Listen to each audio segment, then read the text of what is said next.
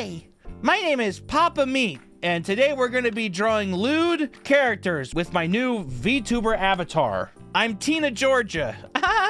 That's my name. All right, we got Luffy. His whole thing is that he ate some gum fruit, right? Is it gum? Yo ho ho, he took a bite of gum. All I know is this dude can stretch, so I'm gonna make him nice and sexy. We're gonna redesign his head. It's gonna be this nice Giga Chad head. Tired of all this tiny pointed head bullshit. This dude's gotta be stacked. What gets my hard is big, strong boys. Men, not boy. I didn't say boys, I said men. Yeah, men. He's gonna be smiling. I want him to smile at me. God, he has such fucking big eyes. Why did they do that? Is that just the aesthetic? Hey, I'm Luffy. What's up? Hey, I'm just a regular guy. So already this is getting kind of sexy. We're in kind of a sexy territory as it is. Luffy got some milkers. I'm wondering if they should be bigger. Should we just hold one of his titties? Yeah. Shut up, dude. Just one giant ass titty right here. Look at my little gum fruit. His titty's got to be almost revealing, and he's got big titty scars. Hell yeah. Well, I'm getting about half flustered drawing up this deal here. God damn.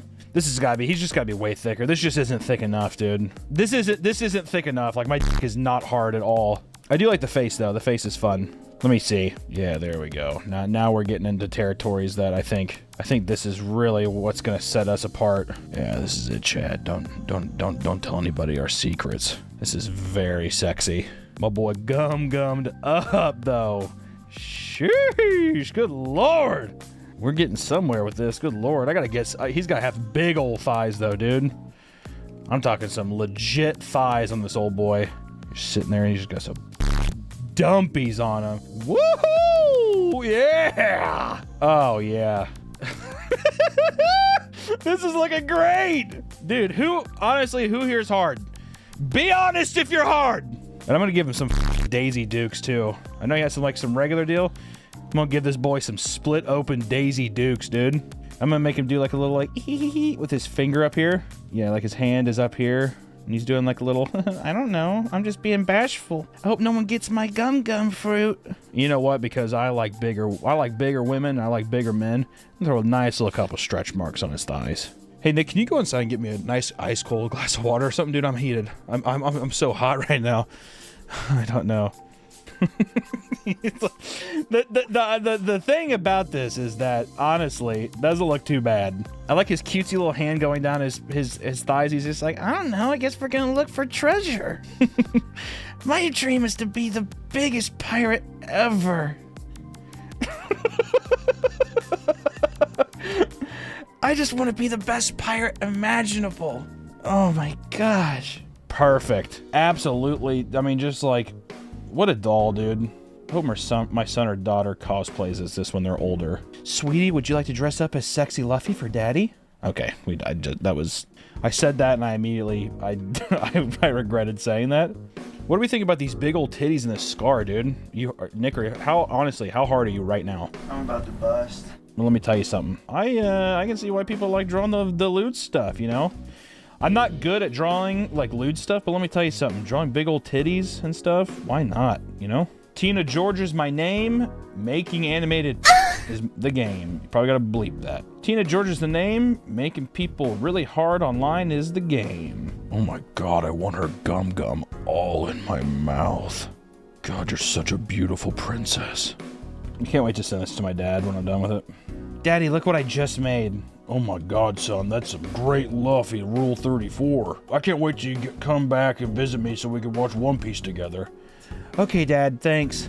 I'm one proud dad. Thank you, Daddy. Are you glad that I got my art degree, that I have tens of thousands of dollars in debt because of my art degree, even though you wanted me to join the army? Oh, absolutely, son.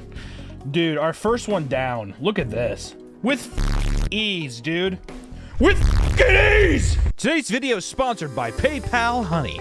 Honey is a super easy to use online shopping tool. But the nice thing about Honey is that it does all the work for you. Honey automatically searches for promo codes and details on all your favorite websites and products. This past weekend, I was trying to get my hands on a certain little video game, and Honey was there with the savings. The Honey extension is super nice, because I also use it whenever I'm getting shoes or buying collectibles for my studio. When there's a coupon, Honey finds an average discount of 18%. Not to mention, Honey has over 100,000 5-star ratings. And the best part about Honey is that it's completely free. Add it to your browser at joinhoney.com/papameat to help support the channel and to start saving some goddamn money. Thank you to Honey for sponsoring the video, and back to the video. Who the hell is next? Oh, my boy Walter. I'm gonna give Walter a big fat ass, dude. It's gonna be so sexy. Big, juicy, drug-making ass, dude. To think that every drug dealer in America has this kind of ass. Giant, giant, giant ass. Gotta have him look back, though, with his beautiful bald head. Jesse, you caught me taking some scandalous pictures. Jesse, we have to do 30 to 40 squats for chat. Oh, Jesse, I used to be your teacher, but I think I have so much I need to learn from you. Also, his ass needs to be way bigger. Tina, Georgia. Drawing thick, thick Walter White. The thickest Walter White you've ever seen. Oh, Jesse. This is so fucking cute, dude. Yo, I should do too. You know what's gonna be really fucking sexy? Drool. Like off the tongue. Gotta have his glasses be on the edge of his nose, because that's really cute. Dude, we're getting there. We're fucking getting there. Tina, Georgia knows how to make anybody hard. Even anybody who watches the hit AMC show Breaking Bad. I gotta give him such a huge ass. Jesse, do you want to learn how to cook meth or not?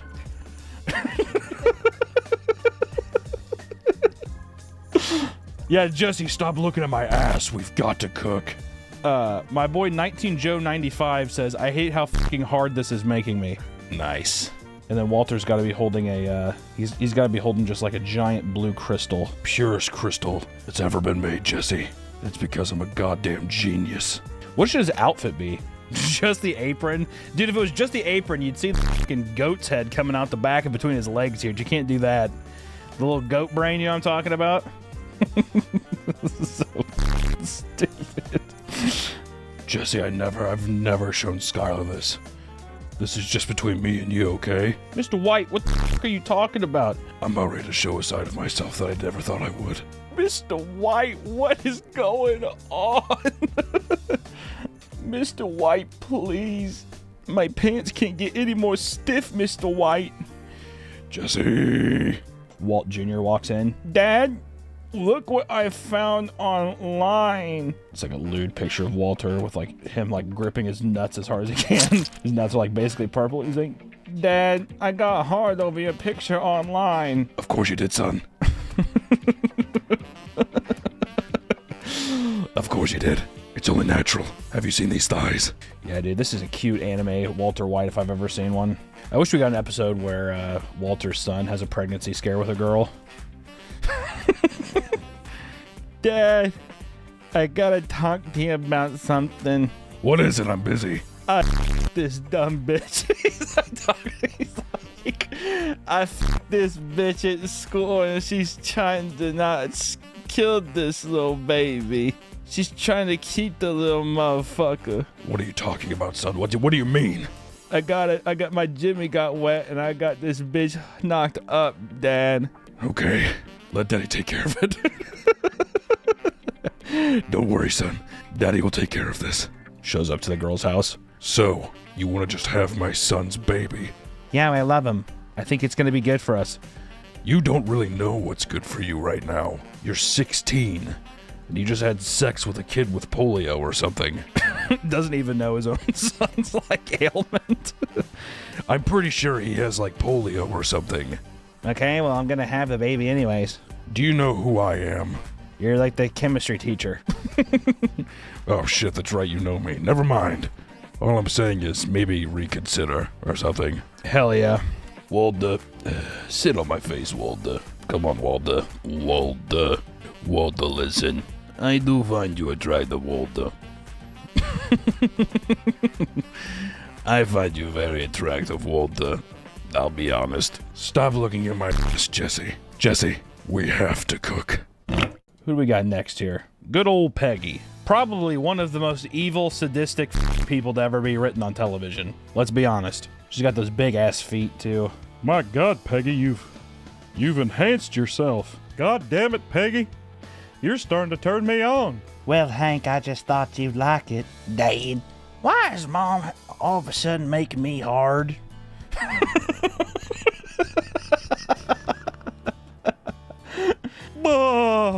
What the hell are you talking about, boy? I'm just saying, Dad. I'm just saying. Mom's got me acting up, Dad. Go to your room. Go to your room and think about what you've done, but don't touch yourself in there. It's pretty much what it would be. Goddamn, Peg Leg, you can't be sitting on the living room floor like this. You got Bobby coming into the room talking about why he feel. Okay, hold on. Whoa, easy. We got Twitch guidelines here. Come on now. Bobby's coming in the room asking why he's all hard thinking about you. Well, Hank, I'm a beautiful woman.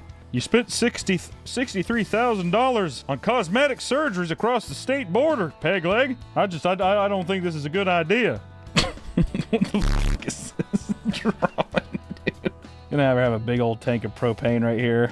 Hank, look what I've done for you, Hank. Goddamn, Peg Leg. God damn it, Peggy.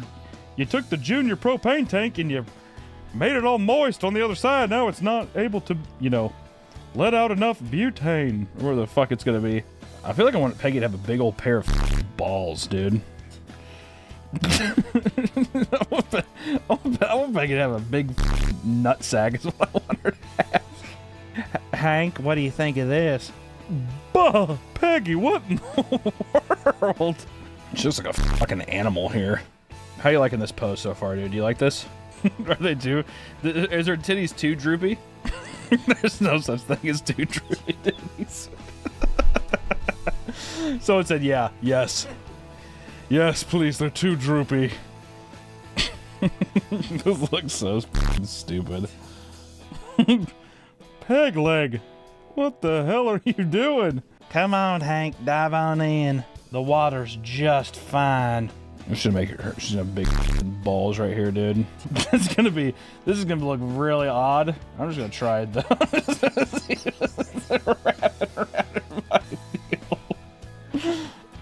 Good God, Peg Leg, what the hell is happening? It's like, what? Peg Leg, I think you sat in gum. Oh, that's not gum, Hank. That's not gum, Hank. Bah, good God. There it is, a sexy Peggy Hill, dude. God damn, Peg Leg. Get Ladybird out of here. That's what he said. Get Ladybird the hell out of here. We have Peggy, we have Walter, and then we have Luffy. I tell you what, I think we did it right. Stop looking at my ass, Jesse. We have to cook. That ain't a camel toe, that's a koala thigh. Yay. That's all I have for today, people. That's it. You know what? My name's Tina Georgia. I'm a VTuber person. If you want me to draw more lewd people, feel free to let me know. My name's Tina.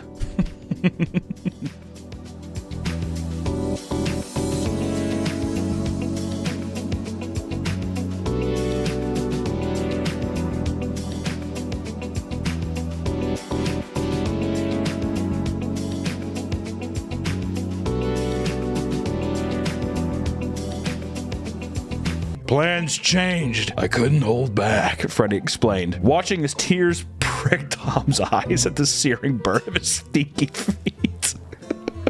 What plan? What was going on? Suddenly, Foxy pulled the chair out from under Tom and he fell to his hands and knees, his big belly nearly popping out of his button-down shirt. What are you? Ah! Freddy's toe was in his mouth, spreading his lips open and cutting off any other words. Lick, he commanded, and Tom obeyed, fearing what would happen, and then he felt wandering hands on his ass, palming each cheek, and he let out a little whimper. Okay. Pause! I need a break! The fitness grandpa. Look at this fat ass, Foxy hummed, giving the juicy butt a spank and watching it. We're gonna have to bleep a lot of that. If anything, we'll do something where maybe we'll just put the uncensored thing on Patreon or something, but that got downright explicit is what that got. I'm gonna have to give it a golf clap. Golf clap, golf clap. A wish night with Foxy. I kind of like that. That's like a nice, sounds nice, like a, almost like a lullaby or something. What will I stop doing after all this? He wondered as he stood in front of the edge of a bridge, in the sunlight, letting his body relax, letting his mind wander as those sad thoughts came and went. While in his head, he began to imagine everything he would have wanted to do with that animatronic of his dreams, that Fox animatronic who was so loved by him. He simply, each day that passed, each day that he realized that he could not be with the robot, that for him, it was not. This feels, I'm gonna assume that the person that wrote this is not their first language. For him, that animatronic was much more than a human than most of all people he had been with interacting. He felt that he could trust him in that being who could give him a much better understanding than his wife. He felt that he could feel the affection and warmth in those cold hugs against the metal of Foxy's hands. Is he cheating on his wife with Foxy? Is that what's happening here? Every night he slept, he hoped to dream of that life he dreamed of having. He dreamed about the fact that Foxy sat on him. What? He even dreamed about him starting to fart in his face. How he wanted to smell that smell that was going to be given off by Foxy, as well as being able to enjoy nights with him, letting the two of them be completely controlled by their lust, just like imagining being married in a fantasy wedding in which everyone would be envious of how he and Foxy are so happy together. On the wedding night, making so much noise in bed, letting Foxy let out all of his farts directly into his nose. God. Ah! Oh. Being on the edge, he stood up looking at the abyss in which he was going to get it, looking at how Foxy was by his side, inviting him to jump with him, promising him that one of these two would be together forever. He only saw how Foxy jumped and disappeared, letting out a sigh with his eyes closed. God forgive me, but I want to be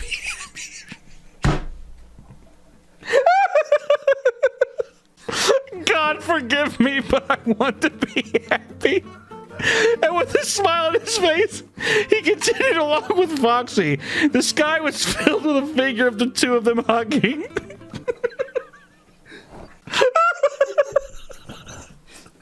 The sky was filled with a figure of the two of them hugging, finally together while the body also had that satisfied smile, knowing that his dream had come true. This is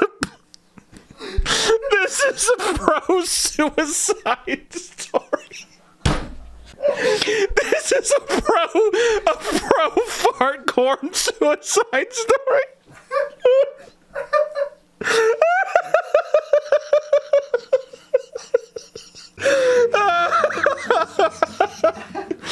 Oh God! Oh, round of applause. Encore! Oh my God! Oh, to have a suicide story end with someone saying, "God forgive me, I want to be happy," and then you see him in the clouds above, like, "Yay! I killed myself." Oh shit! Oh God, that's funny. Holy fuck! You know what's funny about that one? And that one's gonna be almost impossible to beat. It's the diamond in the rough. I almost stopped. I almost missed out on that beautiful ending. Holy shit! God forgive me. I just want to be happy. He says that after his hallucination kills itself. Okay. I got to move on. This next person was nice enough to, they wrote the story, but then they also recorded. So instead of reading it, I'll let the dear author read it herself. The familiar hum of a laptop booting up broke the silence. Curious fingers glided over the touchpad, heading for the unmistakable red icon of YouTube. Right there at the top was Markiplier's fresh upload. how she says Markiplier. Markiplier's. FNF, my taken amp, big news. Clicking on it, the video buffered for a split second before Markiplier's face appeared. positioned in the corner of the screen. The backdrop, the intensely atmospheric trailer for the new FNAF movie. Mark cleared his throat and then jumped right in. "Hey everyone," he began, grinning at the audience. "Bet you thought you'd see me pop up in the new FNAF movie, right? Hate to burst the bubble, but no dice." Cue a playful drum roll from Mark. I really want a British Markiplier to talk like this. "Hey everyone, I thought you might think I'd pop up in a FNAF movie trailer. No dice." I like the no dice line. However, I've got something that might just make up for it. Feast your eyes on these dope FNAF NFTs.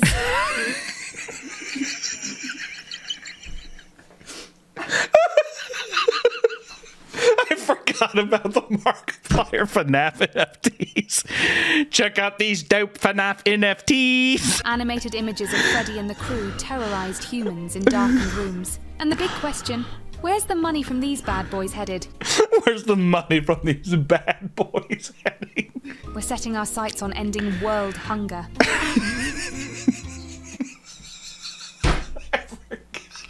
He's funding the end of world hunger with NFTs. Rock stars and gaming chairs. Nah, our goal is to end world hunger. Mark, looking every bit the philanthropist, handing out McDonald's to a line of eager fans.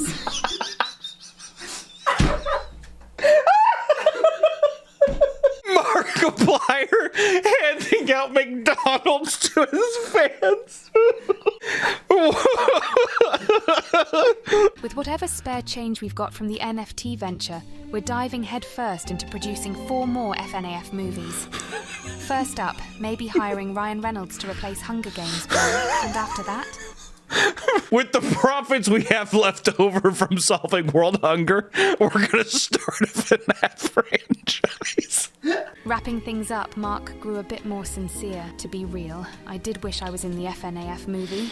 Somehow missed the call from the director. Maybe my agent mixed it up with spam, or he smirked, nodding toward the trailer's intimidating bear. Maybe he's just not a fan of big, scary robots who look like they were made by Stephen King. As Mark's voice trailed off, viewers were left with the chilling scenes of the Five Nights at Freddy's trailer. That's pretty funny. Him at the end just kind of admitting that he really just wished that he was in the movie. I like that. That's good. That's a good one. Is it as good as the last one? No. We peaked. We peaked too soon. Oh man.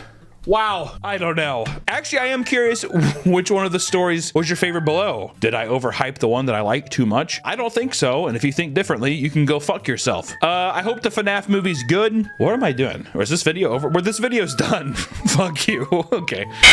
Welcome back to the Papa Meat channel. How you doing? How you doing? Come on and sit on down because today we're talking about weight loss. More importantly, we're talking about Nikocado Avocado losing 250 pounds. Today's gonna be a quick video. I just wanted to talk about this because I'm getting tons and tons and tons and tons and tons and tons and tons of comments about it on my cartoons, on my Papa Meat channel. Who knows? The biggest comments I'm getting are, bro, you got totally owned. This aged horribly. I think this was a cartoon that made him change his life. Does anyone else think that Papa Meat had something to do with this? No to all of that. First off, I just want to say I made a cartoon 2 years ago, almost 3 years ago, called King of Mukbang. And it was just about Nikocado, and the whole thing is that it's kind of a parallel on King Midas. And I would say people were saying that like I owned him, as if I'm like making fun of him for being fat, which if you watch the video, I hope that that's not the case at all. If anything, it felt even self-reflective in a way of how I feel about my own weight. I think we've even said this before because we made a response video to his initial response to it because he made a video and it was really funny. But the whole idea is that it was supposed to be sympathetic of like kind of the choices you make lead to these disastrous results, especially consuming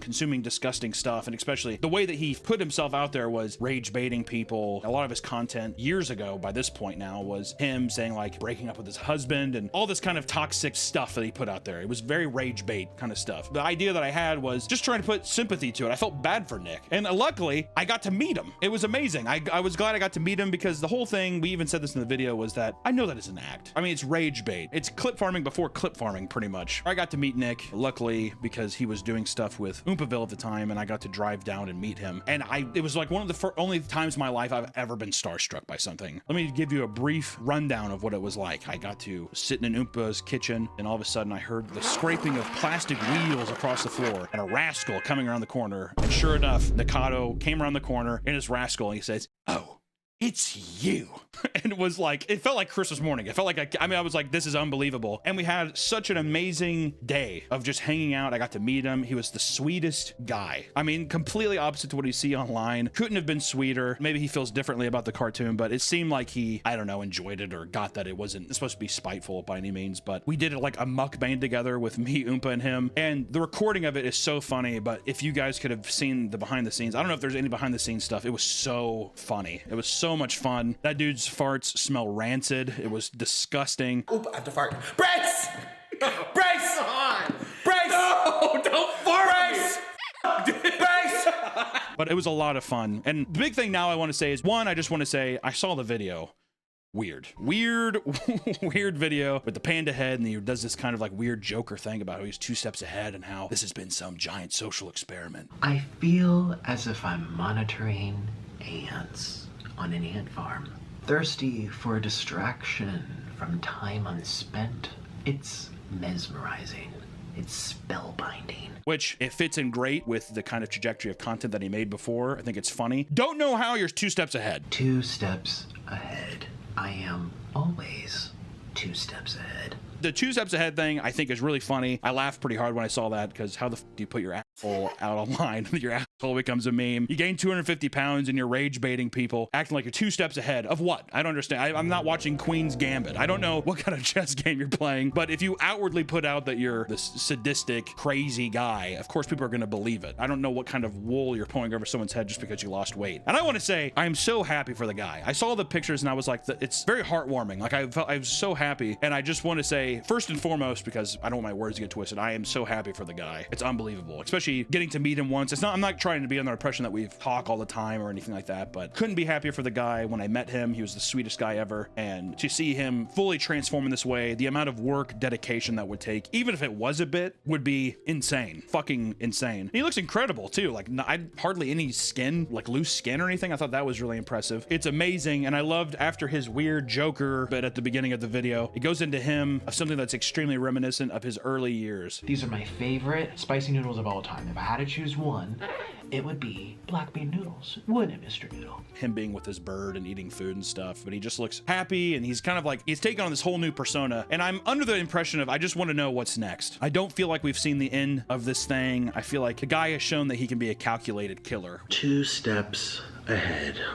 I am always 2 steps ahead with this stuff. So I'm curious to see what's next. You know, a lot of people have made content about Nick and this whole situation before. I mean, tons of documentaries. I mean, he's been on television. There's been all kinds of drama with him over the years, which you'd have to assume part of it is fabricated, or if it's a part of some kind of plan. But I think it's interesting to see how people respond to this, of how somebody can portray themselves as this lunatic online. I mean, does anyone remember the sleep apnea thumbnails? Those are some of my favorite thumbnails on the it was so unhinged. But now, just because he lost the weight, they're like, he fooled us. I just don't understand how I was fooled. How was I fooled? Just because you lose weight doesn't mean that you got one over on us. I think it's amazing. This is my hope for the future. He starts off with this innocent act again, and then he starts introducing just a little bit more of the crazy again. What if it's a repeating cycle? Well, that's what I was saying, is it could be a repeating cycle of, does he do it all over again? And is that the social experiment of how you just disregard? Because if anything, the social experiment to me is that if a guy lost 250 pounds after doing all of the crazy shit he did, all of the unhinged crazy stuff that he has brought into the world, lose all the weight for people to make him a patron saint online, and then just be like, fuck you, and do it all again, that's an insane social experiment. The back and forth between things, people are so whiplashed by things right now, it's incredible. I just hope the crazy gets back in. If his mukbangs were all an experiment and it was all fabricated, I can't wait to see what kind of craziness comes next, because there's got to be something. Motherfucker can't come back and just start eating noodles again like nothing happened. You know what I mean? Cannot re-emphasize enough how happy I am for the guy, and especially how excited I am for crazy stuff to come in the future. Or at least I'm hoping, I'm praying that some craziness comes in the future. I wish him nothing but the best, you know? And like I said too, sometimes I think when people consume content online, they're not actually watching something. It's like a collection of images that are just appearing in front of their face, and they form their own opinions and thoughts on it without really digesting some of the stuff that happened. And I wanted to reiterate again, as I did years ago, that my video is not to make fun of him. It's not to ever disparage people for their weight or something. There's people that I dislike that are very petty cartoons. Don't get me wrong. I make that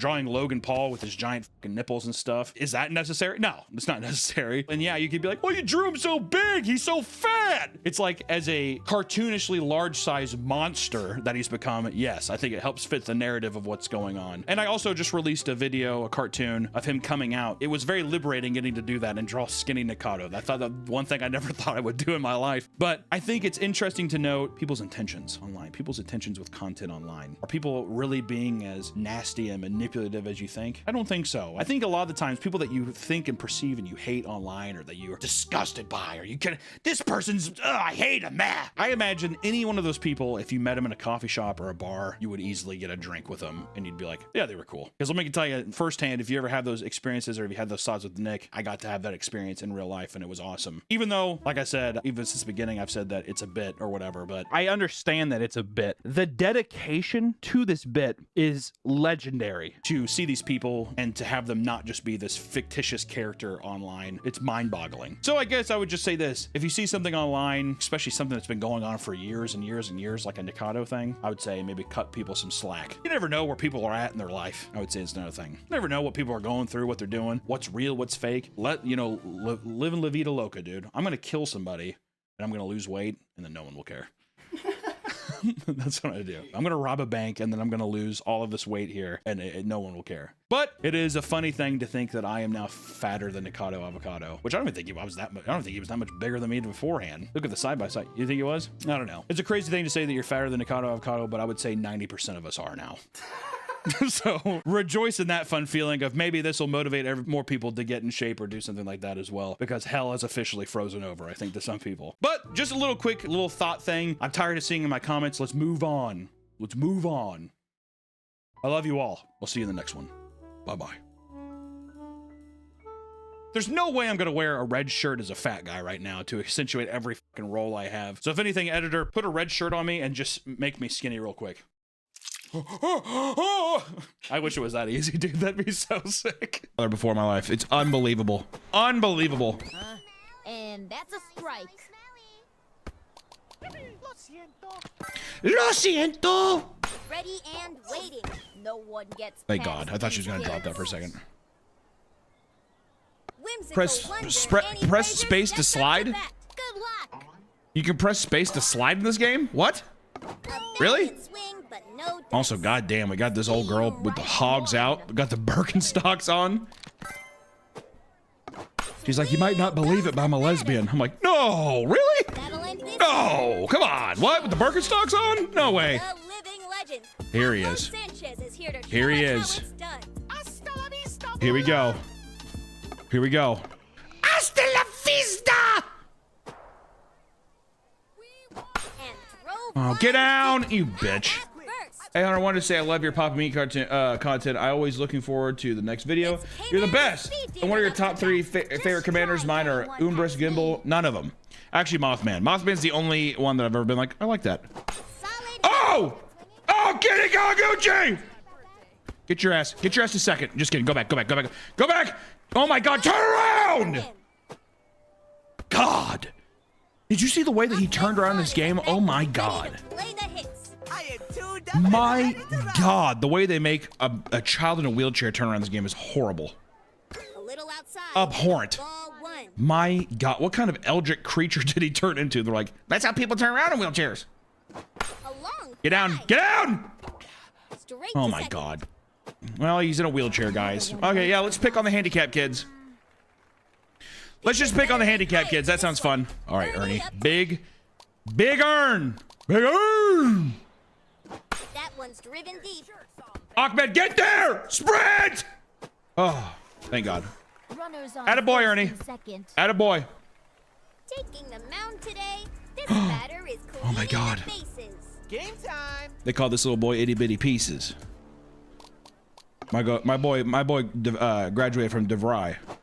Oh my God, what One the hell strike. is this? Still some breathing room. My kids, you know, my kid told me, he's like, I want to go to craftsman school. I said, that's probably the best case scenario for you, dude. That's 2. What the hell is this? What the fuck is going on right now? That one's got Yeah, some hang fuck. time. Yeah, They fuck shut off. them down this inning. Was God spot damn while it. it lasted. God damn it. She'll amaze you with her God damn it. graceful hitting. Fuck. Give it up for Vicky Kawaguchi. Here Vicky Kawaguchi. Where's her wheelchair? With the bongo. Should be genetic. And that's a strike. You're number one. Thank you. The person who I married is on the way home, and I'm already drunk. Play Newmont the Devastator. What the fuck? I have a deep feeling that a lot of my Papa Meat viewers are horrible alcoholics. I could be wrong. 2 strikes.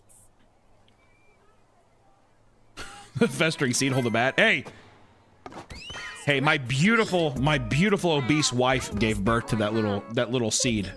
All right. This batter is cleaning the bases. Watch me go. Strike 1. Hasta luego! Strike 2. Put him down. You've got a drinking problem. There you go. People say I got a drinking problem. Center. That's an out. Keisha, why the fuck did you just trip? What? Noodle! Thank you for the beers, buddy. As a Brit, I will now learn the true meaning of baseball.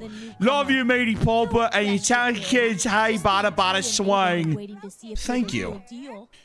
I hope that there's no other British people in chat because they disgust me. A valiant swing, but no dice. When is Nick of Love? I'm ready. You guys, the legality of doing Nick of Love. Can hit a rope. Oh my God, Pete. And the fielder dives. The legality of doing Nick of Love would be crazy. This batter is cleaning the bases. Game time. All right. I mean, one of our moderators is a literal. One of our moderators is a literal lawyer, and it does not look good. Does not bode well. With a lot of heat. You got no style. You got no style. To the next side. You what, mate? Nick of getting sued. That would probably be a closer to reality kind of title for the show, if I'm being honest. Rock this stadium. All right, here you go. This one's coming in with some heat. Your shoe is untied. Oh my God, Stan. Foul ball, folks. Is it a Tucker tape situation here, boys? Hit hard. Beautiful. Oh, I'll tell you what, my boy's been on fire. Tuck it, Michelle. Tuck it. Michelle, I can see it. Tuck it. Sally Dobbs is stepping up to the plate. Watch how the boss does it.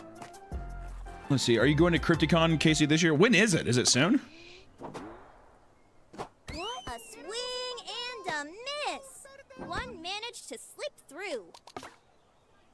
A clean pitch down the line. Out at first. Looking a bit confused, we have Pete Wheeler. Are you drinking again, Coach? Yes. Yo, keep killing it, dude. Your videos keep me stay sane. Oh, you're British too? Yuck! Thank you, though, buddy. I appreciate you. Bunt's gonna drive people mad trying to grab it. Boom! Runner on first. Pete's a madman. Pete's a goddamn madman. Building all the Warhammer minis. I blew my paycheck. Oh, there you go. I hear the Warhammer shop or Gamers Workshop. I hear it's it's in like. Oh my God. No, get down! Oh my God, turn third. Pete, go! Throws it over. That'll end this inning. All right, so I want to say this. I want to say whoever told me that space is slide. I hope you actually. I'm not even gonna say it. I'm not even gonna say it. Whoever said space is slide, I want him out. I want him kicked the fuck out. Okay? A valiant swing, but no dice. And that's a strike.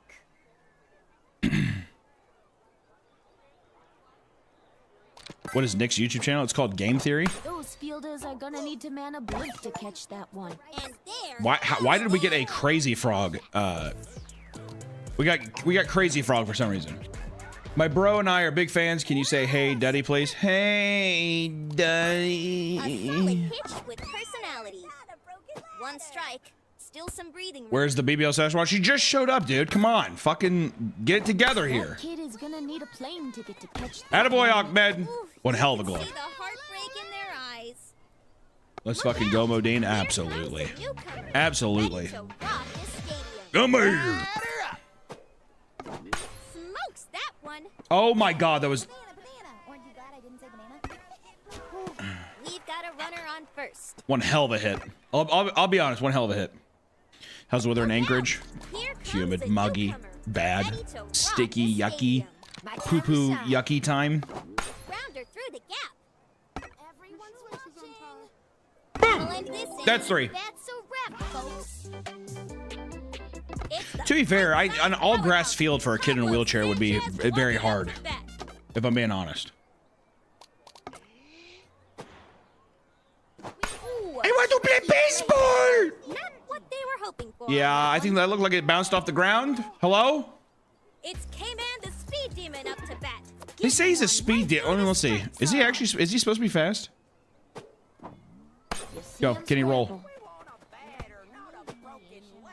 Why do they call him? How is that a speed demon? How in God's green earth is that a speed demon? Ahmed Khan is at bat, ready to play the hits. Can that guy slide? None of them can slide. The slide thing is a fucking. It's a lot. Yes! Holy shit! Hope that one had a passport. Just like my guitar solo. Rocked it. Just like my guitar solo, rocked it. Ahmed, my boy. Pitchers better aim My high boy at this one. Ahmed. Ernie up to bat. The goat. Give Ernie a little something. And drove Get out. one deep. Ah, They good shut shot. them down this Boom, we inning. needed that though. Little late game meme, little 4. Whimsical wonder, Andy Frazier steps up to bat. Annie is Here's the old carpet muncher here. I tell you what. Right back to the pitcher. Tell you what, old girl playing baseball in Birkenstocks trying to run to first. Good luck. Amazing with her great Watch it together now. Is it it is Space Light. I'm telling you, it is not. It's not real. You're lying. I promise you, you're lying. Strike one. Hey, Papa Big Fan, did you watch any of the newer stuff from Ember TTS? Yeah, I don't know what the fuck that is. What? Hey, Papa, I just got my Smile Dog shirt, and it's fire. My cast is getting so creeped. Oh, right on. I'm glad you liked it. The Smile Dog shirt is beautiful. Strikes. Cast vinyl. There will be no cast vinyl, dude. A bouncing I just want to do some more songs soon. a ruthless out. My girlfriend watches these background videos to fall asleep. Can you scream Elizabeth as loud as possible, and it'll wake her up? Elizabeth! Peaceful. Gotta watch your kneecaps on those taters. Better watch your kneecaps. That's all, folks. Like a beetle on Christmas morning. Hey, Papa. Love the Creepcast content lately. I kind of miss your movie reviews that you would do from time to time. I was wondering if you had any interest reviewing either The Odyssey or Evil Dead Burn, Fire Beats Ice. I haven't seen Evil Dead Burn yet, but I will say I saw The Odyssey. The Odyssey I thought it was really fun. I don't know why. It's insane. A movie that felt 3 hours felt so quick. But also, if I had to complain, which I love doing, I just felt I wanted to be on the adventures more. Every time it cut back to Tom Holland, I was like, oh God. I don't know me dad. I don't know my dad. Have you met my dad before? I'm like, can we hang out with the Cyclops longer? You know, I didn't feel like I got to. It just felt like every time they like showed up, like, oh my God, a Cyclops, and they just like left. It felt like that's what was happening every time. If I'm being real. Backrooms are obsession? Probably Backrooms. Here comes the neighborhood's newest ace. Towing the Backrooms was really fun visually. I liked it a lot. Let's see if this kid can actually ball, or if they're Robert just Pattinson was great. playing Yeah, it. no, I'll give you that. I like the sneakers. Also really like the Stars after that I really like the meme too of like, can we get these beggars out of here? I like that that's become a meme. Look out! Here comes the newcomer, ready to rock. the I don't stadium. know me dad. Face steps in as Have you batter. seen my dad? Let's see if the kid A swing and a miss. One When we strike get on the home, count. I'm throwing away all the little Debbie All snacks. eyes are on the pitch. Get down, get down. Get there. Fuck! Ran out of juice the last time. All right, it was close. Trying to set a good example, Sally Dobbs is stepping up to the plate. Stand back and see. The only thing also, if I had to complain more too, John Bernthal should have not been anywhere near that movie. sent him scrambling. Hearing John Bernthal say Agamemnon gave me cancer, I think.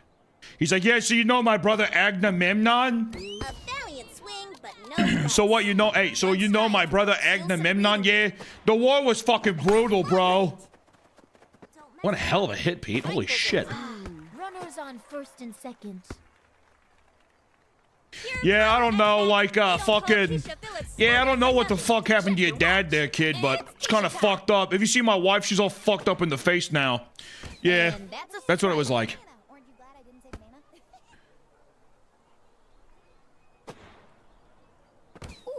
Ref, can we... Ref, what the fuck is this? Watch this geisha. Batter beware. This one's rare. Oh, is that not a strike? That's weird. Seems like a strike. Fuck's sakes. A strike, right? Ooh, that's too Open your eyes, bad. ump. You fucking geriatric bastard. A little to the left. Ooh, nice hit. Nice hit, geisha! 3 players on all 3 bases. All right, Pablo. Grand slam time. Grand slam time, Pablo. Pablo Sanchez is here to show us Did you like how it's Obsession, done. though? Oh, dude, absolutely. Best movie of the year. What a rip! Oh, and it's fair! What a thrilling play. For Ground rule double! Oh my god! infamous ground rule double hit. Holy shit, a ground rule double? Holy fuck! The game of 1997. Come on, let's give Kenny a big homer here, eh? Okay, well, what the fuck is this? Did you hear Dead by Daylight movie is being made by Blumhouse? Does not look promising. What? Blumhouse not making a promising looking movie? That's strange. Stay in! Oh, Break that window. that's strange. Blumhouse not making a good looking movie? That's odd. That never happens. That one's headed Ooh, up. get down! Sends it. Just kidding. Made you look. Home safe. Very nice. Ahmed Khan is at bat, ready to play the hits. Time to shred this Worked at one. Comic Con as standby EMS when Bernthal and was on Talking Dead. Sent into left field. That's All right, picking on the handicap kid again. That's the inning, What was this? Worked at Comic Con as standby EMS when Bernthal was on The Walking Dead. I was standby medical and we ended up chatting for a bit. He invited me to a spar with him at a local boxing gym. Super nice guy. I'm sure he's a nice guy. Taking the mound today. Respect. What? Also, wait, what? Yo, come to this gym so I can kick your ass. A little to the left. Hey, I know you're working this event, but I was actually wondering if you would like to come to this gym so I could kick your ass. The Irish are also awful. What? Can you please say hello, Debbie? Batter is cleaning My the best bases. friend. Watch me go. You're the man, brother. You know what? Hi, Debbie. That's one powerful strike. All right, actually, if we actually throw this fucking game, I'm gonna hurt myself. We need to change the picture. Pablo, get the hell out of there. Taking the mound today. Pablo, get the hell out of there. Cleaning the bases. Welcome back to the Papa Meat channel. How you doing? How you doing? Come on and sit on down. Now today,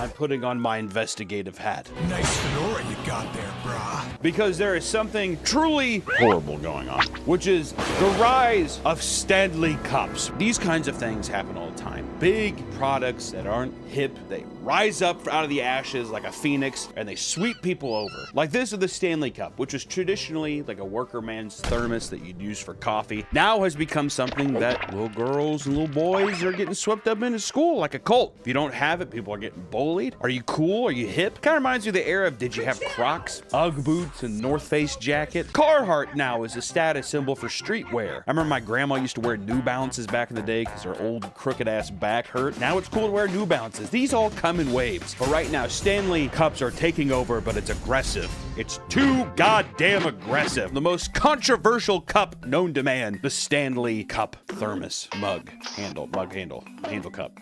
It's a cup that has a handle. And I simply, I don't understand. And I bet you don't either. Stanley, named after its founder, William Stanley, has been around since 1913. And from its inception, the brand has claimed that the bottle cannot break. This notion was more than validated when earlier last year, a clip on TikTok went viral of a woman's burnt car revealing that not only had the Stanley Cup survived, it still has ice in it. Honestly, it's a pretty good endorsement. This video shot up to 95 million views, and it was the best possible ad to prove the cup's extreme durability. Your house catches on fire. Stanley Cup's just fine. If there's ever a house fire, put the baby in the Stanley Cup. It'll survive the fire. It seems the situation has gone nuclear. It's gone Oppenheimer. When is Oppenheimer gonna win the Oscars already? Jesus Christ. Can you see the ketchup on my shirt?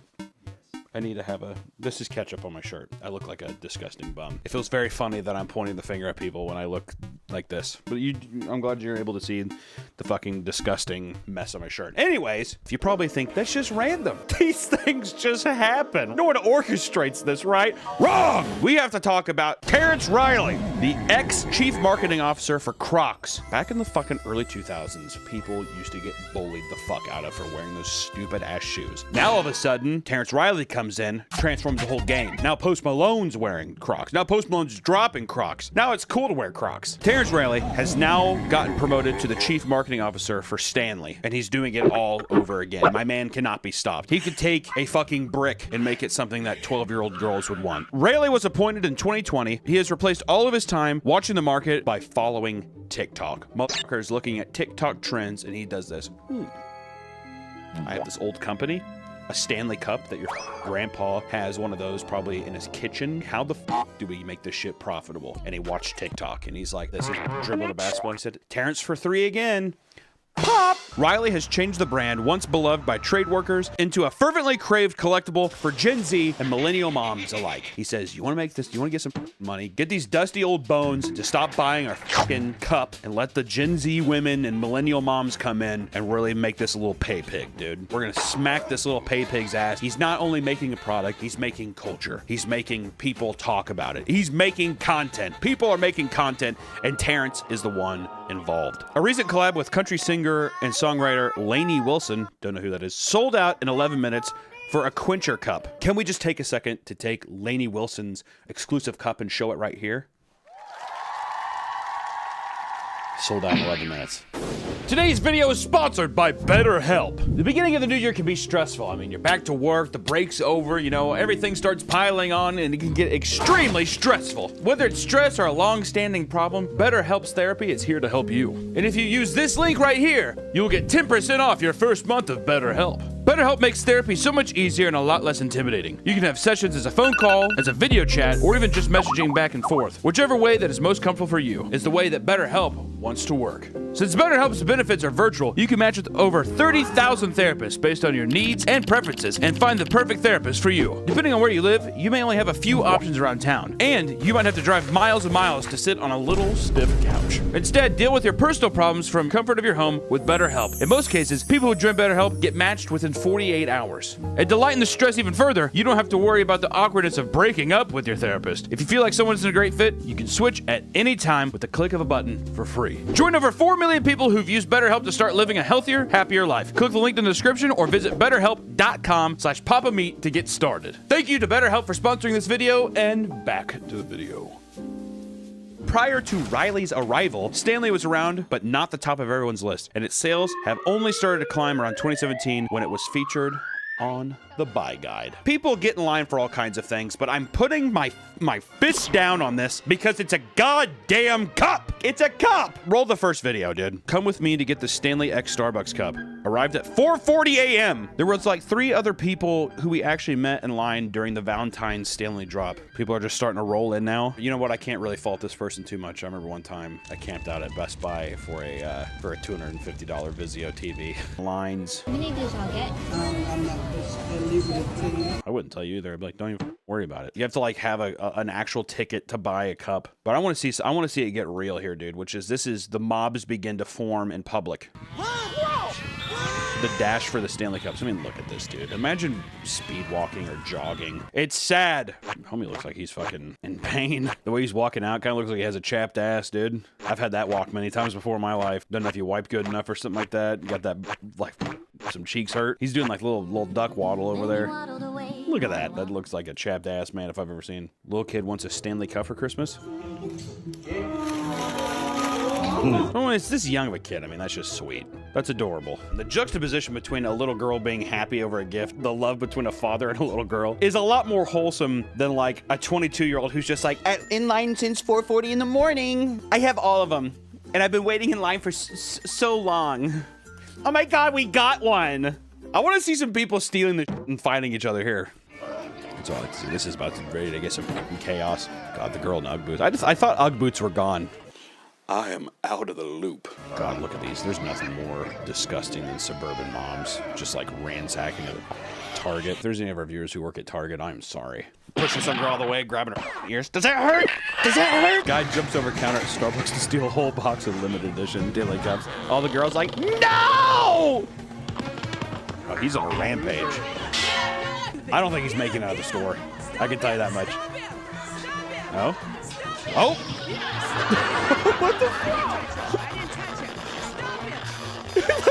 People dragging him back in. I have seen people run into like the Apple store and yank out like cell phones and everything, or people like go into grocery stores and steal shit. This is the only time I've ever seen the public be like, no! And it's just a guy who has a box of 6 Stanley Cups. So he's trying to flip them online. I feel dirty then if I bought one online, I'd feel like this guy's the guy who's selling it to me. This monster. He got away with one of them. What a champion. Wow, you guys. Look at that. Wow, guys. Look at that. The resale value. The cup sells for $45 to $50. That's still kind of high. I guess like 45 to 50 isn't that crazy, but it's a cup. I guess is the big. It's a cup. I'm not going to speculate on thermal prices. All right, I don't know. I don't know if it's a ripoff or not. But some cups are selling for hundreds of dollars here. I mean, look on eBay here. Oh my God! A new listing: Starbucks 40-ounce tumbler pink Stanley Cup is $300 or best offer, dude. Or best offer. Holy moly. All right, there's one here. Starbucks X 40-ounce one, and it's selling for $11,000 or best offer. I would say on average, it's like $150 to $300 is what I'm saying. Some are $350. Why is this happening with Stanley Cups? What kind of psychology is going into it? You know, you got dopamine going to your brain. Whenever you want to buy something, feel like you're a part of the herd, you want to get a Stanley Cup. Like I said, dude, you don't want to show up to school, or you don't want to show up to work, and all your coworkers have one, especially, God forbid, you buy an off-brand one, or you take it off. Right. The tweet says blind consumerism, disregard for environmental impact, individualism, gender dichotomy, pre-prescribed identity evolution, illusion of choice, marble tile fireplace. This is my personal nightmare.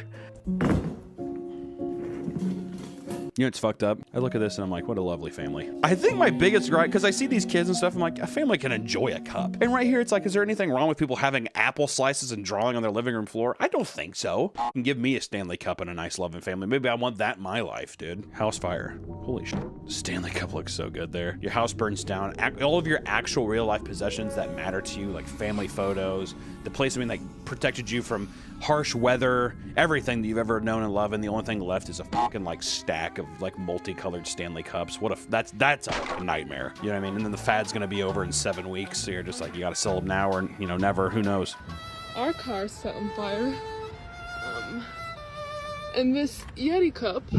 So the Yeti cup too. See, I remember Yeti being the big one. It's not like it's the most new thing ever that people are obsessed over cups. I mean, it's been a thing for a minute because Stanley Cup, the whole idea of it is that you're not buying as much plastic. You're not doing all this stuff. It's supposed to be indestructible. But I think the irony comes in when it's the fact that people are giving these pros to why they like the Stanley Cup, yet they're buying 50 or 60 of them at a time. You're just being asked wasteful as if you were buying all of these different kinds of things that would be disposable anyway. Imagine in the year 2140, like a landfill just full of Stanley Cups that refuse to die. And the earth, it gets shoved down and it gets pushed even deeper and deeper down, and the earth's core is like, the Stanley Cups aren't even fucking phased by it. They keep getting pushed down until the earth's core becomes infused with Stanley Cups and molten lava and energy and stuff, and the earth starts to crumble. It's going to be the destruction of the earth because it's going to go down the core, it's going to mix with it, and it's going to cause these big things. Earth's going to fucking split in half, and like a bag of confetti,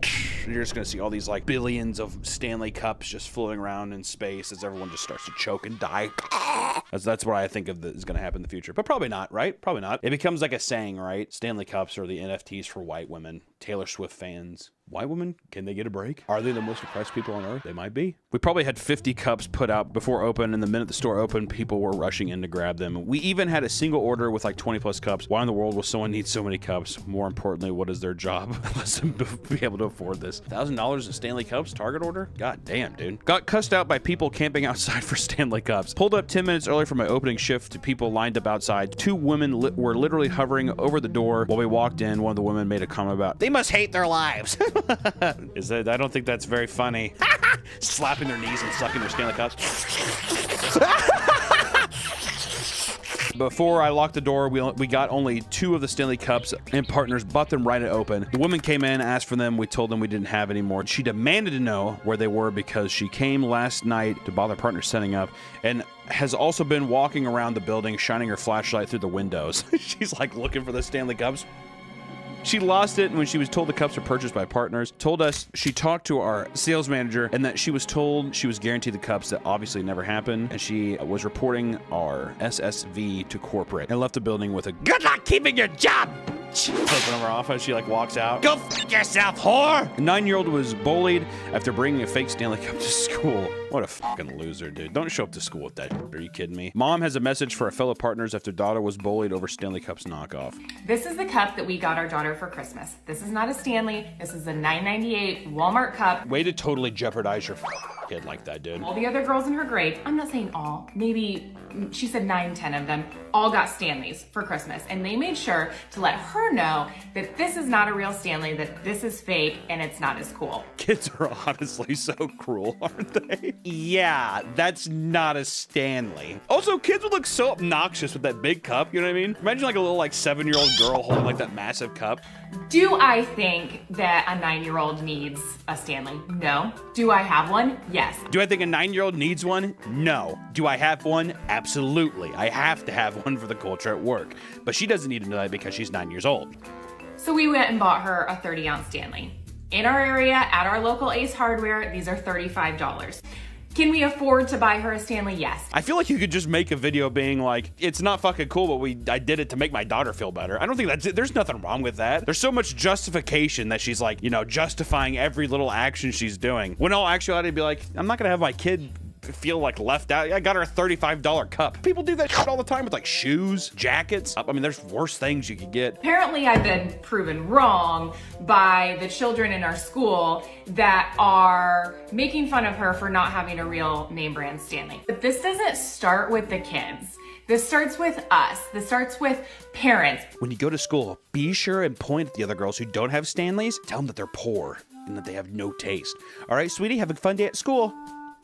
That if our 9-year-old daughter came home and somehow we found out that she made fun of another girl at school for not having something name brand, whether it's a Stanley, Lululemon, Uggs, I don't care what it is. We would hit her. We would beat that child. Because that doesn't fly in this house. I think I physically gagged back in like 2003 when Crocs were coming out. I was on a baseball team and this kid had 2 pair. He had a red pair and a blue pair. And he's like, which one should I get? And I was like, throw on some sandals. I can't with my socks. I'm like, oh my God, I can't with this. That's a responsible parent. If it was my daughter, I'd be like, next time you see that girl, take your off-brand cup and bash it across her fucking temple and ask her if it's a real cup. Ask her how off-brand her teeth are when they fly out of her fucking skull. And then pick up the teeth and put it in your off-brand cup and make an instrument out of it. You probably need your cup more than I do now, sweetie. And she's like blood coming out of her fucking mouth. And then every time for the rest until you graduate high school, you never see that little again, you do this. Hey, Sarah. The only thing that's gonna be funny is these are all gonna be in a landfill. I just think it's pretty crazy. You know what? It's a fad. I've had my fair share of things too. I'm not saying I'm perfect. I'm just saying that right now, I cannot believe that there is a cultural phenomenon that is over a cup. And we need to hold Terrence Riley accountable for his accusations. I've already sent him a worded email. I will include it right here. This is me boycotting him to step down and to step away from marketing so our children aren't affected by his corporate schemes any longer. I'm sending it to the president as well, as I'll show you here. I'm CCing it. Boom. All in all, if you have a child or if somebody comes up to you and they show you your Stanley Cup, just smile and nod and try to understand that some people just get caught up in the wave, and that's all right. Their water's a little colder and a little safer than our regular cups. Thank you so much for watching the Papa Meat video, and we'll see you in the next one. Bye-bye. All of these. It's only Stanley Cups. The only one's left from Stanley is the can mug. And trust me, honey, if you show up to school with that fucking thing, you're gonna get bullied. Hey, Mom, can I get beat up at school? I just try to get some pussy with can mug, dude. Got some ketchup on my sweatshirt. The original Kenny Kawaguchi would have never done such a thing, ever. He was reliable as they come. Reliable! Not anymore. Nope. Look what they've done to my boy. Plenty of time for this one. They didn't even have a chance. All right, Sally, I'll be honest. Got a little defense this round. I'll acknowledge it. trouble. Ooh, a tricky play. God damn, Sally got all 3 outs. That'd go. You know what? Hey, Sally, maybe I was wrong about you. Look out. All right, my boy Tinky's up. My boy Tinky is up. Yikes. That's a ball. Yikes! It's a ball. I didn't feel good about it. I didn't feel good about it. Yeah. What am I supposed to do? Is that a strike 2, asshole? Oh, that's ball too. strange. Not pitching to my son because he's wearing a tampon. Cool, dude. Wow. Wow. Hey, timeout. Fucking timeout. Hey, ump. Just because my son's wearing a tampon doesn't mean that these kids should be able to fucking throw baseballs at him. Make a pitch right.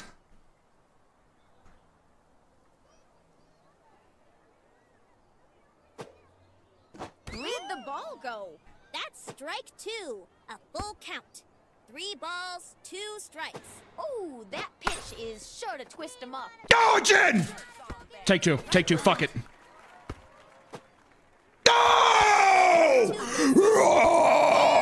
Makes it easy. Trying to set a good example. Sally Dobbs is. You saw the string bobbing the entire time too. That's why they call her Kitten Tail. Here we go. We're gonna give Sally a big one here.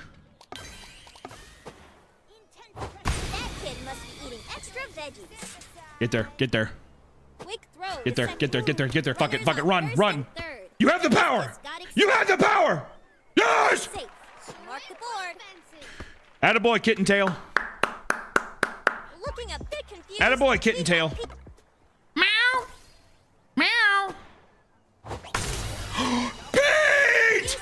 We have a homer. Mom. TV when you've got plays like that. Did I hit it too Yep. far?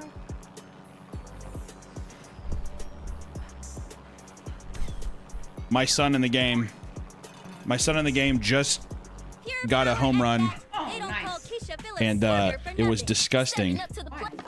Well, it was disgusting because they kept throwing balls at him, right?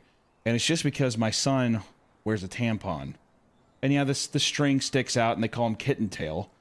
But what's so funny about that? That's not. That's your grandson that you're talking about right there. Yeah. He got a home run. I don't care. That's the important thing.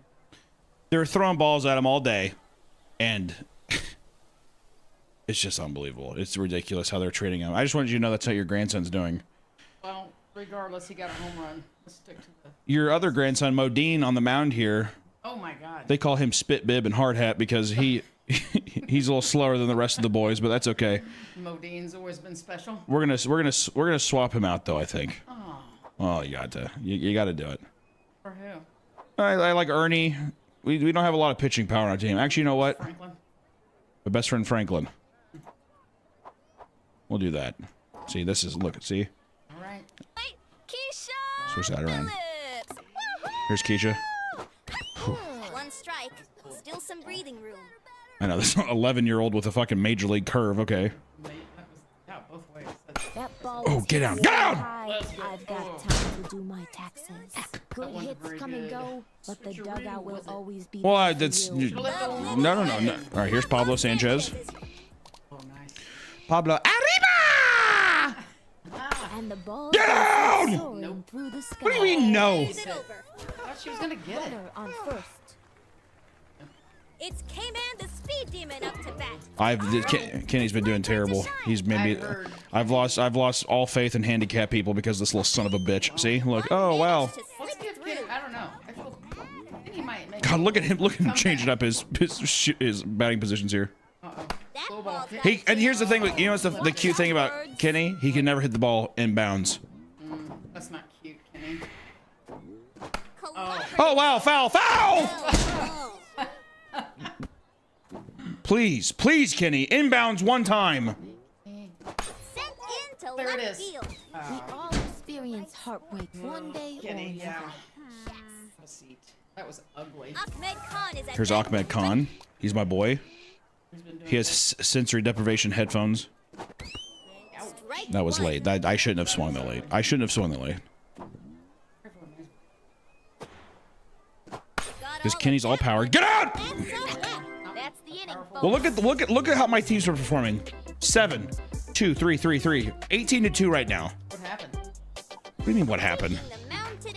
Look, see, look, that's your. This is your grandson. I forged his documents. He's actually 26 years old. He's playing He's playing in a little league for 11-year-olds. He's 26 years old. He just graduated from DeVry University. He got a bachelor in science. He's like, I want to be Bill Nye. Bill Nye, the science guy. That was a crazy curve. Holy shit. Just embarrassing. Yeah. I thought that was going to hit her in her pussy. No, her haircut. Oh. Here comes the newcomer. Ready to Uh-oh, crazy ball. crowd is buzzing. Ha! Add some extra spice on it. Where'd the ball go? Look at Keisha over here with her hands on her hips. Keisha! God, get ready. Day up! Loser. God. Punches one into Oh! Great catch. Unbelievable. Over there. What is that? Is that fucking Ichiro Suzuki right there? No, it's just our fucking. That's our ugly sour Sally Dobbs. Ultimate dis. Dobbs is a keeper. No, absolutely not. Ahmed. Ahmed. Why did you trip? Ernie, take her in second. Wow. That was horrible. All right, well, Ahmed, I'm gonna tell you what. Those fucking headphones are coming off because I'm slapping the shit out of them. Watch this. Out. I love Ernie. Ernie's my best hitter. He got some strong thighs. Love Ernie. What do you mean he's got? Ooh, look at this. Wow. Look at that. Ernie, you know what? We call him fundamentals. 'Cause that's what he does best. I like it. That's all you need. Here's my little boy. What do you mean, oh Lord? You know, he's actually taking to eating plastic. That's all he eats now. That's not good for the bowels. He's, get down, get down! Ernie, you slow son of a bitch! Fuck! Ernie? Come on! Oh, here we go. Here comes Tampax. Come on, Kitten Tail. You probably thought that this was a tennis coach. Nope. I didn't know. Oh! Go back, go back. Monique, go back! Monique, go back! You son of a... You stupid bastard!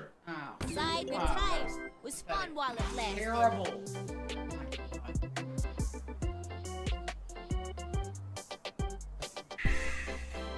Look out! Here I feel fucking disgusted. ready to rock this stage. Holy shit. Now I gotta look at the stupid pig on the mound.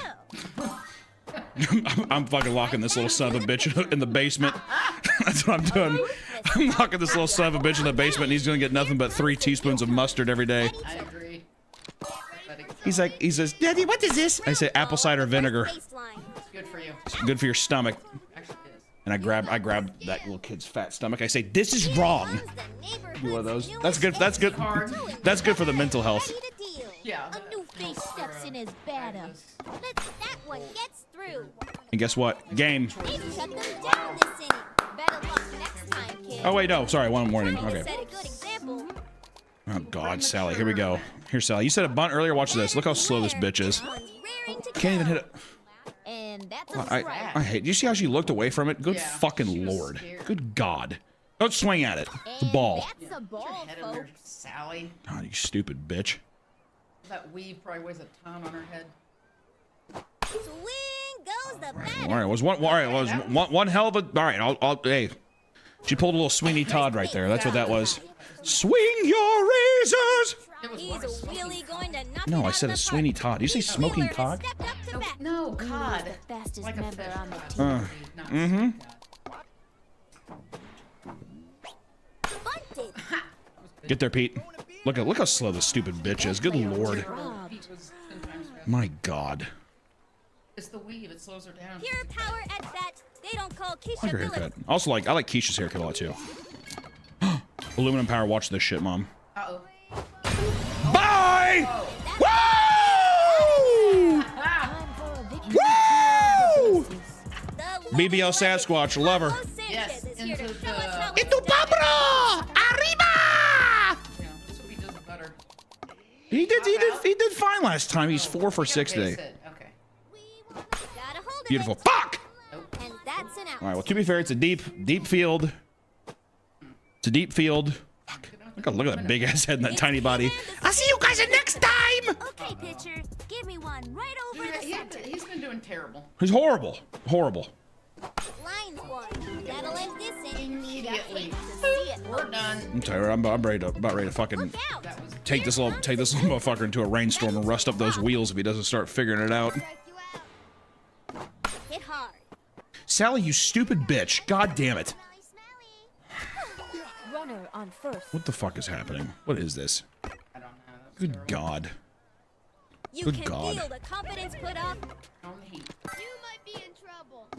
That kid is gonna need a plane ticket to catch that one. Nice play. Ooh, okay, thank God. Runner on the bases. That was gonna be rough pumpkins there for a second. Look out. Here I mean, granted, we have a 20-2 lead right now, but still. Never know what can happen. Absolutely. God. Wait a God.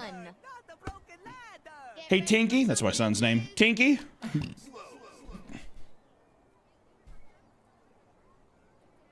Okay, Papa. He's actually, English is his second language because my housekeeper taught him how to speak. Oh, how nice. I'm a good dad. Sounds like it. Get there, Pete! Oh. Good hustle. It was good. It was good hustle. Pete is fast. Love Pete.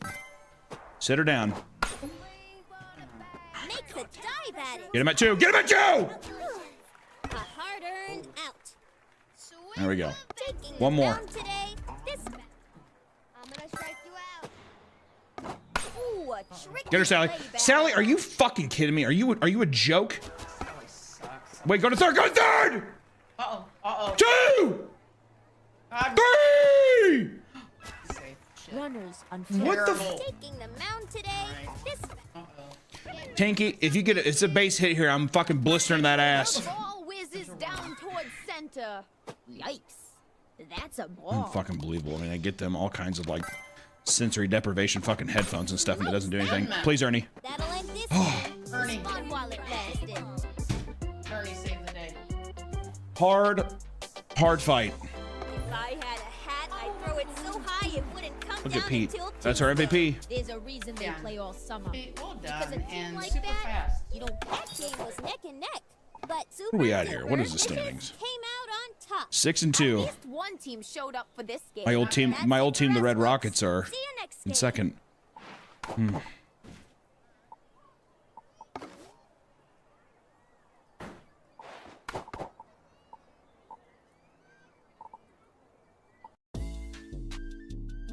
How can I see the season?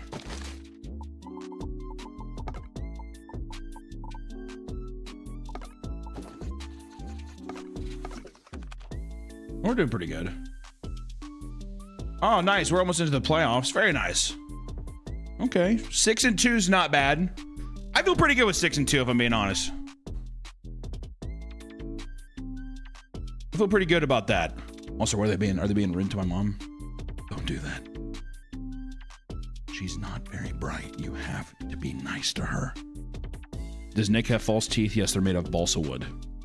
Hi, Dad. Hello. Please play Roller Coaster Tycoon. Actually, that sounds pretty fun. I'll tell Nick that. That's a pretty good idea.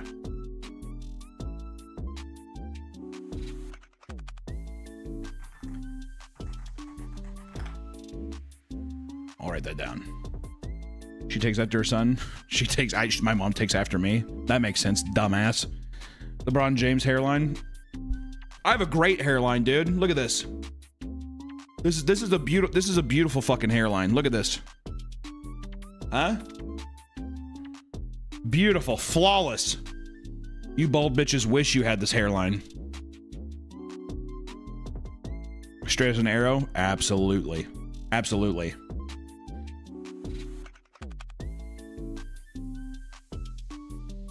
Hey, Papa, love the content. Just wanted to see if you and Isaiah would be willing to finish Tommy Taffy. It wraps up really well, and he's not a creep. I don't believe that. I don't believe that's how it ends.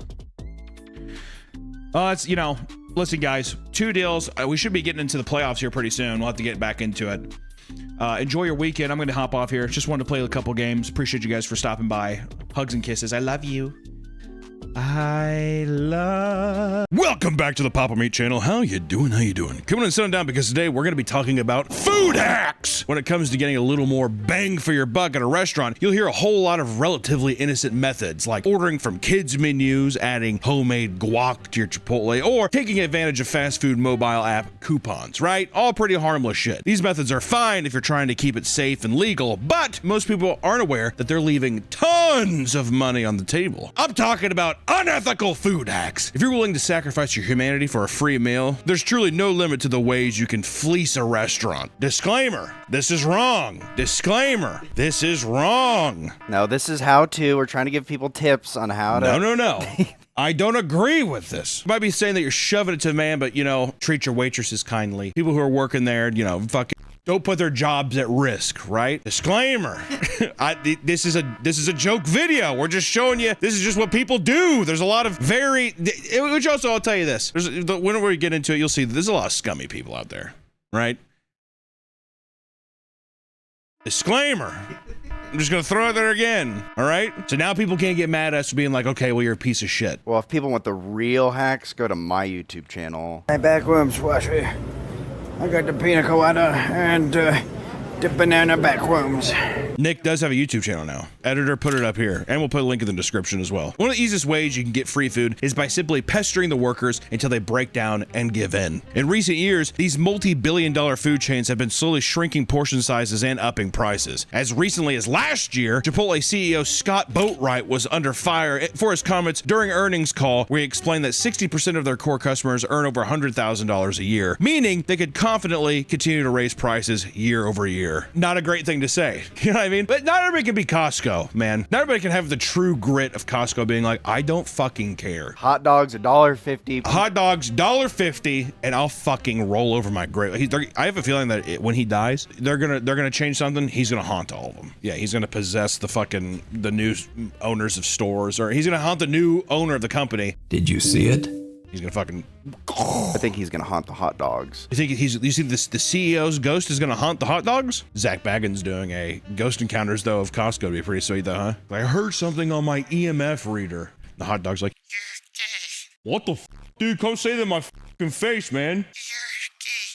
Cover me! Customers at Chipotle had already recognized the trend in lower portion sizes back in 2014. For a time, they even began filming the workers behind the counter so they could pressure them into increasing the portion sizes. Which, to be fair, if you flip the bill, or if you're sitting there and you're like, this is not near what I used to get, doing it wrong. I'm not saying fucking whip out your phone and pester a 16-year-old to be like, more! But if it works. That's what I'm saying, man. These hacks. I'd say, let me get behind the counter and show you how it's done. And I grab her by the hips and ladle. Just no, I said 16-year-old girl. Oh, no, sorry. Okay, whoa. I said 16, just literally for this. 46-year-old.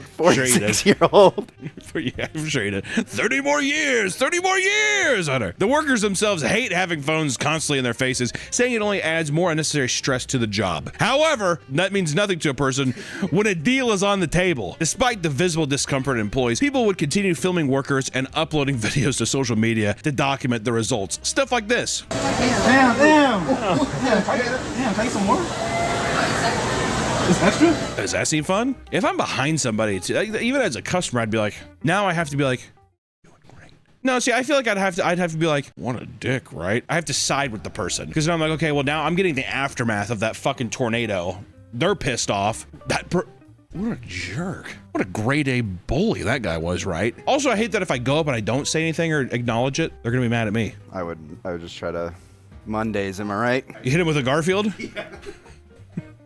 The time has come to turn the hours you spend gaming into real money. Because with free cash, you can pick from available game offers, play it, and get paid all on your phone. Plus, in-app purchases maximize your earnings and make you level up faster. And free cash also offers cashback for these purchases. With free cash, everything is simple and user-friendly. The first minimum cash out is just $25. Oh. And after that, you are free to bring in the cash. Oh.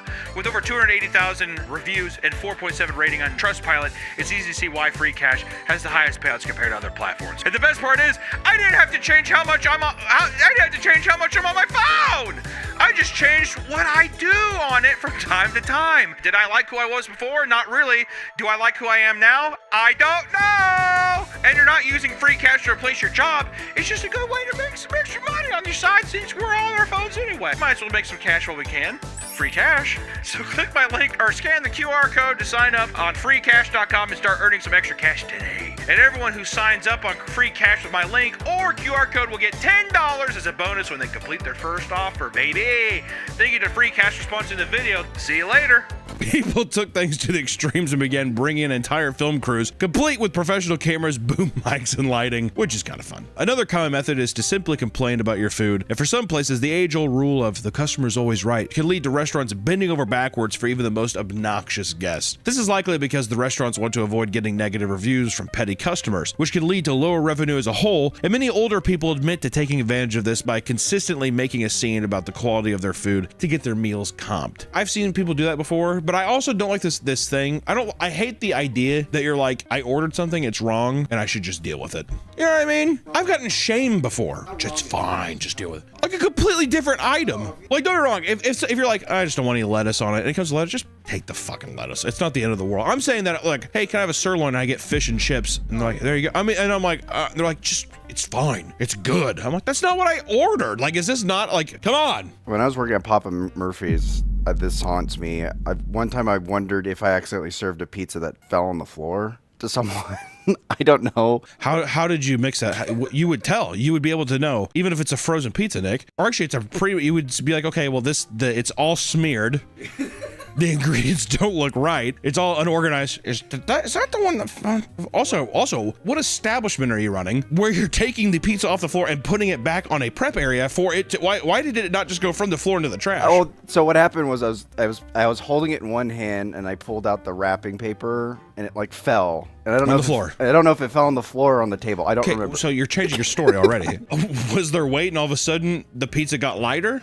Probably on the floor. The Ian return stunt is the one that restaurant workers have to put up with the most. One woman filmed herself entering a Papa John's she'd ordered from earlier that day to return 2 pizzas. The manager was visibly annoyed, saying as there was only a couple slices remaining in each box. And then you ate all of those. No, they didn't like it because it's very dry. This bulletproof argument from the customer was shockingly not accepted by the tyrannical man behind the counter. Which, to be fair, come on now. What's the... If you had a pizza, is it 1 bite? Is it 1 slice? 2 slices? Couldn't do it, brought it back. I think you get 1 slice. You gotta go through because it fooled me once, shame on you. And if I eat 2 more, shame on me. One waitress rants about a couple that swindled them multiple times in one night. The woman sent back a plate of fully eaten fries and half-eaten burgers, got it comped, and replaced it with shrimp pasta her partner ordered. Then they both said their mostly devoured pasta tasted bad and got plates comped as well. This continued until the couple had been comped for nearly 7 separate meals. I have never been a waiter before, but I'm curious if anybody in the comments, a waiter or waitress, can you just be like, we can't serve you anymore? I would or say, do you have to? Legally? No, you don't have to. I think after the second one, yeah, you don't have to. What I do is be like, obviously we're not, our food's not up to your standard, free meal. Yeah, you comp, have a nice day. Well, it seems counterintuitive to be like, well, they're going to keep doing this, right?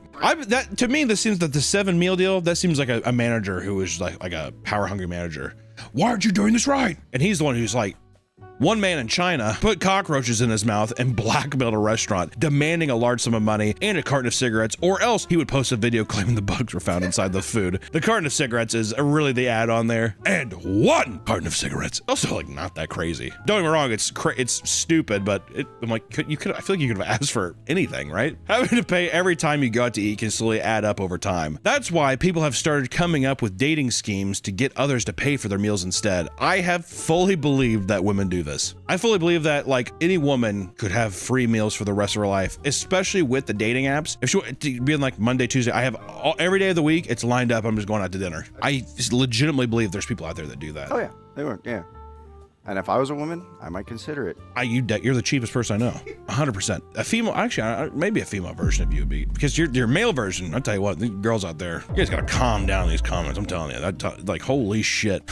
I'll tell you what, people are rubbing themselves raw. It's unbelievable. I was gonna say, if you were a girl though, I could definitely see you being like, okay, you never put out. Oh, no. Never. Actually, you would. It's a dinner and a show. Yeah, exactly. Well, I got to now. They paid for my meal. Look like Charlie Chaplin with those potatoes.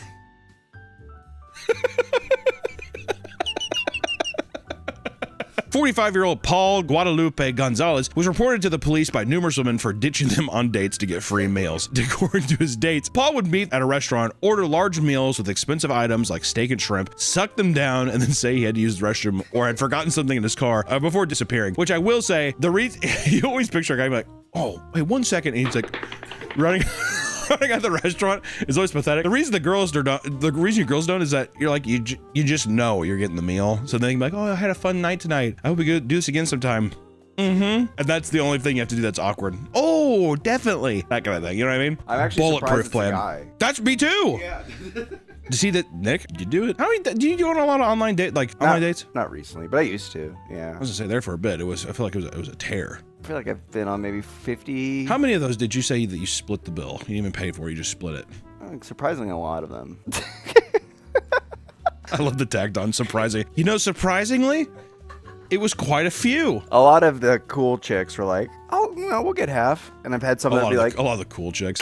I feel like is it not? I mean, listen, you want to split the bill because I hate, you know, it's my insecurity. It's my insecurity. Oh, split the bill? Yeah, it's my insecurity because then I'm like, if they split the bill, they're like, I had a bad time and I feel bad. So that's my. I always offer. I'm like, I'll do this, but I've had some where they're just like, oh no, we'll do it, and then that's when I'm like, oh, bad date. It seems rude. I don't know, as the man to be like, can we split the bill? It makes you look cheap. But if you're like your other counterpart says, oh no, it's fine, then that feels, I don't know. I could see that being a thing where, okay, cool. Maybe it's even Stevens at the end of the night then too, where there's no obligation for anything next, but if something does happen, fine. If not, whatever. As in another date. I'm not talking about like sex or anything. But I'm just saying like if we went on another date, fine. If not, then you're like, well. You can do a thing where it's just like, hey, I'll get the meal, you get ice cream. And that way. Oh, I see. Well, once again, it's even Stevens. Yeah. Well, it's slightly lower. It's not fully even because meals are more expensive. See, and there's, ladies and gentlemen, that's what I'm saying. That's where it's at. I'm telling you, he's gonna count every penny. You got to watch out. Exactly. So I mean, Red Robin was 26 and the Baskin Robbins was 13, so it's kind of like half of what I paid. It's okay though. We had fun. We had a good time. I do the joke next time where it's like, on the next date, I get the ice cream and you get the bill. Or you get all of it, because still it would probably even out to what I paid tonight. Is really what you would do.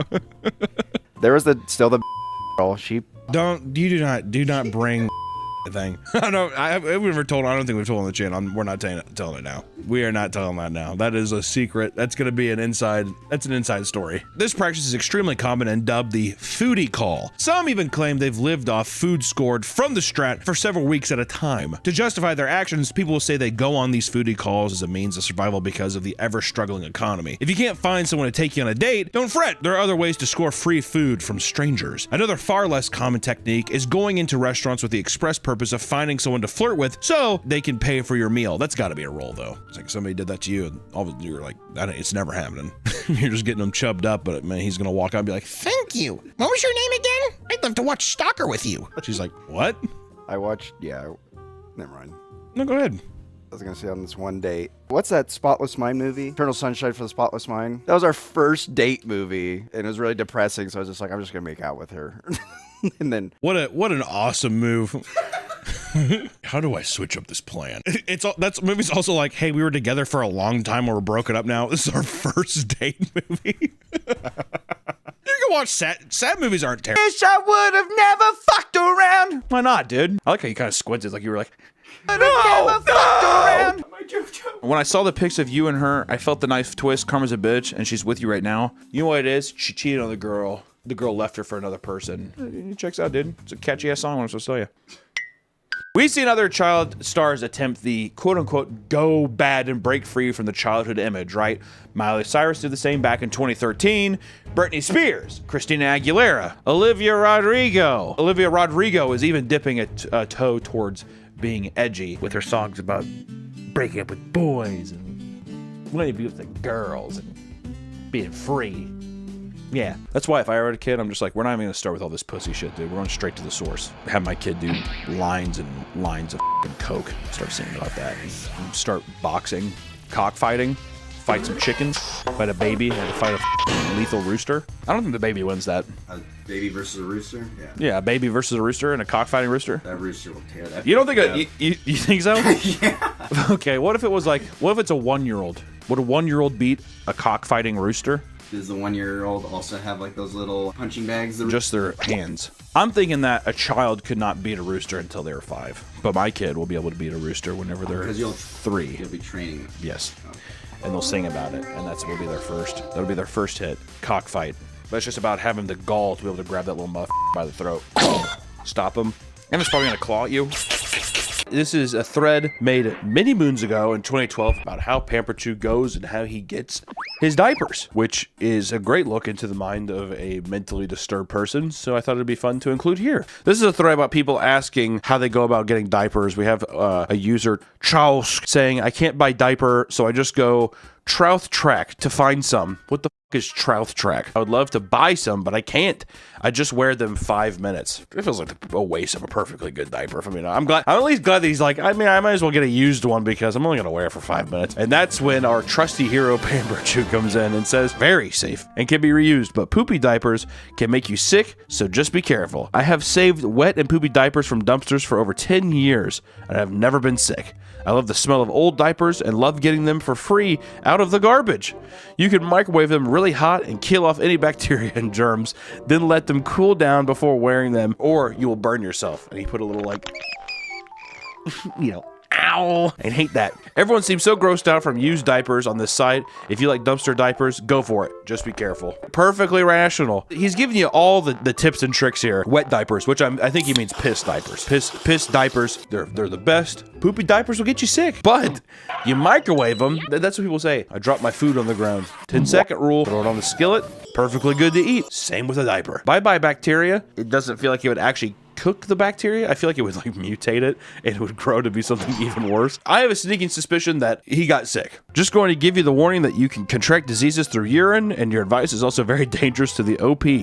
Also, a microwave will not kill off bacteria and it could start a fire. Okay, so I was right. This is a more calm way to approach somebody talking about using and microwaving diapers. Pamper Chew immediately responds with, my microwave is awesome. 1971 radar range. And we see what looks like a Fallout nuclear microwave here on top of a mini fridge. This feels like Jeffrey Dahmer's house. Like whenever you find like all the old photos, like his fish tank and shit, this is like a crime scene photo. I also do like that there is just a toaster on top of it too. So you know that he's making like toaster strudels and stuff. That's kind of fun. I have been doing it for a long time and I have never been sick. Also, I don't see any way to start a fire with a microwave unless you are a complete idiot. If someone wants to wear a nice squishy old diaper, let them. What a sentence. It's for the most part safe to do and will not make you sick. We have an immune system that can handle most things that we come in contact with. Yeah, wing dog. The human body was built to wear used shit diapers and pissy diapers. You should know that. Wingdog once again responds with, take a look what you just wrote and tell me it's still a good idea. I bolded your good idea. Also, it is very easy to start a fire with a microwave, and something that is not supposed to be microwaved. Your advice is very unsafe and is really gross to boot. You may not have gotten sick yet, but that means nothing. The original post may not be so lucky. You don't understand the dangers of what you're doing or saying. And that's when Pamper Chew responds, and he has the cutest little selfie of him here. Jeez. You people worry too much. If someone wants to play with used diapers, they should be able to without telling them how dangerous or gross it is. I know it can make you sick, but you know what? I have never gotten sick from it. That's 10 years of wearing used and microwaving diapers, so he's got a point. What you do? You take your wet diaper. Oh, God. That is the most rancid, piss-stained diaper I've ever seen. It kind of looks like a bag of popcorn. That is disgusting. Because if it's dry, it might flush down and clog up your toilet. So you want it gooey ahead of time. I once knew a addict in college and he talked just like him. Coincidence? That is so gross. Oh, he's mixing with his hand. Oh, God. Like this.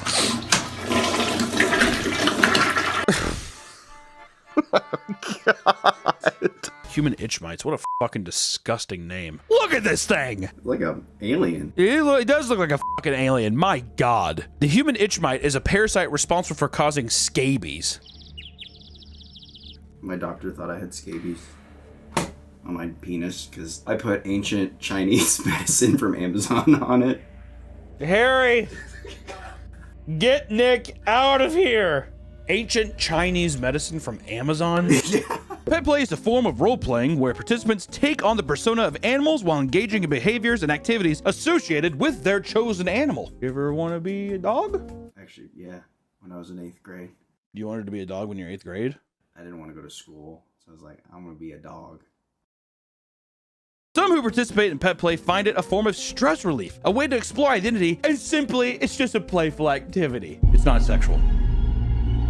Stop saying it. I'm stressed. Need you to pull my leash harder. This leash isn't tight enough around my neck, kind of thing. Also to note, pet play does not involve any actual pets, just adults pretending to be pets. So no animals are actually involved, usually. I didn't deep dive that far. We didn't deep dive down that far. I'm not trying to see any kind of, we're gonna nip it in the bud right there. The exact date that the pet play movement started is not known, but it began to gain a following in the mid to late 20th century, sometime after World War II, which it was, everybody was stress relieved back then. They were just like, I can do what? The Nazis are gone. I can be who? Woof woof. Am I right? Oh my God, she is hot as shit. Tony what? Tony Bredinger? God damn, dude. She can Bredinger my cock. It must be very difficult being you, dude. I feel like I've seen your face before. Are you famous or something? Maybe a little. Oh, YouTube? Yeah. Really? What is it? Markiplier. No way. What's up, bro? I was gonna say. Right on, bro. Take care. The idea that I had was just trying to put sympathy to it. I felt bad for Nick. And luckily, I got to meet him. It was amazing. I was glad I got to meet him because the whole thing, we even said this in the video, was that I know that it's an act. I mean, it's rage bait. It's clip farming before clip farming, pretty much. I got to meet Nick, luckily, because he was doing stuff with Oompaville at the time, and I got to drive down and meet him. And it was like one of the only times in my life I've ever been starstruck by something. Let me give you a brief rundown of what it was like. I got to sit in an Oompa's kitchen, and all of a sudden I heard the scraping of plastic wheels across the floor and a rascal coming around the corner. And sure enough, Mikado came around the corner in his rascal and he says, "Oh, it's you." And it felt like Christmas morning. It felt like, I was like, this is unbelievable. And we had such an amazing day of just hanging out. I got to meet him. He was the sweetest guy. I mean, completely opposite to what you see online. Couldn't have been sweeter. Maybe he feels differently about the cartoon, but it seemed like he, enjoyed it or got that it wasn't supposed to be spiteful by any means. But we did it like a mukbang together with me, Oompa, and him. And the recording of it is so funny. But if you guys could have seen the behind the scenes, I don't know if there's any behind the scenes stuff. It was so funny. It was so much fun. That dude's farts smell rancid. It was disgusting. Oop, I have to fart. Brace!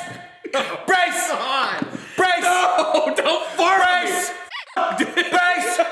The church had the members infiltrate local newspapers, community agencies, and law firms in order to spy on their enemies, which is really, really weird and creepy. And that's one thing you'll find with a lot of Scientologists is those motherfuckers snoop and they dig because their entire formula for success is fear-based blackmail. The idea that they just come in and they immediately start snooping, terrible new guest. One of their targets was the mayor of Clearwater, Gabe Cazares. He began to grow suspicious of the church's intent as they continued to buy up more real estate through their shell companies. Soon, Cazares became the church's biggest critic and called the group a terrorist group. Pretty funny. You're not in good standing whenever the literal mayor of the town is just like, does anyone else see those group of monsters hanging out over there? And they're just like, what are we doing, Gabe? In an attempt to smear Gabe Cazares, the Scientologists tried staging a hit-and-run accident dubbed Speedy Gonzales.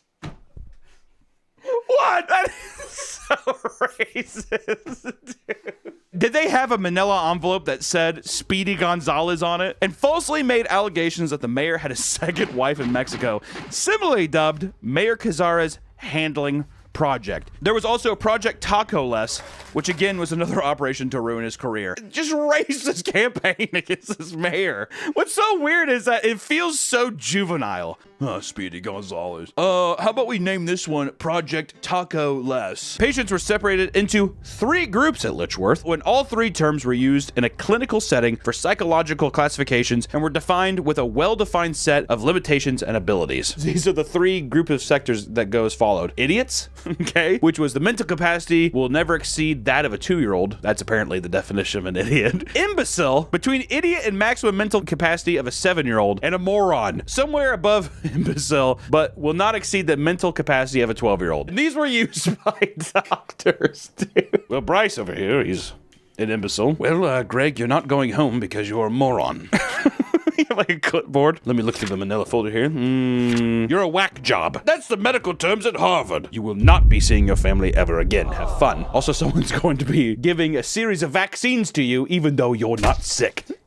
So that's going to be good for you. Lobotomies were a very common practice throughout many asylums. Remember that? You ever see that? Take the little nail, you pop it up. People do, ooh, or they were crazy before, and then now they're like in a vegetative state, basically. Both chemical and surgical lobotomies were performed by hammering a long metal pick, which in this case was a literal ice pick from the original surgeon's kitchen. What? They would go through an eye socket, through the bone, and into the brain. Chemical lobotomies were the use of neuroleptics that inhibited communication between the prefrontal cortex. Surgical lobotomies merely severs that connection physically. You either want to have some nice funny juice that makes you go to sleep, or you want the nice big ice pick that makes you go to sleep. I probably would want chemical, right? I don't think he had anesthetic, so they're just like...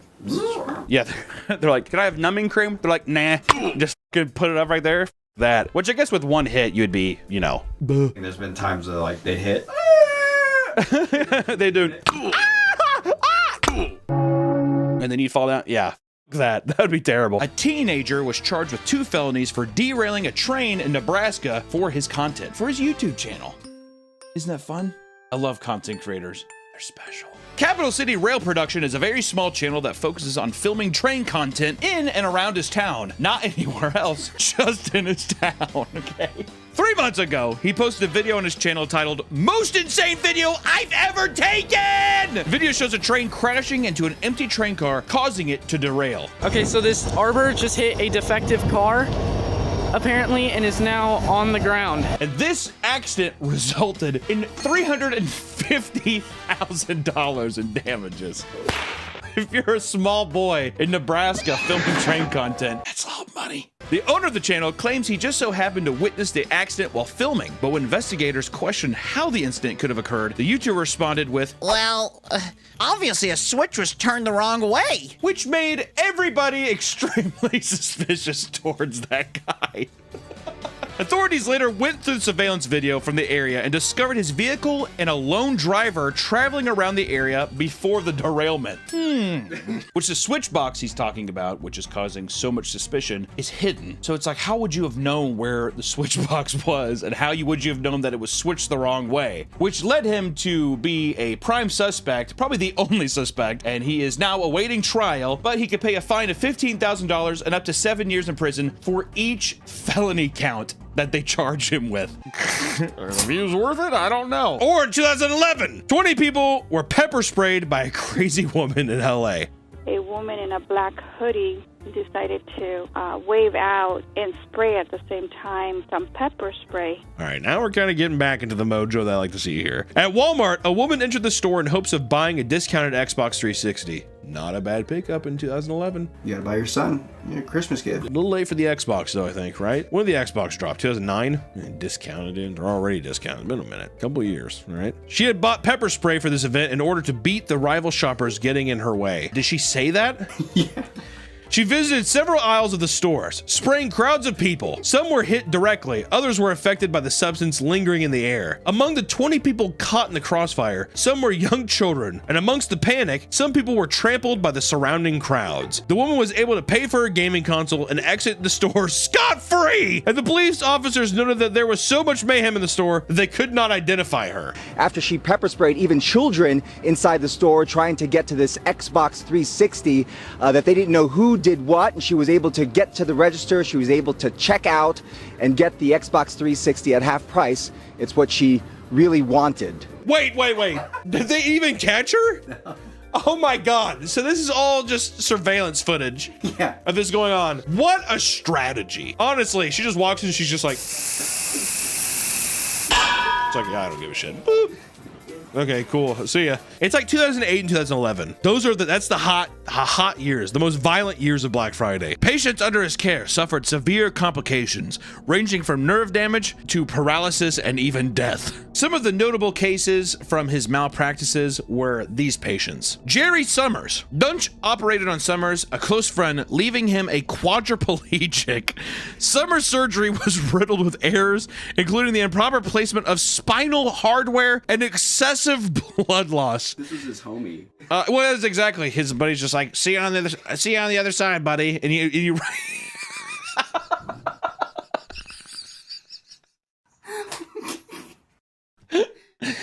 Well, Jerry, it didn't really go as planned. He's in his wheelchair, just like.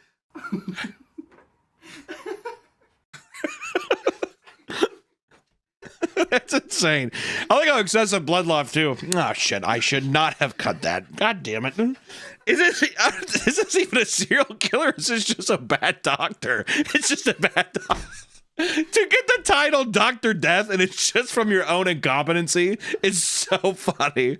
Laura grew up on a 14-acre horse farm in a small town in New York. And as long as she can remember, she says she knew what animals were thinking and feeling. This led Stinchfield to become an internationally renowned pet psychic. Stinchfield uses telepathy to speak to animals, the deceased, and the disabled. Wait, disabled people or? That's what I'm saying is, okay, hold on. Is she trying to say that she can speak to animals and mentally challenge people? That's not what that means, right? She's saying that she could talk to horses and mentally challenge people. They're on the same caliber. Moving on from that, she has also said that her voice changed and is the way it is now when the walk-in happened. There was the start of preparing the vessel for the walk-in experience, and I'm aware of that. Did my voice change? Yes. The journey is usually the part that you remember anyways. It wasn't the decades of smoking, probably alcohol, screaming, whatever else that's happened. No, it's the alien. That's why she sounds like this. You guys couldn't handle it if we took off these cloaks of skin and showed you disclosure. She has a planetary consciousness with 12 great suns, 5 of which have been blown up. And in that moment, humanity was annihilated. Lights. You guys would freak the shit out of each other. You guys would be driving around down the road and people see ghosts in wrecked cars. Now you're probably wondering, Hunter, where the hell did that come from? Welcome to the club. For me, I have a planetary consciousness of 12 great grand central suns, 5 of which have been blown up. What? Are we going to elaborate any further? And I don't think we are. She believes that she can turn invisible because we are all blue beings. See, I can disappear. Let me see if I can change the angle of this and show you guys what I mean. Can you see the blue outline here? You guys are blue beings. I'm a blue being. 1/3 of the population has avatar bodies. There's a third of the population that has avatar robot bodies. This is one of my favorite quotes. She has a holographic computer in front of her and that she can speak with her fleet of ships. She throws the word holographic a lot. I always just think of like a giant like Buster Blader Yu-Gi-Oh trading card and she's just like, I'm gonna contact the fleet of ships and we're getting out of this motherfucker. In 1564, the city of Edinburgh invited inventors to present ideas for clean, efficient killing machines. That's a conference I wish I could go to. We just went to SHOT Show in Vegas and that shit was boring. Was the AVN more of a torture device? The AVN was more of a torture device, I will say. There's a video of my good friend, my dearest editor, my right-hand man on this channel, Nick, getting whipped at the AVNs. Maybe we can show a brief second of that. This could not be the healthiest workplace environment video to have. That's going to be in a court case later down in my life. We're going to be focusing a lot on Twitch moderators, and we're going to start off with a classic one that popped up a couple years ago. A moderator who mods for a user named Saint Peach. Oh my god, you're beautiful. Please, love me. First time I met her at a convention, he came his pants. Roll the clip. I met a girl who's a streamer. I went up to her, I hugged her, and I came in my pants. I like also too, after he said I came in my pants, he's just like, I came in my pants. Just a little quirky, that's me. A little bit of clue glue. Why not, dude? Baby gravy in my pants. She didn't see it. She probably smelt it. What do you think that smelled like? What do you think? What do I think his jism smelled like? I hate to speculate, but I would assume it's probably salty pumpkin seeds and peanut butter. If I was a betting man. I think you need to get laid a little more often. Exactly. Yeah, I was gonna say, was she hot though? What kind of weird follow-up question is that? Was she hot at least? Because if she was a big fucking porker, then it wouldn't be. That's wasted seed, dude. Was she hot? And he's like, yeah. Bro, of course she was hot. I'm not gonna mod for some weird porky pig, whatever. Come on. Come on. You just look like a girl. You know, I ask myself that a lot sometimes. Who knows? I got my nails done though. Do they look good? Do they look good? Why did it no? Oh, I spent so much money on this little child. You have no idea. Does my makeup, is it still popping? I'm getting a lot of odd looks, dude. That's because you look so good. Thank you. See, that's what it is I've never been a little dainty princess. I've never had anybody be able to come up and tell me how good I look before. So I feel good about it. That guy tried to finger me in the bathroom. Kept looking at me, getting mean mugging me, dude. And I was like, I think I know what he wants, dude. And you know what? I might just give it to him. I don't know. There's also feeders out in the wild. We all share the same bed. Justin sleeps in the middle. Did you just see what? Here, come look at what I just saw. Look at the most replayed part of this video right here. This is the most replayed part. Watch this. We all share the same bed.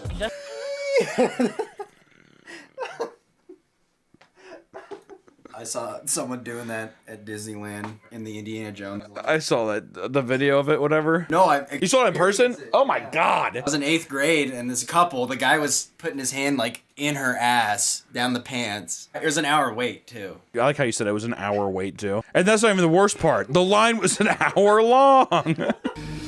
God damn.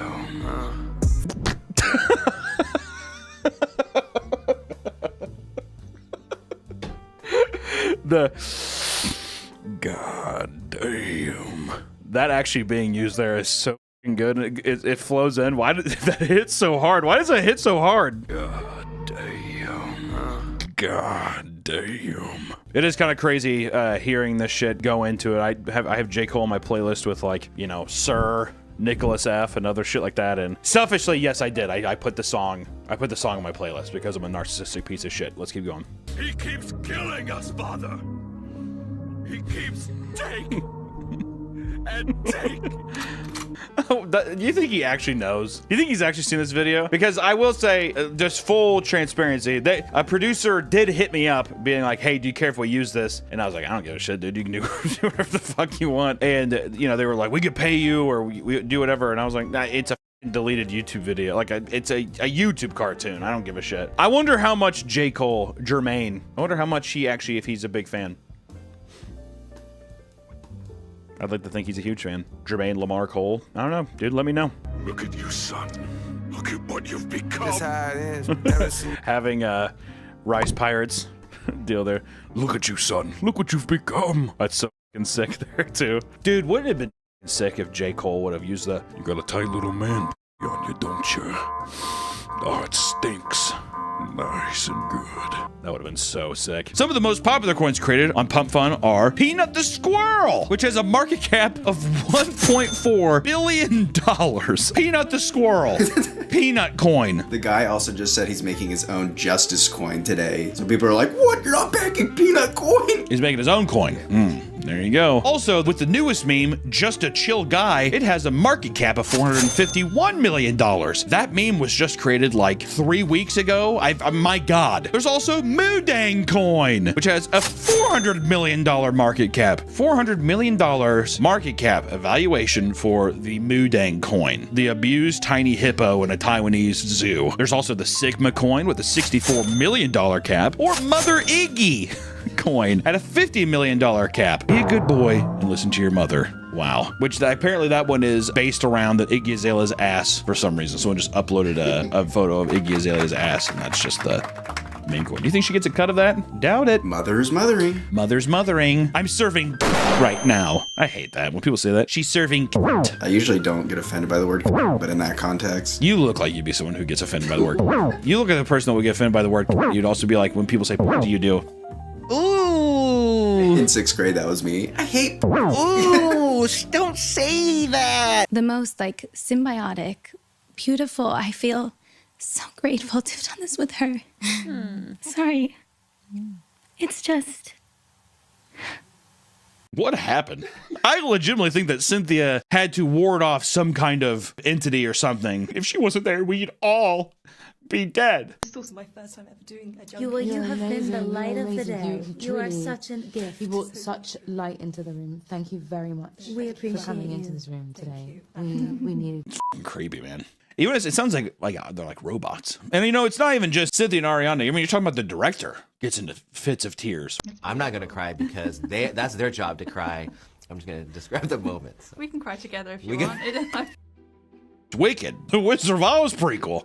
What barriers are you breaking here? She's painted green and it's her first day at school. It's almost like if you sat there and you're like, Adam Sandler really had to get into his role for Billy Madison. He was the first day back and he really challenged himself. We didn't want to push him too hard. Shut up!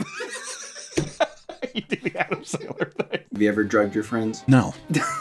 Have you drugged your friends? One friend. Why? Well, it was a month prior to my birthday. He like put caramel in my ear when I was sleeping and I got a huge infection. So for my birthday, I had my brother put sleeping pills in his drinks all night so that he could fall asleep. That sounds illegal. We could fuck with him. Well, he never fell asleep, but yeah, it was illegal. You and your friend group sound miserable. Caramel in your ear? That sounds fucking awful as well. Well, I was at the birthday party. The rule was whoever fell asleep, everyone gets to fuck with. But I had a tummy ache. Don't say tummy. I would have put caramel in your ear too, dude. My tummy hurts still, but don't mess with me. I'd be like, I'm fucking with that guy. Have him pound that big to me over and over again. Finley, isn't it? Why did that rough voice suddenly feel like a sensuous lick across my heated flesh? I felt like his magic was Yeah, sorry.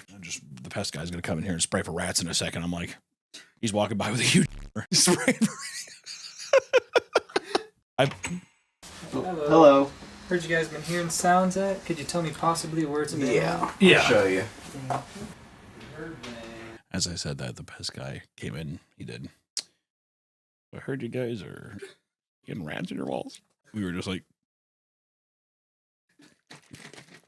shivers go to me as I rubbed along his momentarily dropping my head and closing my eyes, focused solely on that delicious sensation. He growled.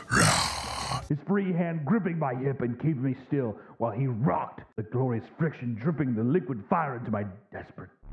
I feel weird. I feel like the guy's gonna come walk in. I feel like I'm reading the story in like my parents' house and I'm like trying to be quiet. This might be one of my favorite videos on the internet. A man of power with his queen, and she got to hang out with him. She's hanging out with him in the car. Someone donates $5 to her, and it says, "Make the world and yourselves happier. Kiss him, Kiera. You have the longer neck, and it's 2019. Make the move." First off, I'm calling a Twitch person like gooseneck, basically. You have the longer neck, so you have to be the one to instigate. There's part of me too here which wonders, did he tell a person in chat to say something? Did he do something where he's like, hey, when I'm with her, give him a donation and tell her, hey, like, I don't know, kiss him. Not a bad move. Not a bad move. You know what that's called? Peer pressure. You can also see his chest start to flutter. Like, you can tell he's like, oh my God, it's happening. I love that little glance at her. Deers are skittish. So he knows that if there's any abrupt movements, she's going to be like, no, whatever. So what does he do? He keeps it cool, but he gives her the eye dart he does. He thinks he's even more locked in because she puts her head on his. She's playful, right? There's a little physical connection. So he sits there. He's not being pushy with it either. Her looking at him and then him looking at her like, I guess we have to do it. And she's like, Her face right there where it's just like, no. Oh, you know what he does? He looks back at the chat like, remember what they said? He looks back at her. Do you have fun today? Did you have a good time today? That's period on the day. It's already done. This interaction's done. We're just in a car together. Ooh. I think he kind of perches his lips together. He does like... What's sad too is at the end of that too, he kind of does this look back like he kind of knows he fucked up. He was like... Uh-oh. As soon as you start a video and you're like in a dark room and it's like an Android cell phone webcam. Also, he's definitely like in his grandparents' house or something. Oh, dude. He kind of laughs like you a little bit. Oh, sweet child. I think he said, oh, sweet child. Oh, sweet child. Dear kitty, you soon will see.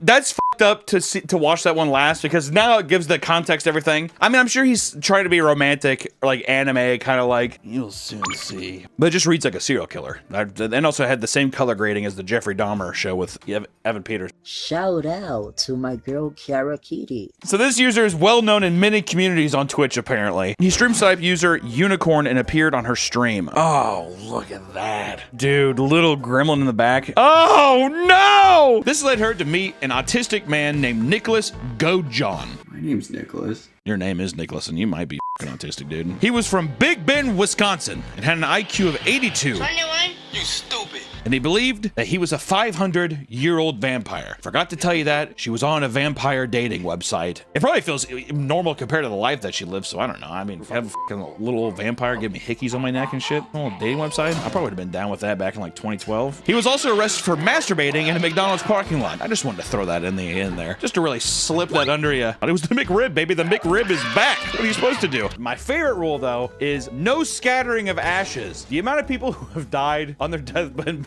been like, put my ashes in Disney Park, please. What would you do if your mom was like, spread my ashes at Disneyland? Okay. And then. I will, Mom, I will. Just fucking down the garbage disposal. Whatever. It's what Mom would have wanted. She wants to be at the house. Oh my God. Someone spread some ashes on Rise of the Resistance at Disneyland last night, according to Reddit. That is fucking crazy. That's a dead person right there. Well, they had to shut the ride down because it's a biohazard. Yeah, you know that they were like, do we have to shut it down? They're like, yeah, we have to shut it down. Sorry. You know what? All this death is getting me scared. We should just tell people now what the gender is on 3. Okay. So, boy or girl on 3. Ready?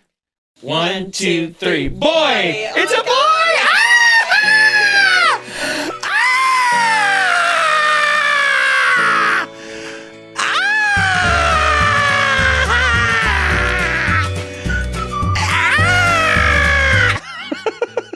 He's a beautiful, healthy boy. He had to stay in the hospital for 6 months, and he's the healthiest boy they've ever seen. His name's Modine, and he's a beautiful, handsome boy. He came out 36 pounds, 4 feet tall. Here's a picture of him. We love you, Modine. We're supposed to say it at the same time. 1, 2, 3. We love you, Modine. We say, like say it, but go like we love you, Modine. Okay. 3, 2, 1. Sorry, I got caught in my throat. 3, 2, 1. We love you, Modine. No, we have to hold on as long as I do. Okay. 3, 2, 1. We love you, Modine. This is also a great time to announce as well that we're getting divorced. I'm kidding. We love our son Modine, and he definitely will be a huge part of our lives and in our videos. And if you don't see him, just don't worry about it. It's true. And now it's time. Modine's, I think, kind of hungry. So breast milk time, which that's the first video. That means it's also daddy's milk. That's we are not supposed to say it. Stop the recording. Stop the recording. This is achieved mostly through color blocking. I'm not gonna lie, Nick. She got a dumpy. I don't think Disney Bound should be all bad, huh? Ooh, whoa there. Hey, ho, ho. Oh my dear, oh my stars. Here we are as Daisy and Donald, gender bending. This one was a little bit controversial. All right, come on, Daisy and Donald, and he's Daisy. He really fought that one. She's like, no, you be Donald, I'll be Daisy. He's like, I want to be Daisy. She's like, okay, fine, I'll be Donald. He's like, thank you, God. For Yoda, I got these cute little ears off of Etsy. Look at that.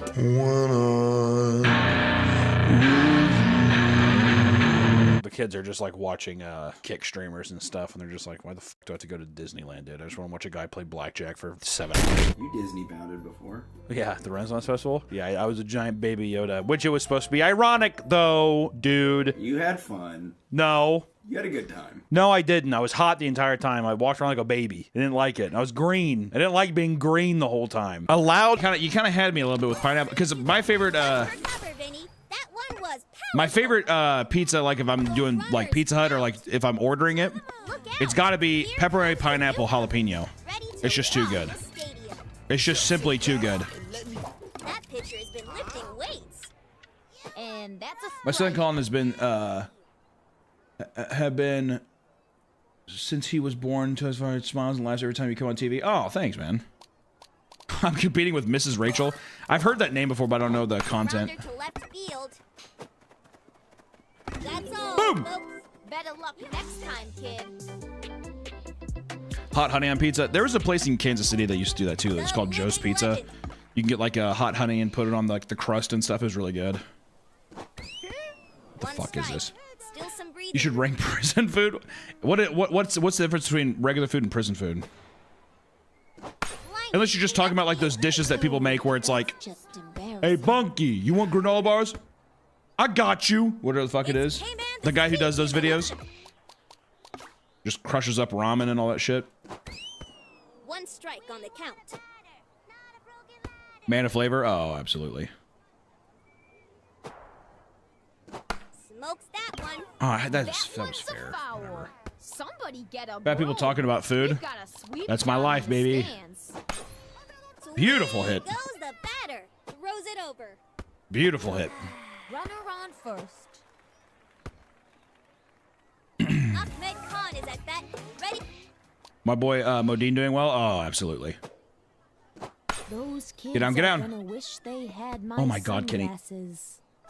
You know what, Ahmed? I'll let it slide because you advanced the runner, but the hustle was terrible. Better aim higher for this one. Come on, Ernie.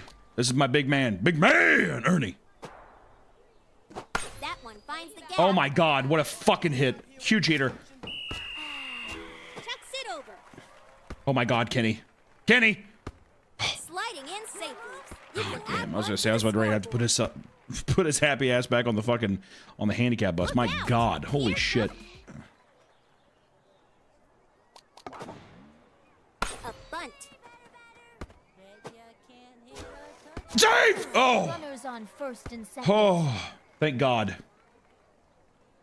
Stepping up There to we the go. plate with big. There we go. Come on now. What the hell is this? And that's a What the hell ball, is this? folks. Love how high his shorts are? Okay, we were talking about my fucking son, dude, so why don't you stop All that? eyes are on the pitch. Rough. That's ball 2.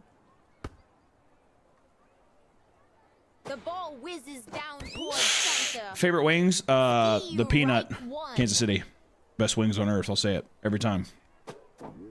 Solid hit. Get down. Get down.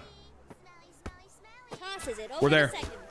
Bases are loaded. I think and the it's... crowd is Oh God, is it Sally? Is it Sally? Good example. Oh. Sally Dobbs is stepping up to the plate. Those kids look up to me. Sally. I don't want it to be Sally. You could have hung laundry Get down. on that one. Oh my God, she actually got a hit! Oh! I think it's Pete. Pete's up next, I think. Where's Akeisha? Oh, fuck. Maybe, you know what? Maybe a line drive. Pete might guess a line drive here. What the hell is this? Yikes. That's a ball.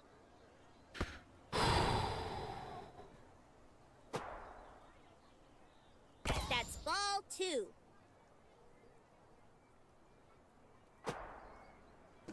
Slips through the gap. Oh! Tires the side. God, if that would have made it. That would have been so sick. All right, 9-0. We're sitting pretty. We're sitting pretty nice there, boys. This cannon is loaded. Did I used to live in Austin? Wouldn't you like to know, dude? You shrank thrift stores, the Goodwill, Salvation Army, etc. Those useless items.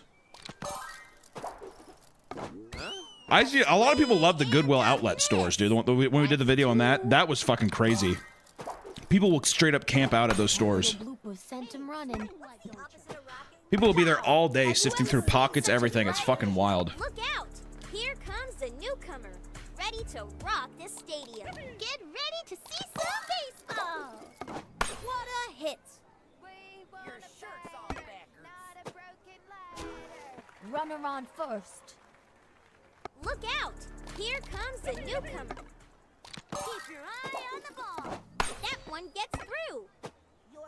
The defense takes care of that. Damn it. Almost a double play. Almost a double. Taking the mound today, this batter is cleaning the bases.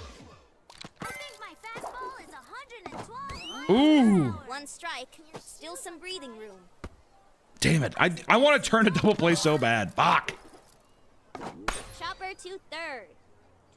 They snatched it. My Runners on first and second. Look out! Here comes the new. It's a bunch of fucking bullshit. Fastball is 112 miles. That swing must have been practiced for hours. Oh my God, Modine, why? Oh my God, it's all right. All right, we're okay. Rumor has it. The Golden Glove moment. I don't know who the hell this is. This isn't my boy. You stupid son of a bitch. One. That's it. I can barely lines one. Are you actually fucking kidding me? And that's a point. Taking the mound today, this batter is leading the bases. Any luck finding a complete copy of It from the Pit? No, dude, and I wish. Also, Kenny is fucking gassed, dude. Let's get this crazy son of a bitch out of here.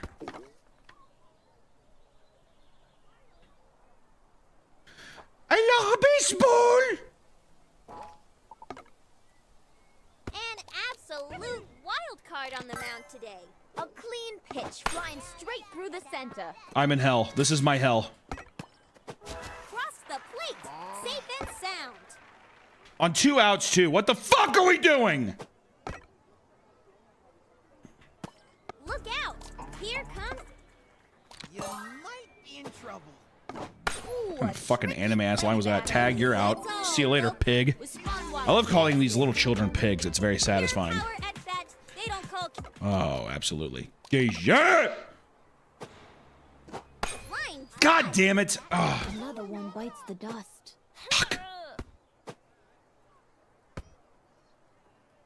Whatever. It's the pint-sized powerhouse. Here we go. Come on. Come on, Kenny. Pablo. Pablo. I said Pablo. Don't yell at me. I said Pablo. And that's a ball, folks.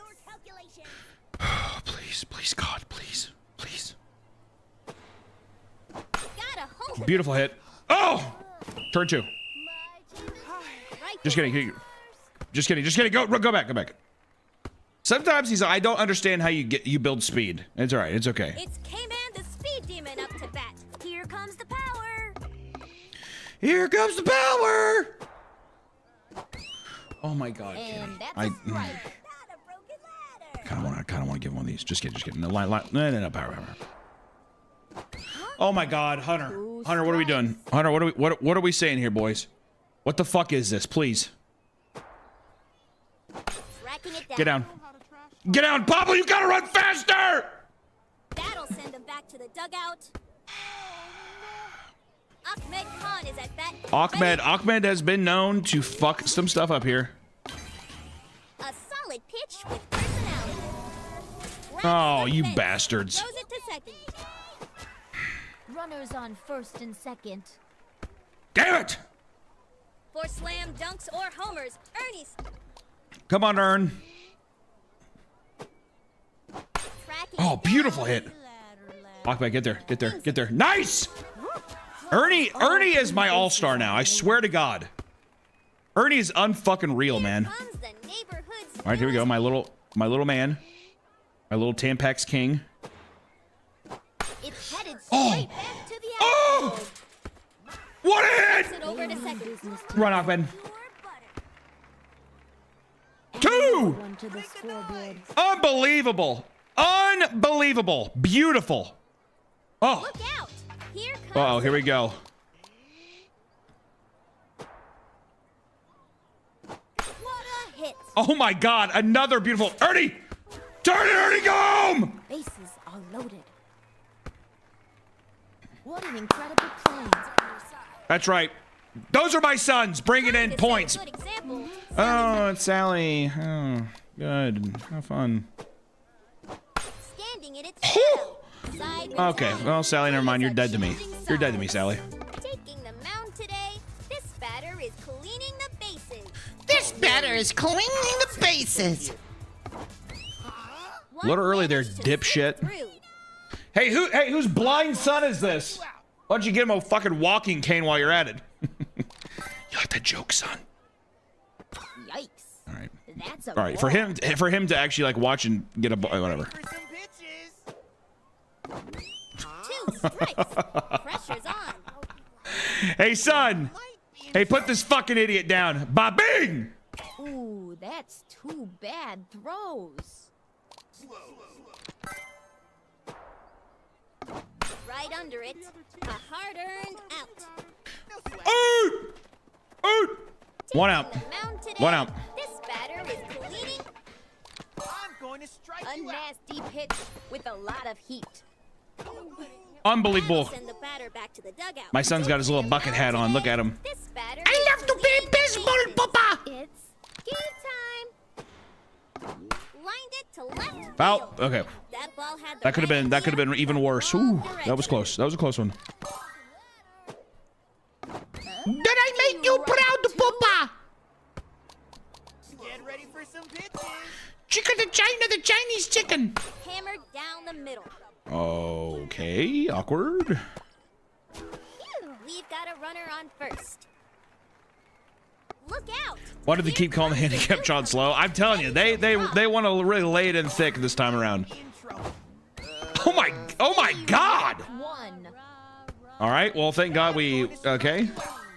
Very aggressive swing with that, okay. All right, never mind. That's 2.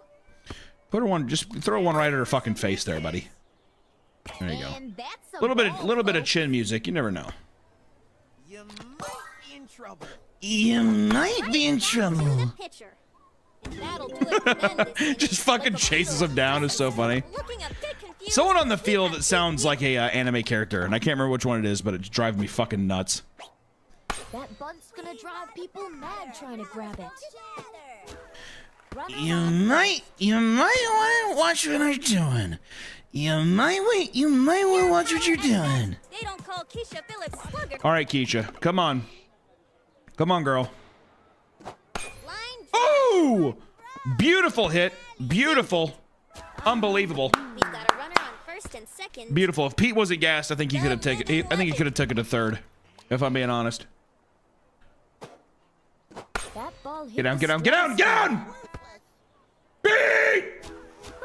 Yes! Bases are loaded, and the crowd is at the edge of It's K-Man the Speed Demon. I play baseball! And belted. Oh! That's a foul. Why, Kenny, do you hit it foul every fucking time? Please, God. Hit hard. Ripped it. Kenny! Hit it bounds! Get down! Get down! Get down! Wings it. Attaboy! A textbook trip around the bases. Gold medal.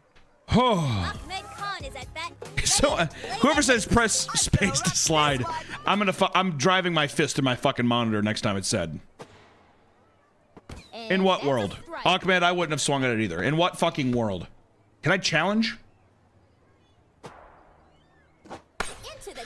Oh my God! Beautiful! Another one. Sends it. Humphrey. Beautiful. Fucking beautiful. All right, you know what?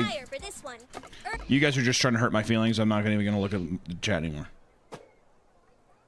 One strike. In what world? In what world?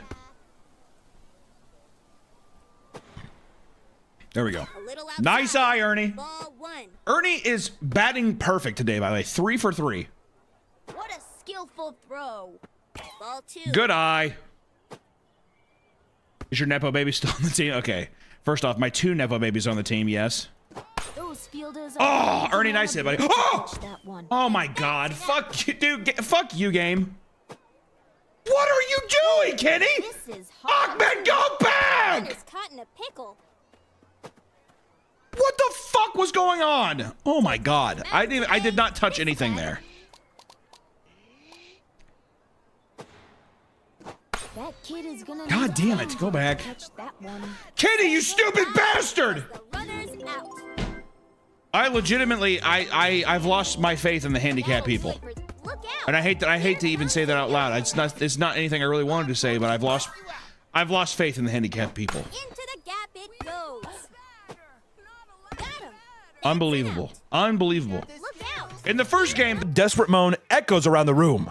I don't even realize the noise came from me until I feel his shoulders move because the jackass laughs. Fingers tickle up my back of my thighs until they can't go any farther. His huge hands sink into my ass, squeezing at the same time. He sucks my clit into his mouth in a way that makes me feel like I'm floating. Giving her the fucking old sour, hey, the green apple Jolly Rancher treatment. One of his hands moves from my ass cheeks, and when I look down, a pair of brown eyes are staring back at me.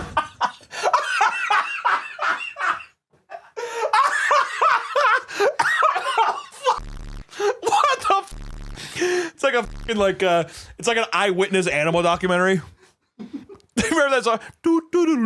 He's sitting there. Oh, hey, Nate, you about ready to make me act up. Wow, we sure did Sweet-a-Lot this year. Let's see what the scariest things were this year. Oh. This is heaven. You know what? I'm gonna even here, just for shits and giggles. It's a Samsung Smart TV too. I don't know if you guys have smart TVs at home, but those are pretty expensive. No thanks. No thank you. I said no thanks. I'm just coming in because. No thank. Hey. Hello? Hey. Hey, what the hell? What's going on? How are you? Who are you? Good to see you. Interesting. I had a lot of beef Wellington today. Yeah. I'm gonna have to ask you just really, really quickly to cool it and stop what you're doing. With what?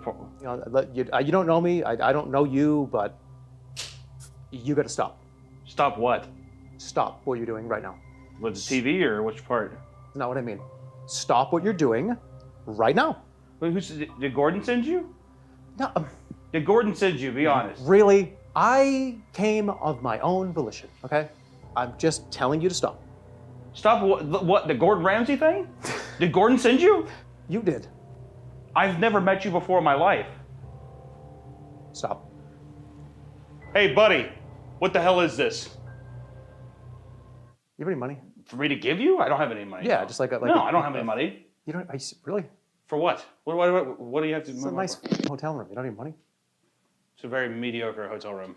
Next up, we have Toko, the human dog. Toko is a Japanese man who gained significant attention for his unusual hobby of dressing up as a dog and posting videos on his YouTube channel, I Want to Be an Animal. He spent approximately 2 million yen, or $15,000, on his highly realistic dog costume of a border collie. Wouldn't have chose that dog, if I'm being honest. Border collie. His transformation has provided him with a sense of comfort, happiness, and fulfillment in life. That is crazy. That's scarier than a spot. You know what's fucked up about these houses too? There's nothing on the walls. Dog can't put stuff up on the walls.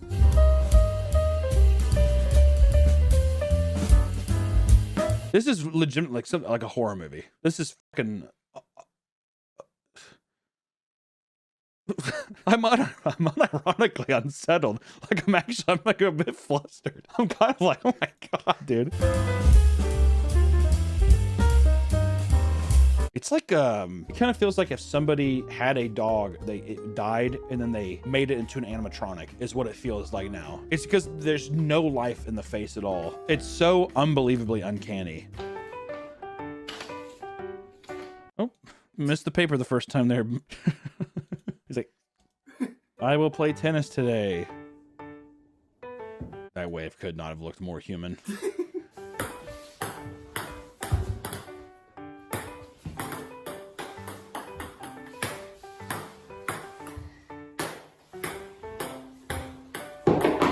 I mean, I feel like I'm watching the Poughkeepsie tapes. Who's the person bouncing the ball, and how do they have this free time to be doing this shit, dude? Seriously, I have to go to work. He's like, only a few more balls, please. Just a few more balls.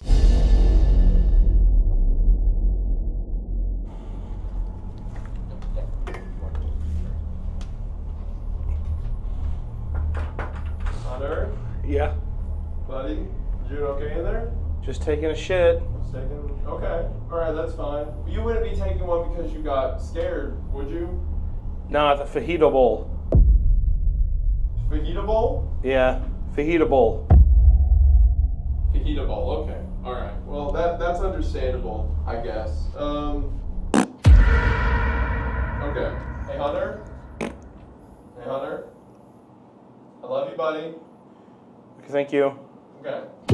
Is this thing rolling? I was just using the restroom and I had my radar going and all of a sudden this thing was red hot. I'm gonna try to replicate it right now. I had it pointed right about here. You can tell it was kind of spiking a bit and I was kind of like rotating around and nothing. I mean, guys, you should have seen this. It was unbelievable. It was insane. I don't know. I just think something real freaky's going on here, okay? More soon. Did you see that? Oh my god. Okay. I just want to say the radar is going off the charts. I think Ruth is here with us right fucking now. This is, the red is the highest it can possibly be. Ask her. Ruth, is this where you found love in this place? Oh my God. Oh my God, Nick.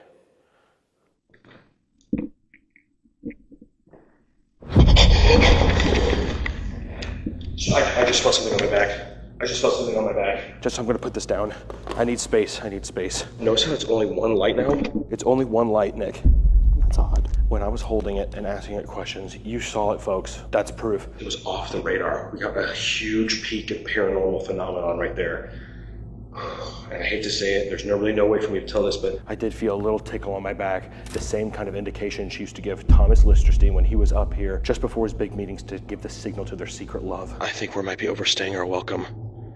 But we have to find out what's on the 2nd, 3rd, and 4th floor. Only by doing that do I think we can step away from this place. Let's go to the 2nd floor.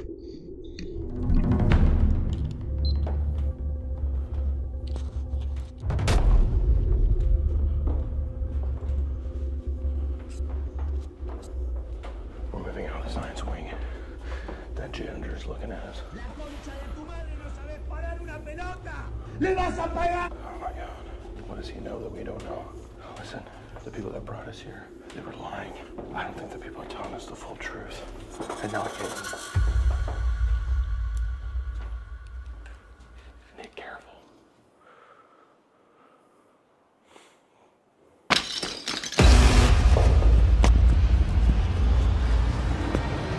Oh my God! Ah! A knock on the door this time of day? Who could it be? Winslow, we got a package! Ooh, let me see. Okay, just hold on here. Let me see. Okay, God, just give me a second. This thing's oh my God. What? Winslow. What is it? I think this thing might be haunted. Haunted? Did someone say haunted?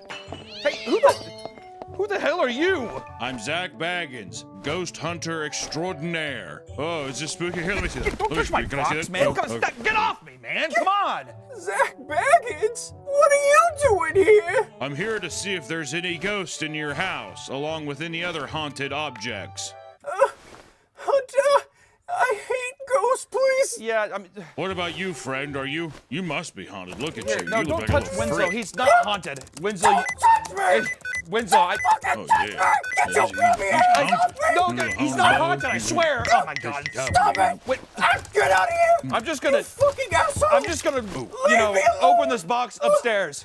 Stop it! This guy's definitely haunted. Help me! Yep, you're a haunted little guy, aren't you? Okay, I'll let them deal with that down there. Oh, what about this? Is this haunted? Hey! Stop touching our stuff! Hunter! He's touching our stuff! Yeah, it's fine, Winslow.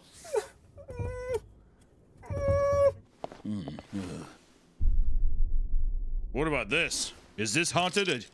I feel a dark energy coming off of this item. In many ways, yes and no. How much do you want for it? I'll buy it off you. Please be careful with that.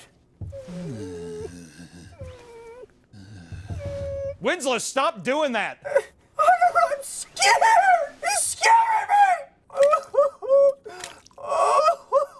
Leave me alone! I hate ghosts! I hate them! I hate them! I would like to baptize the child as well and look after him. And you're like, oh my God, cousin, it's so good to see you. That's awesome. And then the priest is looking at you and a guy's just like, baked potato scissors. Baked potato scissors salad, sandwich and cheese. Would you like that I put it on top of the fridge later? Makes no sense. Immediately, the child's top layer of skin will slough off in one piece. What? What? What kind of, that is a jump in the sentence. The godparents will then eat the skin between each other. Oh my God. I believe a ghost. Cringe. I know. All the scientists, all the elite, very, very smart people who watch this channel and leave wonderful comments are gonna say, Hunter, what are you talking about? I've come in contact with a few ghosts myself, Nick. Yeah, when? When? What ghost? Well, I couldn't see him or anything, but it was, but let me know. I'll say this is that I hate going into a building and feeling that little, what did you just experience a ghost? He just shivered. You just shivered. Did you just experience a ghost? I have to pee. You have to pee? Well, you better hold it. So just know that I've had my own little run-in with ghosts laying down and my friend, it kind of sounds like I'm having gay sex with my friend, laying down, had sleepovers with my buddies, and then you hear something creak. Oh, what? And I hate when people are like, it's just the house settling. Really, dude? It's a 23-year-old house. It's just settling. The tectonic plates are shifting. If it was like a house from the 1800s, I'd be like, sure. What if the house is built on burial grounds? No, go ahead and say Indian burial grounds, dude. Well, Indian burial grounds, that's offensive, dick. You ever have a younger sibling, or I had a buddy who had a brother who used to like point up at their kitchen ceiling.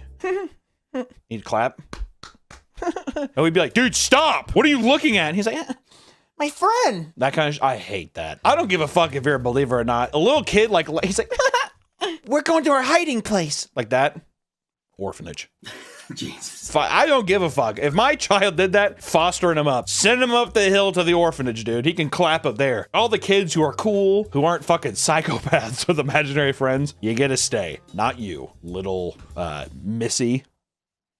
This kid's name. SCP-3008-2 are humanoid entities that exist within SCP-3008-1. While superficially resembling humans, they possess exaggerated and inconsistent bodily proportions, often described as being too short or too tall. They possess no facial features and in observed cases wear a yellow shirt and blue trousers consistent with the IKEA employee uniform. During the night instances of SCP-3008-2 will become violent towards all other life forms within SCP-3008-1. During these bouts of violence, they have been heard to vocalize phrases in English that are typically variations of, "The store is now closed. Please exit the building." Once the day begins, SCP-3008-2 instances immediately become passive and begin moving throughout the SCP-3008-1, seemingly at random. They are unresponsive to questioning or other verbal cues in the state, though will react violently if attacked. So it's almost like zombie rules in some cases. Like I know Dead Rising, at night the zombies become almost more powerful and they're able to run around and stuff, but in this instances the night cycle just makes them ferocious. It makes them want to fucking kill everything in sight. But I do like how they go into a weird, almost vegetative customer service-esque state during the day cycle, and really they're only provoked if you attack them, which, let me tell you, a Swedish IKEA person, who wouldn't want to attack them? Right? The Swedes? My God. I finally get to unwind and have a nice meal to myself. Hunter! Don't eat that meat! Why? That's not any old steak! That's human flesh! How did that even happen? How did we get human flesh in this house? I bought it from China! Oh my God, China! Oh, Winslow, I can't believe you brought human flesh into this house! Oh, I'm sorry, Hunter! But my God, Winslow, you got me thinking something. What does human flesh taste like? And more importantly, what do I taste like? Surely there's an easy way to find out. Oh, God!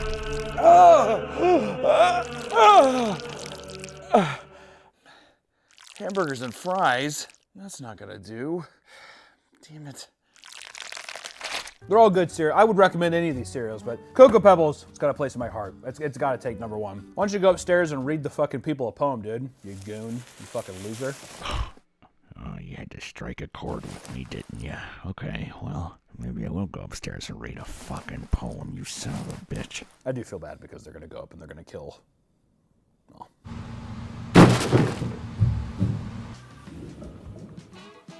And of course, there is belt pulling, which you bite down on a belt and then lift it up. You lift it up over your head. And, there's some drawings of how to do this too. Let's just look at some of these. They're pretty good. This is haunting. First off, he put a lot of time in those eyes. That is fucking crazy. Dude, when we did the medieval torture device video, this is exactly what this is. Look at the fucking, the scribbles on there too. This is a madman. This is Da Vinci. This is what Da Vinci wanted to be. I thought that was his asshole for a second where he's bent over, but no. So that's him. And then you put it around your knees and you also pull that way too. Oh, this is the artist before and after images. All right, here's before one. What's this guy? He's a good looking guy. He's got kind of a bit of a dud chin. Let's see afterwards though with the belt pulling. Is this the same man? This is the same guy? You know what? I think the old boy just should have grown his hair out. Because I think the long hair also accentuates. No, it was the belt pulling. I think it was a good deal, dude. I'll tell you a quick story about how I fucked my face up 5 years ago. I took a fucking belt, bit down on that shit, and started yanking it up from my face with my arms. It didn't feel very good, so I lifted up my legs and put the ends around my feet, started pulling hard as possible, and felt a pop. I looked in the mirror and my face appeared forward as fuck. I was ecstatic. I finally found how to ascend hard. Praise be to you, brother. A true mogger, no matter what he says, through and through. The SMV is way up, and his belt chewing is only proof of that. I tried this for a week and then took a break. Within 2 fucking days, it all collapsed and reverted. Whoa! It was worse than before, and I literally looked like my face had shrunk. Don't pull your maxilla, just get a expander or MSE. Wow. The past 6 generations of his ancestors had this same condition dating back to 1840. The condition seemed to be genetic, leading to a large family with similar appearances. They ultimately created a family circus group called the Lobster Family. The family gained amazing wealth for their performances. Oh, good. But Styles struggled to cope with those that resented him and treated him with disgust. His answer was a turn to alcohol.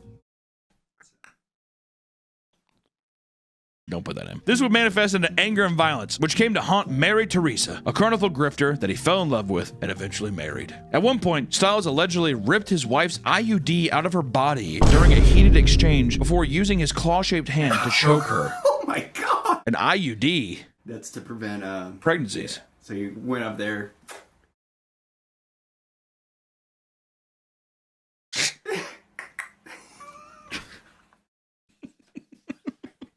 I'm so bored. I wish I knew what to do. What the hell is that? Sounds like Irish folk music. Oh god, I hate Irish folk music. What the hell? A rainbow! Oh my god. Oh, there's never any rainbows in these parts of the world. Oh my god, a pot of gold. That must mean there's leprechauns around here. Oh! Oh my god, Mr. Leprechaun, now that I found your gold, do I get to keep the pot of gold? No. Terrible to watch on the first one. But if they're about decades-long relationship ending, maybe not. Can you imagine that's us one day? Ooh, you shiver. Ooh, you're not gonna break my heart, are you? That's what that screams to me. Synecdoche, New York, as well. It's super. Synecdoche, I could, if the person's like, I really like movies, I'm a cinephile. I mean, I think that's a fine movie. Don't get me wrong. It's a Charlie Kaufman movie. It's gonna be depressing as shit, but still. These weren't the cinephiles. They were falling asleep. You're like, wake them up. This part, good part. I felt bad. One girl I was on a date with, I think the beer she was allergic to. So her lips were all super puffy. One of my moves is like, oh, I'll make it better. And I kissed her. Oh my! I tell you, you're a predator. No, you're an apex predator just looking to feed. It's unbelievable. Don't worry about it. I'll make it better. She's like, ow, ow. Her swollen ass lips. You're sitting there licking the IPA off her lips. Indian Pale Ale. Oh yeah, Rebecca, I call her IPA. Anytime you go out to a bar or restaurant, nothing is stopping you from faking a proposal to draw in attention of other guests and staff. Couples mention tugging on the heartstrings of the establishments, and that has earned them plenty of free drinks and meals. That's actually such a good idea. I've never thought of that. You and Allison should try it. They wouldn't believe it.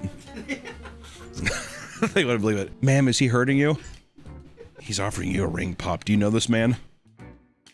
It's cute. This trick can also work if you're single, as some people have had success proposing to their friends while out at a restaurant. For a while, these grifters had a good thing going. That was until people started openly admitting faking their proposals and posting them online. Now it's viewed as semi-controversial tactic. Well, yeah, with people worried restaurants won't be as generous when people are actually proposing. Which also, dude, fucking pay for it regardless. Well, when I actually propose, I want a free meal. It's like, just fucking pay the bill. And plus, you know what's actually, I was thinking about it, that's actually sucks. You know what's better? Propose. She says no, storms out. I mean, man, if you just want to pay half the bill, because it's only you there. Oh, yeah. Or they could be like, dude, it's on us, I'm sorry. But you need to get good at crying though. Really? Really? Can you imagine looking up at a waiter and being like, Willie, Willie, thank you. She broke You know how you really sell it too? Oh, You go up to the waiter and be like, put this on the breadsticks. Playing it with them, see? Yeah, you have like fake rings. Exactly. Yeah. And then when she's like, no, and she makes a huge scene, then he's just like, dude, did I fuck up? Or you say, take it. I don't need it. The ring, I bet you can fucking bulk buy. Not even some plastic bullshit. I'm talking like cubic zirconium. Yeah. Food digging is a new phenomenon in which restaurants set up fake dating profiles to lure single customers to eat at their restaurants. After someone matches with the profile, the fake person will instantly set up a date at the restaurant behind the account. Once the customer arrives and realizes their date isn't there, they assume they've been stood up, but by then, the fake profile has already unmatched them, cutting off any further contact. The hope is that, since they're already there, the person will stick around and buy some food to eat, like a fucking lonely loser. Online, people are starting to post their stories of falling victim to food diggers, hindering the effectiveness of the scheme. I've never heard of that. To be fair, I'm totally out of the dating world. I don't know. I feel so lost. Sometimes I look at it and I'm like, thank God. Actually, all the time I say, thank God. Don't get tied down, but just know there's some choppy waters ahead because everyone's got baggage, especially by the time you're 30. Fuck, man, especially like those kids who got dirty dicking when they were younger. All of a sudden, now it's like, this is my 8-year-old son. So you date them when they're 7. They have 17-year-old sons. No, I said when they have 17. You said that's why you date when they're when they have 17-year-old sons, because that way they're just like, oh, he's 18. He's an adult. You want that? Yeah, that kid's gonna kick your ass. Kid's gonna beat your ass. Who's this, Mom? It's Nick. Get off him. Picking you up. Carol! If you can make yourself look as pathetic as possible, you just might get a free meal without having to directly steal from the restaurant. A man named Stephen Bonzer pulled off, a man named Nick Weber, a man named Stephen Bonzer pulled off an impressive stunt in 2019 when he went to Outback Steakhouse on Valentine's Day all by himself with the intention of appearing as if he got stood up by his date.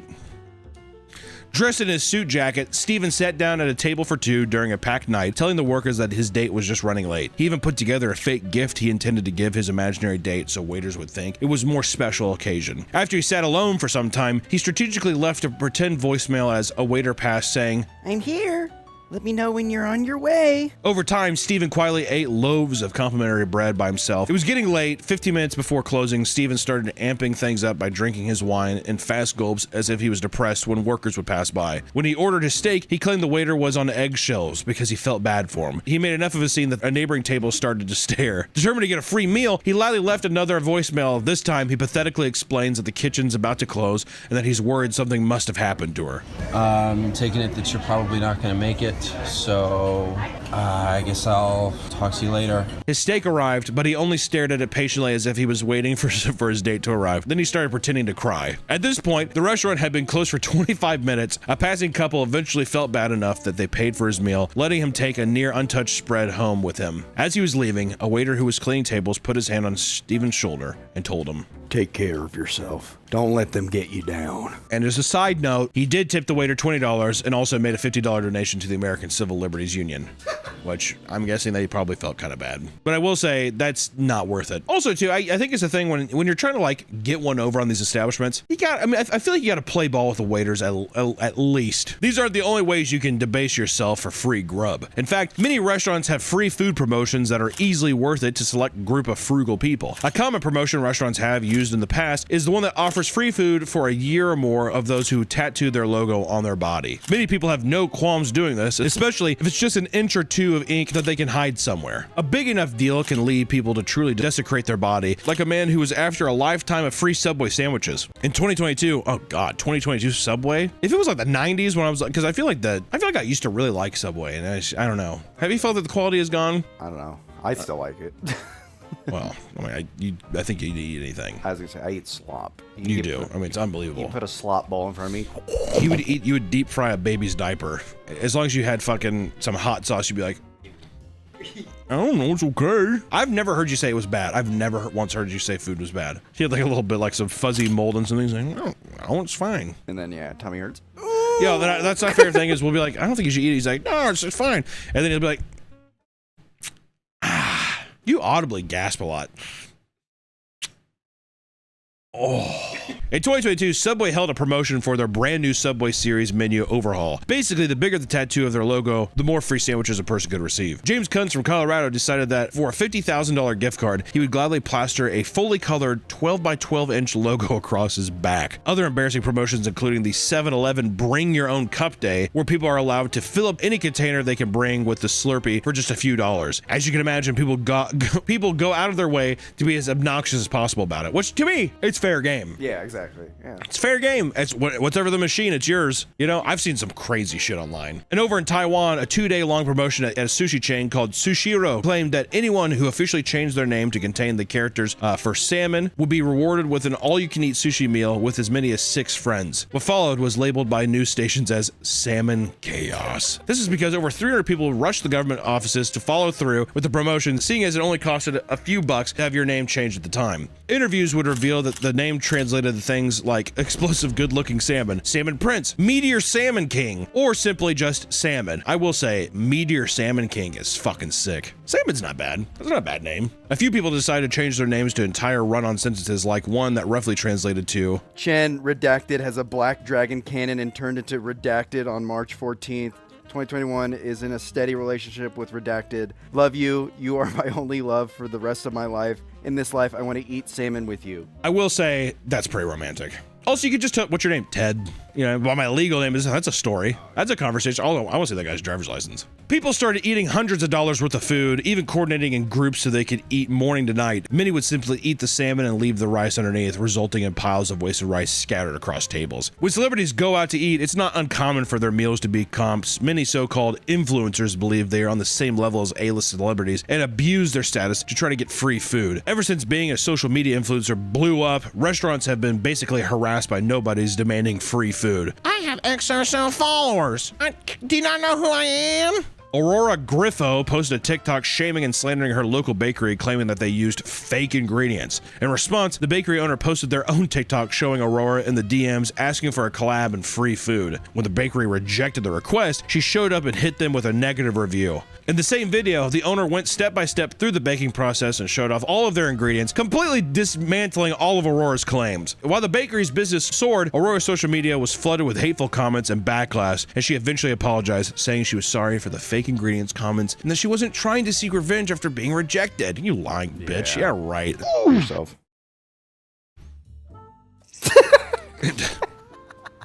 Alternatively, an old classic method of getting free meal is the tried and true art of dining and dashing, ladies and gentlemen. The less sophisticated people utilizing the classic tactic simply eat and make a rush for the door, making a scene that ends up getting them caught by the restaurant staff. One 34-year-old Brooklyn influencer by the name of Pei Chung, however, was able to steal all sorts of lavish meals. Pei would often post content online showing herself in designer clothing and eating at fine dining establishments. Despite her Instagram and personal blog boasting a very high-class lifestyle, it actually turned out that she was very often dine and dashing even after racking up bills that are hundreds and hundreds of dollars. When stopped by staff, she would try and pay with multiple credit cards only for them to be declined. She'd then offer social media posts or sexual favors as payment. She'd been arrested a whopping 7 times, usually after racking up wild bills at high-class establishments. It seems she had stopped posting since her most recent run-in with the law, as her social media presence disappeared soon after the most recent arrest. Which I will say, I feel like that's another thing people do is I think a lot of influencers will justify being like, well, I left, but I'm gonna post about it and you guys are gonna get tons of customers, so I don't see what the big deal is. It's just that thing. I think that's how also people are like, well, I'm actually not a bad person.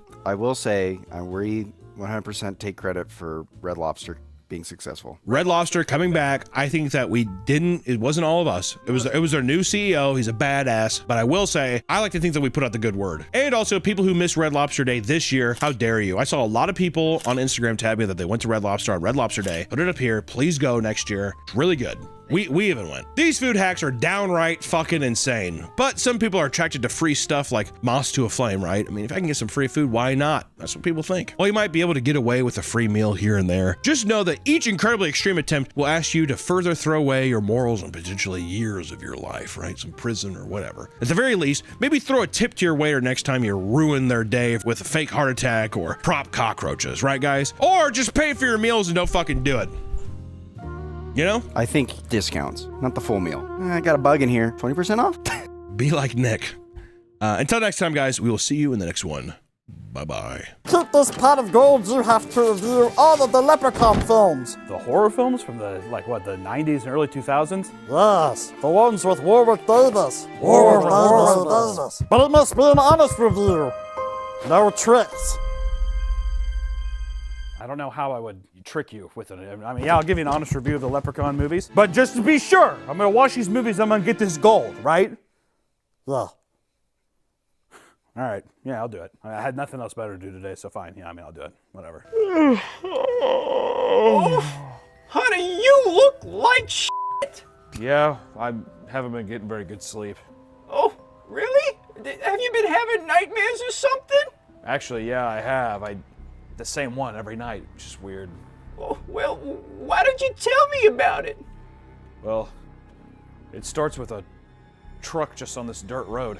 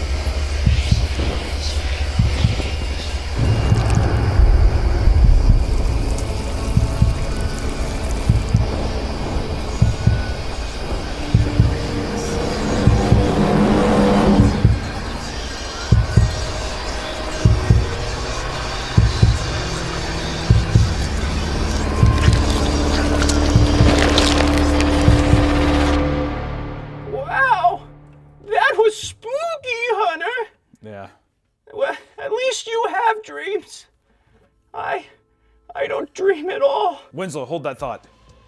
I wonder what people dream about. Real human beings and not gross computer people like yourself.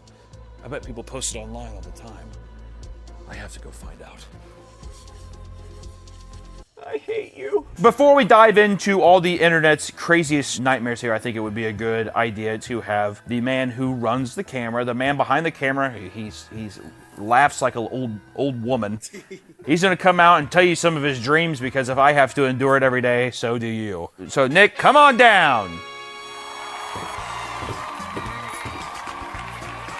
Hi, Hunter. Hey, Nick. Hi. Okay, so you we're doing a video about the nightmares, you know, so yeah. Why don't you tell people about just a couple of your nightmares that you've had recently? So I keep a nightmare journal because they have it so often. I had a dream where I was walking with my brother, my parents, and my other brother were outside for some reason. Then like I clicked the mouse, and then my 17-year-old dog fell from the roof and exploded on the pavement. What do you mean you clicked a mouse? I was probably at my desk, and I was just like, probably like trying to do something. Oh, so your dog exploded. Yeah. And it was very sad. I cried in my dream, and I woke up probably sad too, because he's 17 years old. We'll show a picture of him. He's beautiful. That's what we should do. This dog needs to be put down. No. Imagine being a dog who's, what's wrong with it? He's blind? He's blind, he has no teeth, he can't hear. So he's deaf, blind, and dumb. It's Helen Keller, the dog, Okay. who's lived way past what he should have lived. Did we put down Helen Keller, though? She's a human being, Nick. Okay, well. There's also cartoon floating patties with giant eyes and lips talking about how the meat starts to shrink. We start shrinking when we hit that grill. You know it will. It is haunting. This, I think, could have been done in a different way. It felt like a German expressionist, like surreal, like a nightmare. A goddamn nightmare. Sexual joke here about meat shrinking? No, that's just it. What are you thinking? I don't know. Just thought there was a joke there. It's almost like it's the opposite of sexual. If your meat is shrinking, like you're not getting horny off these floating hamburgers. Maybe we'll ponder something up by the end of the video. I mean, even Bill can't believe his eyes. He's looked so goddamn distraught, like he's witnessing a nightmare. He's looking around, he's like, there's really no emotion besides, I mean, it looks like terror. You would think that they'd be like, when we hit that grill. You're like, he's having fun. Not Bill. Bill is truly seeing the actual horrors of the cosmic universe happening right before his eyes. We also get disgusting shots of the grill master draining the meat on the side of the grill before serving it on a plate. I don't understand that. You have to drain the meat, so you take the spatula and you have to hold the patty up against the side of the grill, and it's just like oozing out liquid, and he's like, see? There you go! You know what I mean? It's just a fucking kind of a gross shot. I don't know. In the 1600s, if you needed a tooth extraction, you had to face the torturous grip of the 17th century dental forceps. Designed with a long handle to reach deep into the back of your mouth, these forceps allowed dentists to squeeze enough pressure to crack a tooth. Crack it? You know, these things are pretty helpful. Oh! How do you feel? This left the patient in a lot of pain and usually came with damaged gums and bones. Really? That's weird. They look like literal, like in World of Warcraft, they look like a fucking gnome's forging tool, like a dwarf's forging tool. The literal shit that they use to like bring the One Ring out of the fire, that's what they put in your mouth. A dental pelican! Tooth extraction tools used from the 14th century through the late 18th century when dental keys became more popular. Examples like the French or Italian pelicans consisted of rotating claw mounted on a shaft in an adjustable slot. The tooth would be pinched between the claw and the head of the shaft, then pulled out. This was not always effective, however, and could in fact loosen and damage a neighboring teeth during the process. Seriously, like they would like grab it and they would like rip out more teeth with it. Well, we did get the tooth, but we also got 6 other teeth with it. And they're just like, you take that and put that under your pillow for the fairy. You're a lucky, lucky man. Wow, we sure did a lot this year. Lots of eating. My big boy hunter ate lots of food. Yummy, yummy, yummy. My little chunky monkey. Oh, Hunter's so cute.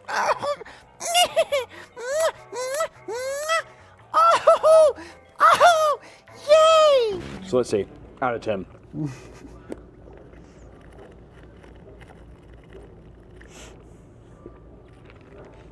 I tried to chug it, but there was no way. That's a very strong drink. I will say, delicious. I don't know, like a kind of tastes like eggnog. Oh my god. Do I feel like a boss bitch? How did that look good? It was good. Yeah. With the Starbucks cup? Yeah. I feel like I'm on my way gonna make a big business decision, Succession style. About to gentrify a neighborhood. I'm gonna gentrify a neighborhood. I'm gonna make it clean. I'm gonna raise the rent high. Big prices. Once again, after I trigger my G-spot, after reading Icebreakers. I'm gonna read one excerpt real quick. I never wanted to be the man fighting his way through a store on Christmas Eve, but here I am. Okay, well, done with that. Starting off with breakfast. Look at this beautiful assortment of fucking chaos. My God. We have pudding, biscuits and gravy, and egg scramble pancakes. What the hell is this? Cream of wheat. How is this cream of wheat? Oh God, it feels like a piece of fucking raw chicken. This is fun. What, Margaret, which one should I start with? The biscuits and gravy from Peak. Okay, biscuits and gravy from Peak. Wait. Which one, based on looks, do you think is the worst? Oh God, this. Whatever the hell this is. I'm still not convinced this isn't a cow tongue. This was cut from the mouth of a 4-legged beast and thrown on a fucking Dixie paper plate. That one. This looks horrible. Oh my God. It sounded like a piece of sulfur breaking. Oh! Take a bite. It sat for a while. Oh, I don't want to do this. Oh God, dude, this is gonna suck. Bon appetit.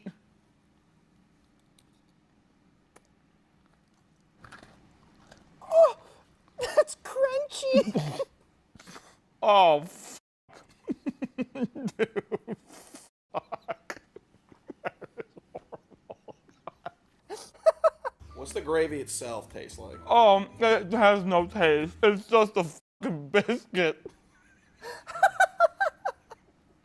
It's just a goddamn biscuit. Oh. Oh, it's horrible. God. I went to a Waffle House one time. I remember it was like right after we got done eating and we were like chatting. This is probably back when I was like 21 or something.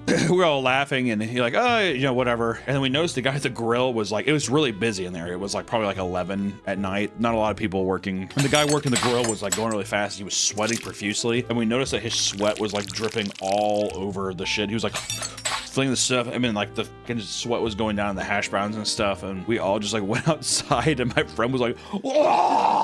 And like made himself throw up. That was me at Papa Murphy's. I was on a come down on acid and I was still a little high, but I was just sweating over the pizzas as I was training new hires. Ew. Did you still wrap them up and sell them? Yeah. Ew, you sick fuck. Good God. Why this guy practices urine therapy. Even the way he drank at the beginning does not make me think that it's... If a guy is advocating for it, by now you should be used to the taste of piss. Also, that has to be Gold Peak sweet tea. That is rancid. That is brown. Look at his face. He's like... He's like, you actually lose your sight. Drinking 3 ounces of aged urine is like eating 6 pennies. Popeyes is a thicker piece of meat. That's like a little fucking hockey puck. No condiments on it. I fucking stop biting it like that. God damn. You sick fuck. Damn. During the siege of Megara, war elephants were brought into battle by the Macedonians. But this time, the Megarians came prepared. It was believed that the squeals of pigs would frighten elephants. What do you think they did? They're like, and they're like, and they just all like, and they like ran off and they're like, my God. So they gathered all the pigs they could, covered them in tar, and set them ablaze before releasing them towards the opposing army, towards the siege of elephants. Man, that must have smelled delicious though, right? Oh, yeah. Oh, God, that must have smelled great. You're like, That's the kind of, that's my Folgers commercial. Screaming pigs, fire and stuff, and I'm just like... The pigs squealed in pain and ran frantically along the battlefield, causing the elephants to freak out and run off, trampling their own soldiers in the progress once again. Can you imagine being fucking stomped by a giant elephant? That would suck, dude. I mean, okay, first off, duh. But just being like, out of all the ways you could have died, like back then, an arrow to the fucking throat. Actually, I don't know. Would bleeding out through an arrow in your neck be worse than getting stomped by an elephant? I mean, you probably wouldn't instantly die. You'd be like, they do you like an accordion, and you'd be like, yeah, because that's what happens in Tom and Jerry. You'd hold up a sign.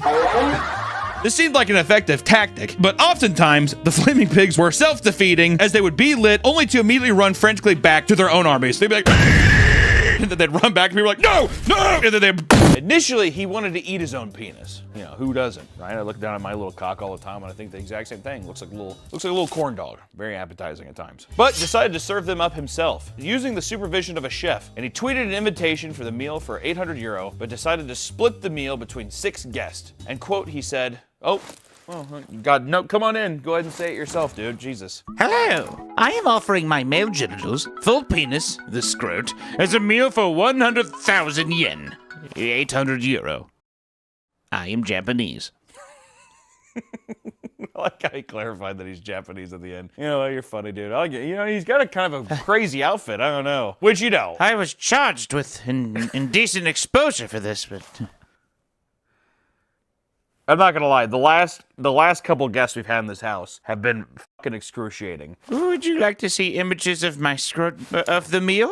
Okay, we can't show them. I'll just go ahead and tell you what the images are like. Images of the meal included scrotum, penis, and a sliced testicle, served with a garnish of a button mushroom, which is kind of funny. That's kind of cute. Little mushroom stamp, right? Did you know I went on a month-long sex binge beforehand to make sure that I wouldn't regret it, I guess? I feel like if you were willing to cut off your to begin with, you probably weren't getting much to begin with, dude. Well, how wrong you were. Which I heard from a little fairy, or, I don't know, which I heard one of your guests at the event said this. He said, the penis root was hard and rubbery, almost bending his fork. He spit out after a few chews and could only taste the red wine it was served in. You can't even taste the... That has to be insane that you didn't even get to taste the... Supposedly the scrotum was even chewier, but had no flavor. No comment was made about the 3 millimeter of pubic hair it included. Oh my God. There was just a bundle of hair. Good Lord. And the testicles were hard on the outside and chewy and gluttonous on the inside with a fishy, gamey taste. Here's what I'm gonna do this time. This is how I'm gonna throw a wrench in the whole operation. I'm not gonna tell you what I think until the very end. Not a single word will be used to criticize or compliment any of these dishes. We've had a lot of good luck with Healthy Choice so far. This is so sad. Oh, I can't say. I will say that their bowl's made of plastic, and that's not very eco-friendly, is it, Nick? Healthy Choice didn't make the right choice, did they? Did they? All right, here I go. Oh my God. Please, God. I feel bad for whatever fucking mental deteriorating ape is buying these regularly and eating them consistently. I know there's gonna be a couple people who are like, what's the big fucking deal, dude? I eat these all the time. Salut. Stouffer's is next. Lean Cuisine. And last but not least, Banquet.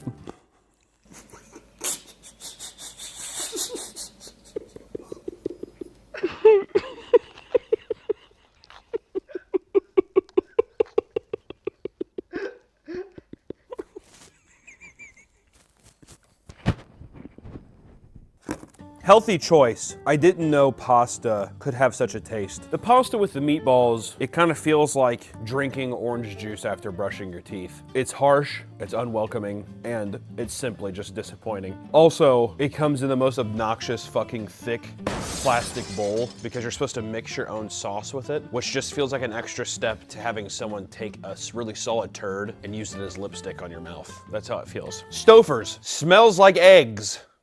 Lean Cuisine, one of the most offensive sauces I've ever had. Earlier we talked about ketchup and stuff. I didn't even realize that never came close to what this is. Legitimately, it feels like I did something wrong in my past life to deserve that kind of treatment. Marie Candles, tastes like spaghetti. Banquet, meatballs were comparable to what I would assume if you cut a piece of someone's gum out of their mouth and tried to chew it. That's what I assumed that would taste like. The noodles tasted like noodles. The Jim Bakker food bucket, we will buy one day, and I will try some of his soup. $300 in the Jim Bakker bucket can get you 144 meals with a guaranteed shelf life of 25 years. If you purchase that bucket and 25 years later you're just like, I didn't even need this thing. Well, I had all these potato soups from Jim Bakker, but guess that didn't pan out. For $4,000, you can get the Defender Dozen. We gotta spend $4,000 on the Defender Dozen. It's gonna be crazy.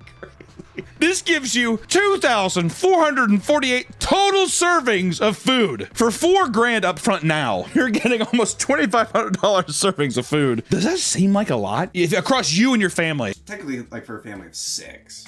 A family of 6? Which, divide that by 6, it's about 400. 400 meals, that lasts you like a year. Not even a year. Like, well, just cut it down to 2 a day. That f***ing sucks. You, Jim Bakker. Oh, good. And if you're cheap, like me, you can buy Costco's emergency food buckets instead. $80 for 150 meals. Dude, Costco always just does it best. $80 for 150 meals? Come on. That's 50 cents a meal, and then it's just like, dude, Jim Bakker's deal. I can just stock up on Costco shit. Should we get some Kirk? I mean, should we just get the wine? Yeah, why not? You don't like wine, huh? I hate wine. Oh my God, it's the last one. Let's let an innocent child have it, Nick. I feel like we got probably all of our essentials, right? Oh yeah. Yeah, we could probably like pop a couple of those open and like before we drive home or whatever. Yeah. Dude, pizza, 4 out of 5 taste.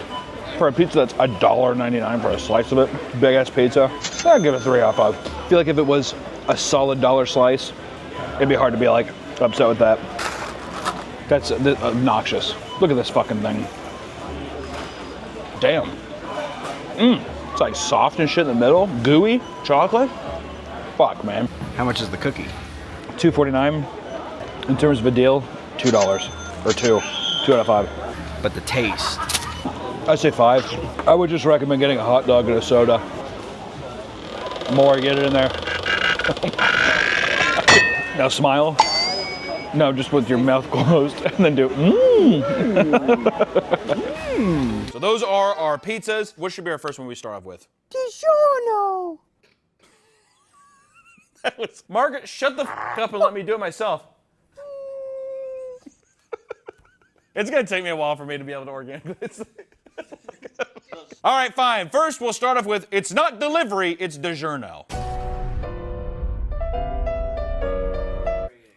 Looks nice and good. Let me try doing my little, I need to really ration out how I'm, ooh.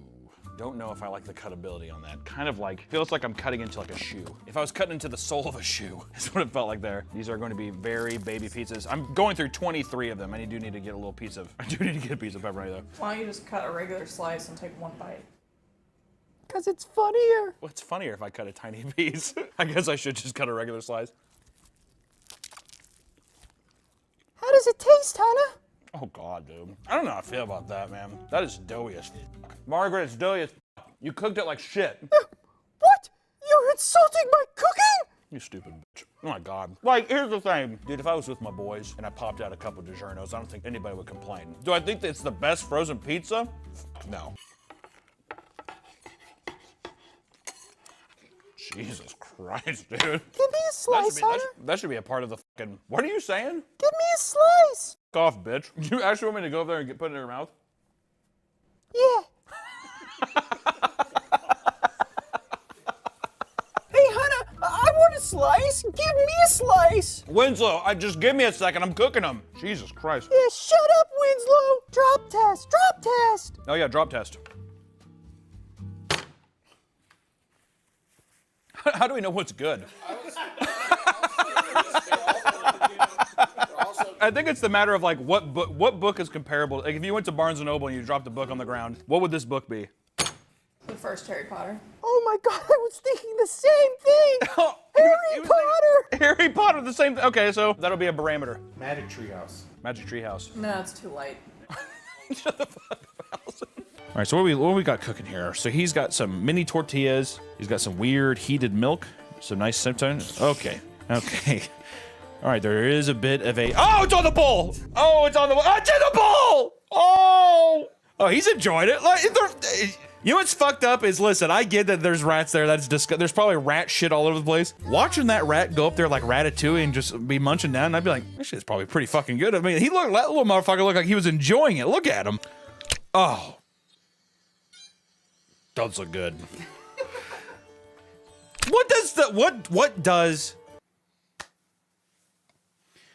does putting it in the armpit really do for you? Hey, he's missing an arm, so he probably can't smash it down with his hands. I was gonna say, you could put it under your nub and you could roll it around, but it's probably way faster that way. You sure I told you deep fry those little golden brown donuts, are you kidding me? Oh, they are up there though, look at them. That's gonna be a sticky ass armpit later.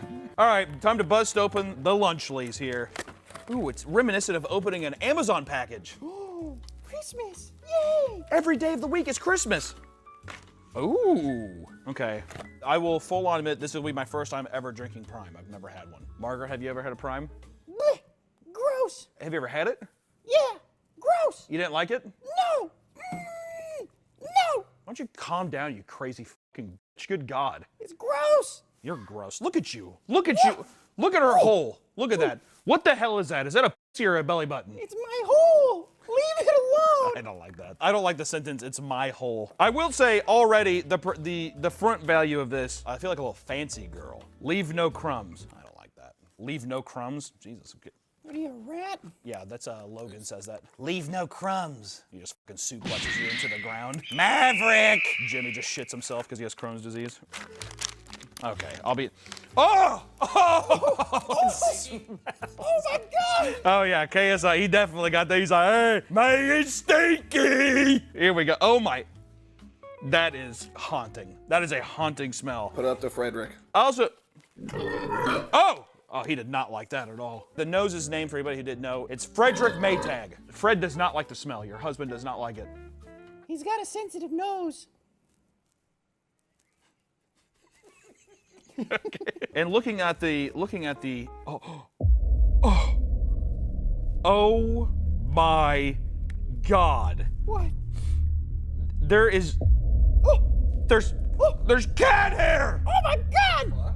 There's cat hair in here! I'm putting this here as evidence. There's full-blown, this is Persian cat hair. Oh my God.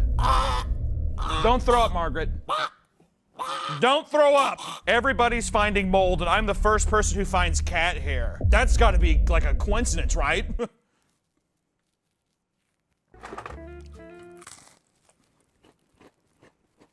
It's a damn good cracker. I'll say it. Turkey's delicious, cheese is good. This is just a better overall experience so far.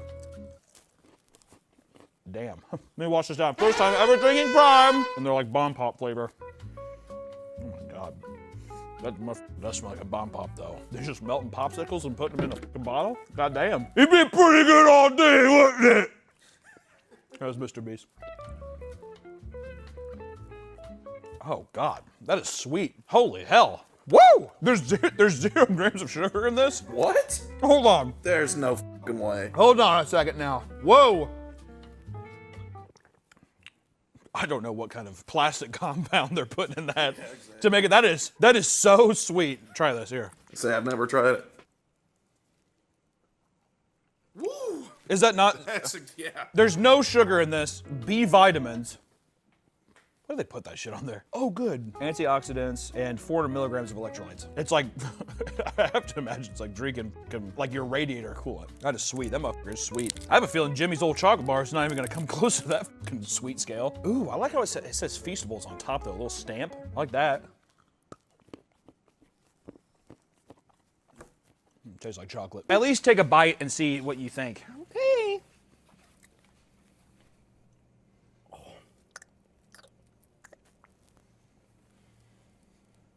Oh my God. Pretty good, isn't it? You're right. Hey everyone, thanks for tuning in. I hope you enjoyed this year. I sure did. It was fun. Thanks for watching, everyone. Now, get the hell out of here! Go on, leave! Leave! The door's right there! Get out of here!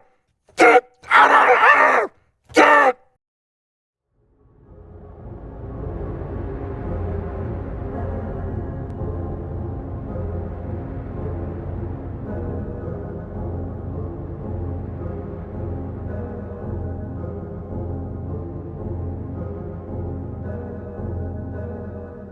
Welcome back to the Papa Meat channel. How you doing? How you doing? Coming in and sitting down because today we are talking about horror haunts. Fall is here, and that means it's time to get spooky. Millions of people around the US look forward to this time of year, and they get in the Halloween mood by attending horror attractions. This can span from haunted hay rides, horror theme parks, haunted mazes, and more. Most places offer fun thrills and safe environments, but there's always room for things to go horribly, horribly wrong. As it turns out, haunted attractions are rife with dangers, sometimes leading to serious injury or even death. We're going to look at horror experiences of all types to see just how scary they can truly get, whether intended or not. For those looking to immerse themselves in the Halloween mood without risking a heart attack, you'd be most welcome at horror theme parks. Theme parks have a wide variety of scares for kids and adults. While most can provide jump scares and ominous atmosphere, you can rest assured knowing that actors are never allowed to touch guests, and the experience as a whole are generally pretty tame. Right? And that doesn't mean that they don't get creative and find unique ways to scare you. Not Scary Farm. It's not scary. It's not scary, we promise. They fucking like castrate you with ice cream. Not scary. Not Scary Farm, located in California, developed a scare tactic in the 80s that has since taken the world of horror by storm. I'm of course talking to my newest and latest obsession of cringe online, known as sliders. Let's go! Sliders. Boy, oh boy, I've been wanting to talk about sliders for a while. There's no way to do it, but we're fucking squeezing it in here. Which, if you don't know what sliders are actors in parks, usually in costume, like clown outfits or some kind of like quote unquote scary. It's like what you would assume like any white trash guy that has like a Grim Reaper, like the Grim Reaper looking cool. That's like what the sliders dress up like juggalos or something. They have metal spark pads on their hands, knees, and feet, so they can, as the name says, they slide around as sparks. And usually they try to scare you, or they try to like act funny or something. It's becoming an epidemic in the country right now. It's gone from, the whole thing of people being like trans son or OF daughter. It's becoming slider son or OF daughter. We're seeing this cultural shift. The slider epidemic is growing, and it is a problem. Other gear worn by sliders include metal toe guards and metal plates used to protect themselves from nasty falls, because they do that because they're so silly. The goddess fall. Are you even sliding if there's no risk at all? I doubt it. I feel like I'd break my leg. You kidding me? My fat ass collapsing to the ground. My kneecaps are this big. my thighs are this. It's unbelievable. There's no way. These actors run around the park screaming and sliding on their hands and knees, leaving massive spark trails to scare guests. And to be a slider involves more than just running and hitting the ground. Many actors practice for months, different spin moves and spark tricks before suiting up in the fall. Which, if you're looking at this and you said, how does that take months of practice? Me and you are kind of in the same boat. But I cannot emphasize how much of a problem the slider thing is going to be. People kind of, what's a furry? That's where we're at. We're slider, what? And then before too long, oh yeah, there's going to be slider conventions, all kinds of, oh dude, it's going to be a fucking nightmare. And on top of that, you must train your body year-round to endure the physical toll sliding takes on your knees and other joints, because you're just literally collapsing to the ground and sliding. As the world of sliding grew more popular, a massive community has grown outside of horror haunts where people spark it up year-round. It is a problem. Now, there are dedicated academies and groups. Okay, there are dedicated academies to sliding and groups where people can learn how to properly slide and do tricks. What you get your degree in? Sliding. It is a 20,000 degree or program. Yeah, it's a 20,000 a year program for 2 years. Worth it. Worth it. Once you have mastered your craft, there are sliding teams and tournaments you can join to test your abilities against other sliders. At horror conventions across the U.S., slider teams will dress up and perform for people walking around in hopes of recruiting those interested in their craft. It's a cult. The slider community, it is that legitimately of a cult. It's insane. There are even slider content creators who make a living from their passion of sliding. One of the most popular, both on TikTok and Instagram, is Slider Jesus, whose character is a clown with face mask and dreads. 99% of his content is him sliding around in character with dark filters. He's the OG. That's my favorite comments on those things. This guy, if you're wondering where the slide thing came from, it's fucking Sliding Jesus, man. How old do you think sliders get, like, before they retire? Yeah, you have to judge them like they're NFL players. Well, in their 30s, I got to start calling it. I'm going to guess that people come in their 40s. And I think that they just die. I don't think that there's really ever an expiration point. I think that meth or something kind of just takes hold. There's no way, if you're sliding, this is kind of a rude thing to say. I'm just going to paraphrase right now. This is rude to say. If you're sliding, you're smoking meth. Yeah, a lot of toothless sliders out there. You put spark knee pads on, you're also putting a crack pipe to your lips. Okay? That's just that. It's common math at this point, all right? Theme parks don't just have one type of monster. They have all sorts of creatures stalking the park. To fill this gap, they host auditions before horror theme parks open. And during the first step of the audition, individuals will perform their own improv skits, like pretending to be a downed World War II soldier or a serial killer in an electric chair. Reminding you that most scare actors in terrifying makeup are mainly just harmless theater kids. We're there to have fun, which I get that. Have you ever like gone to one of these things and they are like taking it way too seriously? Yes. I was in like a haunted hayride and I wasn't scared, I was laughing, and one of the person actually broke character. Come on, man. Why are you doing that? You're not scared? Yeah. I was like, what do you mean? What are you doing? What were you doing? I was looking around enjoying and smiling. And dude, like, are you not frightened? Yeah. Or are you not afraid? Also, he touched me, so There's like one person, you get the thing, people be like, ah, or someone's just like, let me out, let me out. And you're like, ooh, that's creepy. There's always somebody who's like, they act like they're on like a stage play, like a theater actor. That's how you know. That's how you know you're like, okay. When someone just being like, don't you ever come in my house again! I'll eat your fucking soul! And you're like, okay, I paid $7 to come into the theme park today. Don't you want me to be set free? Only twisted souls will enjoy my wrath. You're like, what script is this? There are some parks that they have like these giant signs that will tell scare actors they can't go up and like talk to you. Where the fuck is my sign, dude? See you in your nightmares! Ah! And like rolling on the ground by you. You're like, God damn, dude, can I not just fucking walk forward? Welcome to my web! Another spider caught in my web! It's like, you know what it kind of is? It's like whenever people do the fucking anime shit, like the whole like this kind of thing. Like, well, I guess you could try to fight me. And instead it comes up, well, you guess you could try to fight me. It's like that. So someone like, they're making up their own stuff where they're just throwing things together that don't make sense. And they do the thing, and I think I'd rather have someone scream than the guy who's like trying to look really intimidating. Oh, yeah. And he's being quiet, and he's like walking up to you like... Or he's like in your face.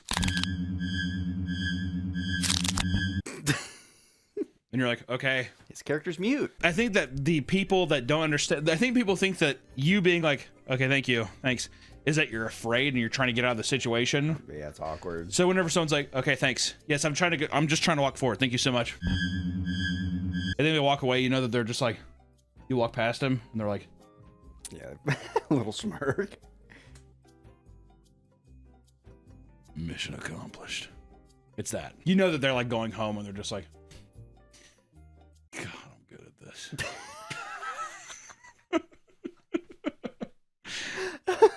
And if you're selected to be one of these actors, ooh, you go through a rigorous training period that involves weeks of being in character. Method actor. Daniel Day-Lewis. I've abandoned my child! At a park in Philadelphia, zombie actors are brought to an open parking lot and told to thrash and scream. Not all commit and are just seen aimlessly walking around, while others bite and scratch at each other. It's awesome, and it looks really cool.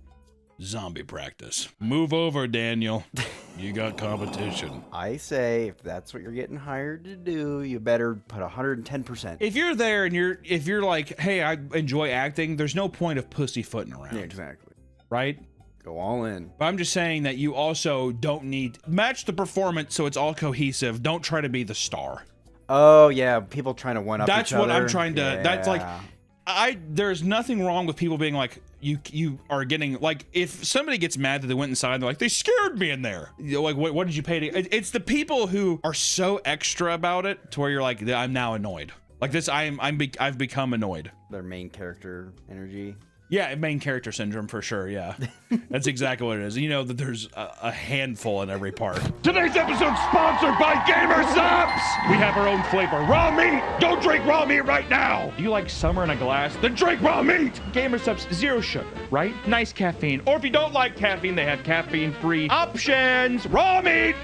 Go get raw meat! Use promo code PAPAMeat on checkout. I swear to God, you're gonna get it. You're gonna love it. Please go buy this. If everyone just got one, right, it would end world hunger. That's a fact. If everyone got one right now, if you're watching this fucking video and you go get it, world hunger's done. Ring a ding ding ding. Go drink it. Raw meat. Raw meat. That's my flavor. Raw meat. Go drink it. Thank you so much, GamerSubs, for sponsoring this video. Go fucking get this. No, I'm joking. If you're going to a horror theme park, you want to be scared, or at a minimum, enter a spooky environment, right? That's what I'm paying for. That is the general admission for this experience. However, some people still go to these places not expecting to be scared, which makes no fucking sense. At a park in Pennsylvania, a woman and her daughter told the actors near the front gate they didn't want to be scared. Huh? Management informed them that they offered a no-boo necklace that would tell other actors not to scare them, yet they rejected the offer and went into the park. Probably because they were like, that's ridiculous. Also, a no-boo thing, you know what, dude? Those are the people where it's like, we can't scare you, but we're gonna fucking club your shins. I thought it'd be a trick where you put the Nobu on and then they just, Yeah, they like, go... You go even harder. You know, the socially autistic kid who's like really extra with the shit, you're paid to follow them. Where do you plan on going tonight? Like, you'd go to the bathroom and take a piss, and he'd be like waiting out front. He'd be like waiting out front, and he's just like... He's like perched up on the thing outside, and he's just like... Well, well, well. I thought I'd find you here. You do that really good. The fuck are you trying to say, man? It's because I've been around these fucking things enough to be like, it's haunting. Slider energy. Imagine you walk out of the bathroom, the guy slides in, makes the sparks, and he's just like, ah! The entire night. Oh my god. That was, I would seriously leave. I would leave the park. There's no way. Do you think they put the most obnoxious and not scary people on the Nobu list? Yeah. Yeah, 100%. I really wonder how they like have to vet the process of these like Asperger people. They definitely you have to come in and bring in like a note from your therapist saying you are you have Asperger. This is my note from my psychologist that said I can be a slider.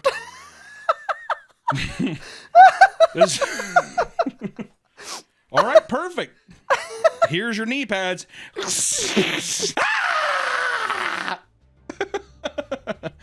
That's scary. That's what I imagine it all is. It has to be like a state mandated thing. Well, I was gonna say, is this the modern asylum? The modern asylum is state enforced slider is being a state enforced slider at a horror theme park. Yeah, because like all the people there are like, yeah, there's like a guy who has like, I don't know, like a park uniform on. He just has like a clipboard. Yeah. It's like the doctors are dressed up. Yes, very spooky, Jonathan. Very spooky. I'm not Jonathan. I'm Cornwall, the dog. And the guests are like their families going to visit them. Yeah. You're scared. That was scary. See you in your dreams. He seems healthy. He's getting a lot of activity. He's been running around. He like runs by him. If you want to spend more time with him, just go around the park and act like you're going to ride some of the rides. Oh, okay. Thank you. Do you guys want to go on another ride? I wouldn't go down that way.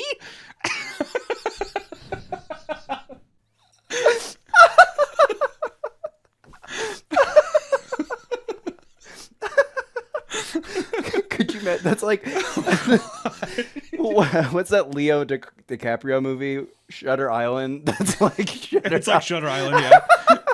That's exactly what it's like. It's just a giant test. Every day is Halloween. It's March. He thinks it's October 17th. I can't wait for the big day. He's been sliding for 7 years. I don't think he's going to come out of it. Oh, they're hoping they come out. They're hoping they come out of it, but every year, every season, they're just like, we could put them down, or we could keep letting them go.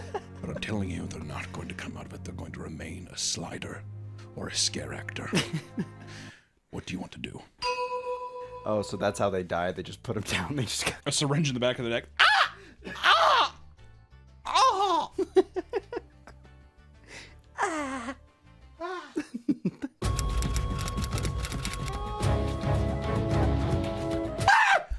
And their bodies are like, oh no, fucking Bonzo died. They put his slider things on. His dead body's like laying straight. They do. Into a giant fucking ravine. Rest easy, Bonzo! In hell! While walking around, one of the ghouls ran up and screamed at the daughter. Oh yeah, we're still talking about the deal. While walking around, one of the ghouls ran up and screamed in the daughter's ear, causing her to lose her balance and fall to the ground. Following this, the mother-daughter duo sued the park, claiming that she sustained severe, permanent, and debilitating injuries that impaired her bodily functions. God damn, where the fuck did she fall? Boo! Just like off a cliff. Look like Wile E. Coyote after a cliff fall. Yeah, she gets scared. Boo! She holds up the sign. The mother also claimed that she was never offered the Nobu necklace and is now suing the park for $150,000. She's the ultimate scare actor. Yeah. Yes. See, that's how she got it on him. No, I don't think so, because she's just like, we're going to scare this park even more. I feel like scammer. Yeah, that's a fucking scammer. Absolutely. Oh no, we don't need it. Because what I bet they're trying to do is, well, we don't want to be scared, and they'd be like, okay, well, that's just what it is. But now that people are like, oh, we have a Nobu pass. I'm like, oh fuck. I didn't know they had a Nobu pass. How do we know the daughter wasn't just a little person?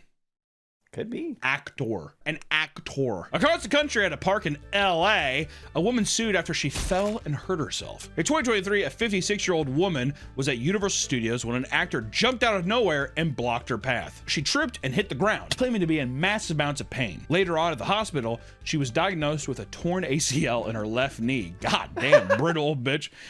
Fucking slider came out of nowhere. Like how her fucking legs just gave out. I don't think she was standing still and her legs were just like, so she's like, and fell down. A lawsuit was filed against Universal Studios, but the judge dismissed the case, saying the victim was partially responsible for her injury. Yeah. Talking about fucking, that's like Forrest Gump going in with those fucking braces and being mad. He's like, well, I got stuck in a drain and tripped. It's like, well, why don't you look around, bitch? Is that similar or no?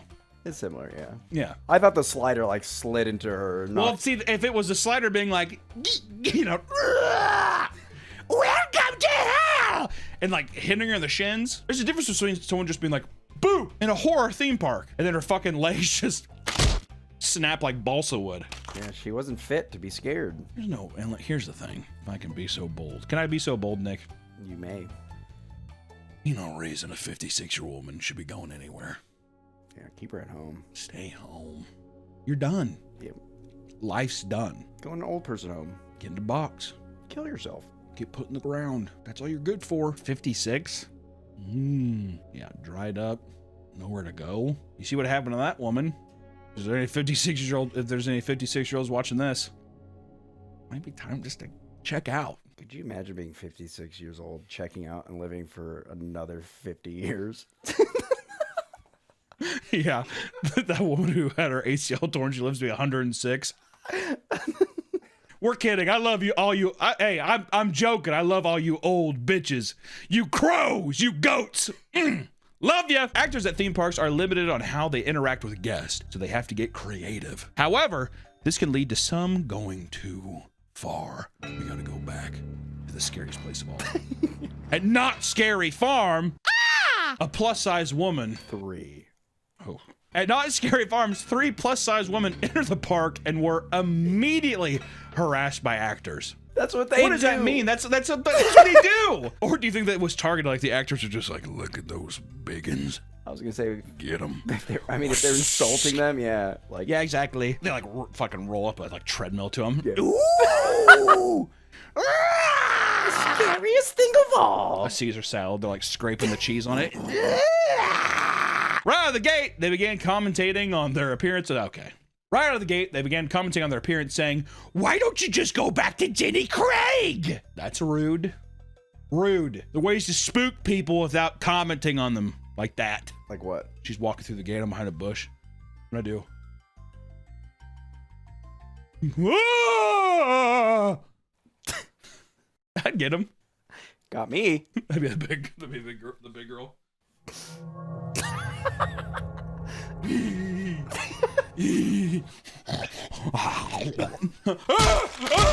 She starts eating me.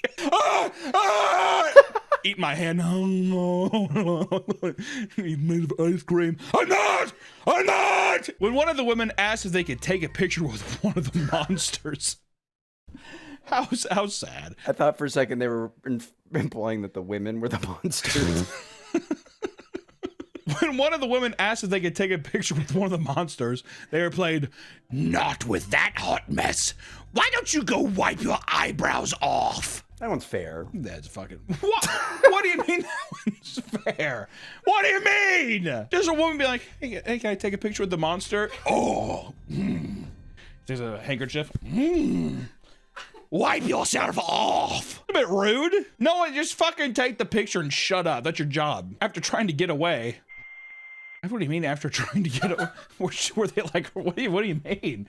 After trying to get away, a hunchback pig began circling her and her friends, and another actor screamed at her when she tried calling someone. Eventually, Okay, don't snort in the back. Eventually, she talked to a supervisor who dismissed her claims and told her to go online and write a letter instead. God damn. The local news picked up her story, and the woman was optimistic that they would get a proper apology, but the actors replied that they were paid to be mean. Not Scary Farm also removed the woman's Facebook post from their page. That's the end of that. That just happened. Okay, first off, just want to say that I feel horrible for the woman going there to have a time. It's also to be scared. It's not like the Renaissance Festival where the guy was like, you pay for him to insult you. Yeah.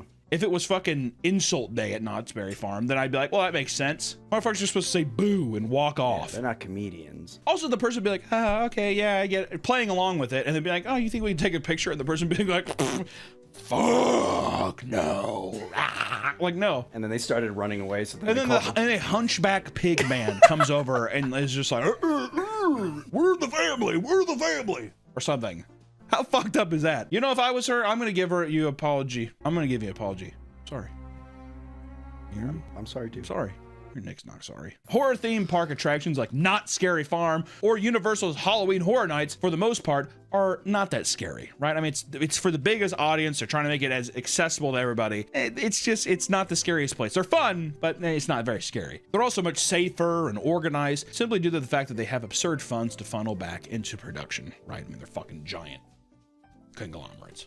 They got money. However, as we zoom out and look at a smaller independent business that hosts horror experiences, things start to get a lot more sketchy. Online, many people echo this sentiment as they explain the insane things they've witnessed during various attractions. In some cases, people have weapons pulled on them by attendees. Unlike theme parks, local haunts can't have a metal detector to stop people from bringing dangerous items in. It's not that they can't, they just simply won't, or they're just like, it's fine. Yeah, it starts beeping, you're good. Another man admits that he was threatened with violence in high school while working at a haunted house attraction. His job was to wear a black skin suit and leap from the rafters to scare people as they pass by.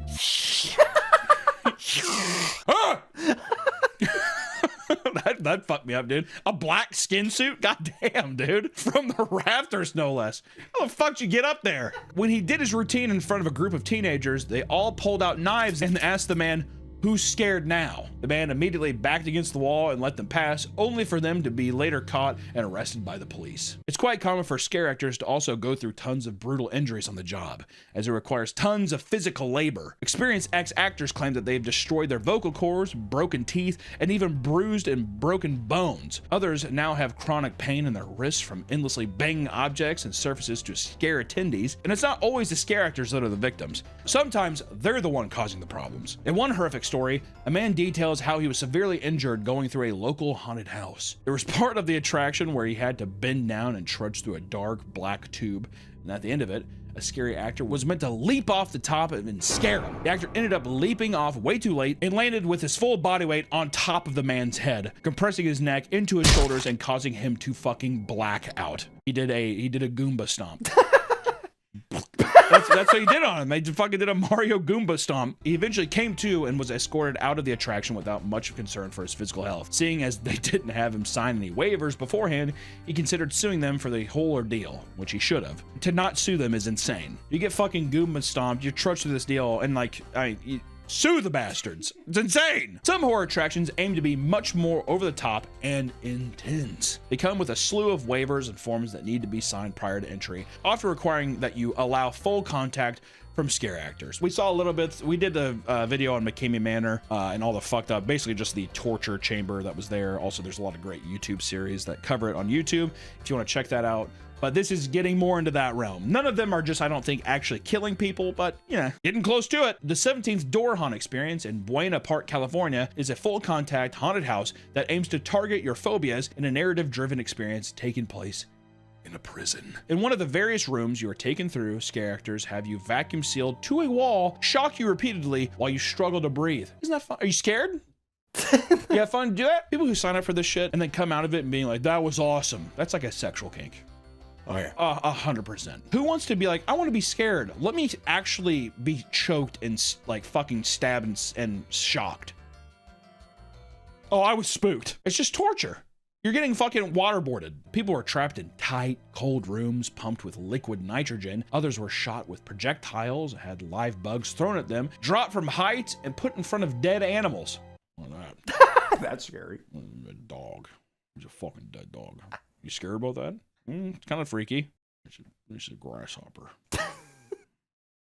All right, let me vacuum seal you. Other haunts, like the Freakling Bros victim experience, commit to intense psychological and emotional torture on top of having attendees shocked and their clothes ripped off. You gotta see boobies.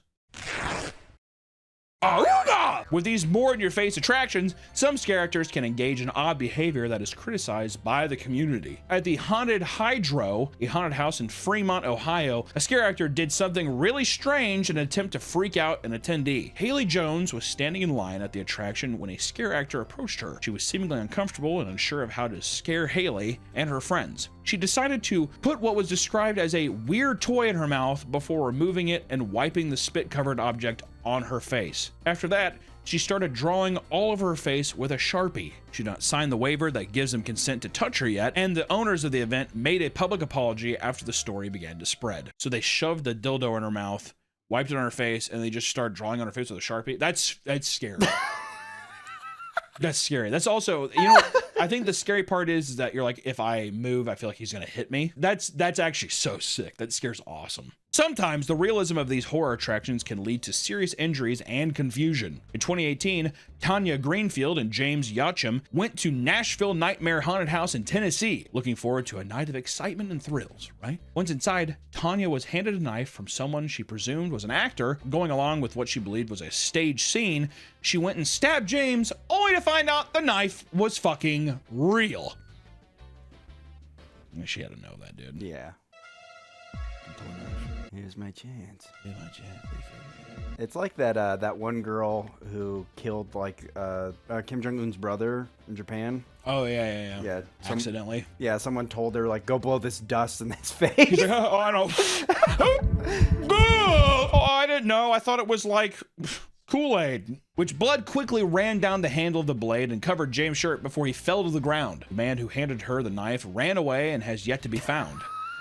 And the police believe that it was an employee of the park, but haven't identified anyone yet. James, luckily, has made a full recovery after the attack, and some now urge him to sue for compensation, which, if I had medical bills, yeah. A similar situation occurred at a different attraction when a man of the Hollywood Wax Museum in South Carolina accidentally shot a performer. Yeah, accidentally. Oops.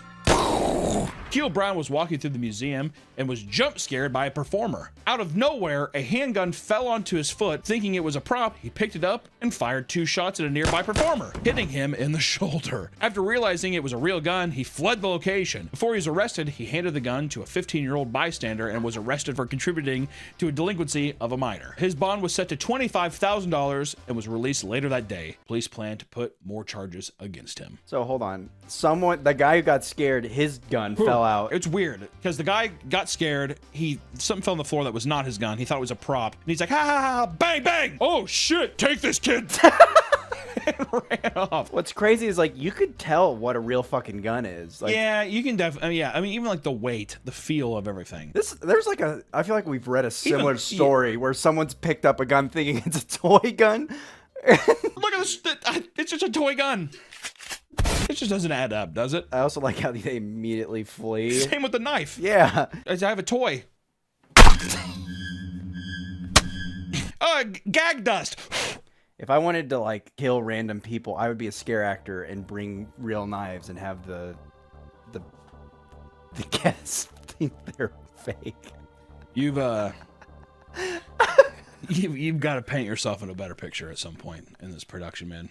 At some point, you cannot be going around saying like you want to kill people. I said if. Yeah, if. Okay, sure. Listen, guys, it's natural for people to gravitate towards a good horror attraction, right? Everyone likes being scared, even if people are like, I don't know, the feeling, the sensation. It's like it's like a, what is it, like a fucking rush? What am I? Adrenaline junkie. It's like adrenaline junkies. In fact, the most dangerous it seems, the more some people want to do it. Just make sure the place you're going isn't too run down or mismanaged, because it's very easy for an event that's meant to be fun to get dark very, very quick.